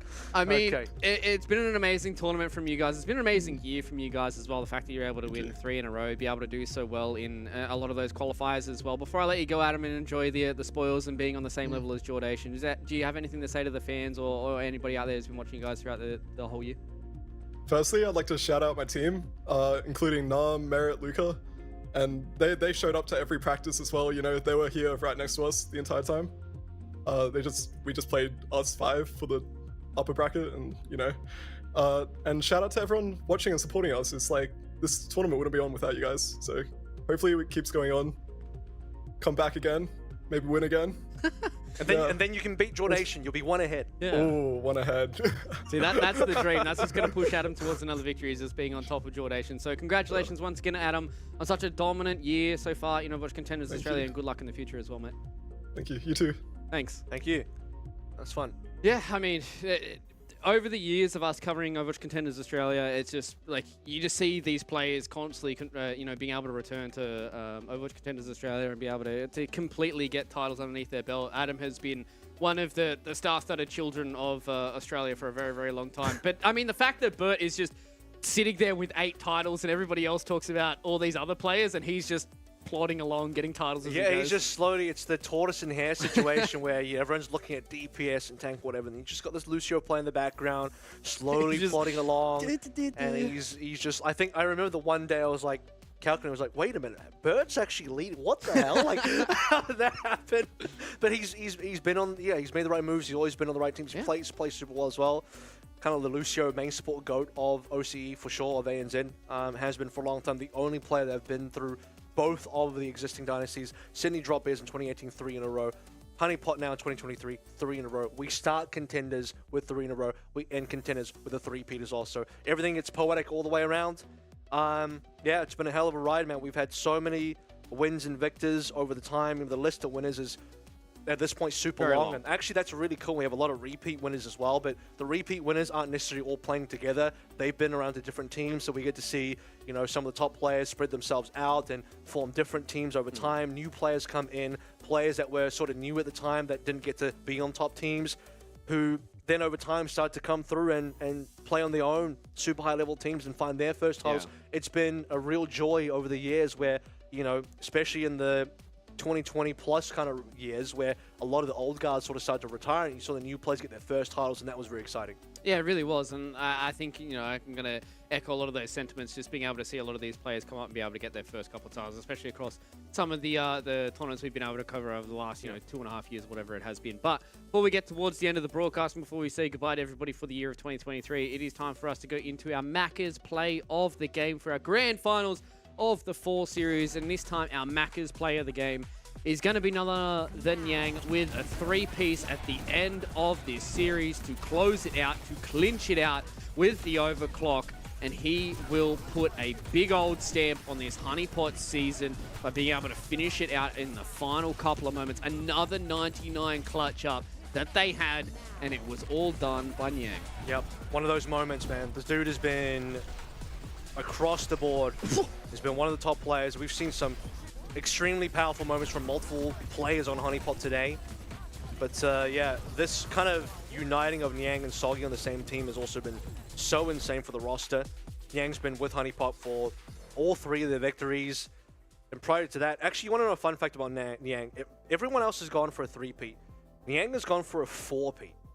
Because he actually won Run It Back with Ground Zero as well. Yeah, he did. So he had 4 in a row. He was with, it was Niang and Nanda. There's a Dreamer team. Yeah. So I don't know that a single player's ever done 4 in a row before. So that's another brand new fact that we just figured out today live on the show, is Niang across 2 different teams. He's gone flawless since Run It Back last year. Wow. What a freak. He's been such a dominant force throughout multiple different teams that he has been on, and definitely is going to be living on in the pantheon of Overwatch Contenders Australia. But it is time for us to start talking about our Macca's MVP. And this time around, our Macca's MVP for our final day of competition is going to be Soggy. Yeah, I mean, that clutch just felt like it was the most insane thing to watch. They had no right for that map to be a draw. That map should have been a victory for the Miku fan club, and Soggy just did some dirty stuff and was able to hold on for them. Yeah, I think across the day as well, just generally speaking, we started out actually on the lower final, and this is where, you really got to see the best of Soggy, and I think with the rest of the team on Honeypot yesterday, a lot of it was missing. We didn't see these kind of moments from anybody, certainly from Soggy, but then today, the Genji was there, and in a lot of moments when other people weren't able to get it done, Soggy got it done. Soggy really got it done. And yeah, even in some of the OT situations, Soggy had it here, but we're about to get to the moment you're talking about. Yep, this is it. And it was unreal. It was just, like, this fight was done. This attack, this defense was done. And Soggy pulls out a 1v4, pulls it off. It was like a 2v4 for his team, and he did it, and that just meant that there was a draw. I felt like that really stunted a lot of the momentum coming in from the Miku fan club. Like, when something like that happens to you as a team, it is very hard to be like, man, is this guy just immortal? Like, is this guy just freakish? Is it his day? Is it not my day? That's the real question that you have. And somebody does that to you, you start to question, especially for a long series like a grand final. You started saying as well, like, what if, the carrying starts slowing down for Soggy? But that's where players like Niang start stepping up, unless you know Adam's going to be in there as well. Color Hex had that insane shot onto Frog. I mean, every now and then the flex supports are going to be in that kill feed with something really insane, but that, Route 66 C cap was very flawless because of that August shot. It's Color Hex shot.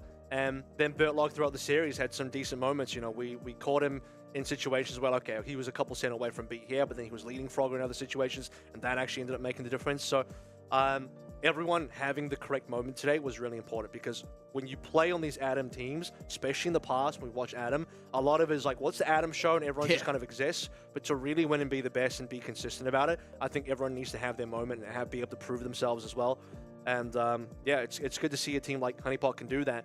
And final thing about just records here that I noticed in the last 7 seasons, because I included 2022 in here as well. Okay. Niang's won 5 of the last 7. So he's won 5 times, and all 5 times were done in these 2 years. What a freak. Yeah. He's been such a standout player for me for a very, very long time, and the fact that he's been able to do it so consistently is a testament to himself in this game as well. But Kev, let's have a quick recap of the bracket here for the 4 series. So everybody who didn't pay attention early on gets an understanding of how this went. The Miku Fan Club in the Mud Dog series, that was in our opening day, Kevin. That was an absolute knee slapper. That thing went hardcore, and we knew that Mud Dog squad was definitely going to be a squad that we can start to contest and really start to look at as being a contender. Yeah. Ground Zero, they got bopped out extremely fast. They got 0-2'd. They really didn't have much happening for them this series. They only got themselves into a top 6.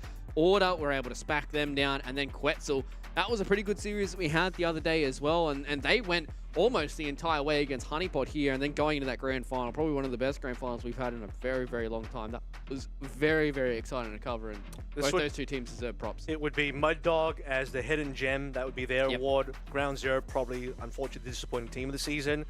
Quetzal is an honorable mention for a team that was super entertaining, and they had some good moments in there. We knew their trajectory was probably going to be limited, but every time you watch them, you know they're going to be fun, because Nanda's going to force the game into a certain direction, and it's interesting to see teams how they handle that. But, you know, this is also one of the best seasons for Order, and it was a situation as well where they were truly competitive, because when you see Order, typically like, oh, they'll make top 4, but then they're hard capped. Like, there's just 0 chance they can make it further than that. Here, when you watch them, especially in the Honeypot series, you're like, damn, like this is actually kind of competitive. Like, you could see a world where maybe Order pull this through. They find a good confident. Quads gets to play the Ryan for one of the few times in, you know, Overwatch's history where it's really strong.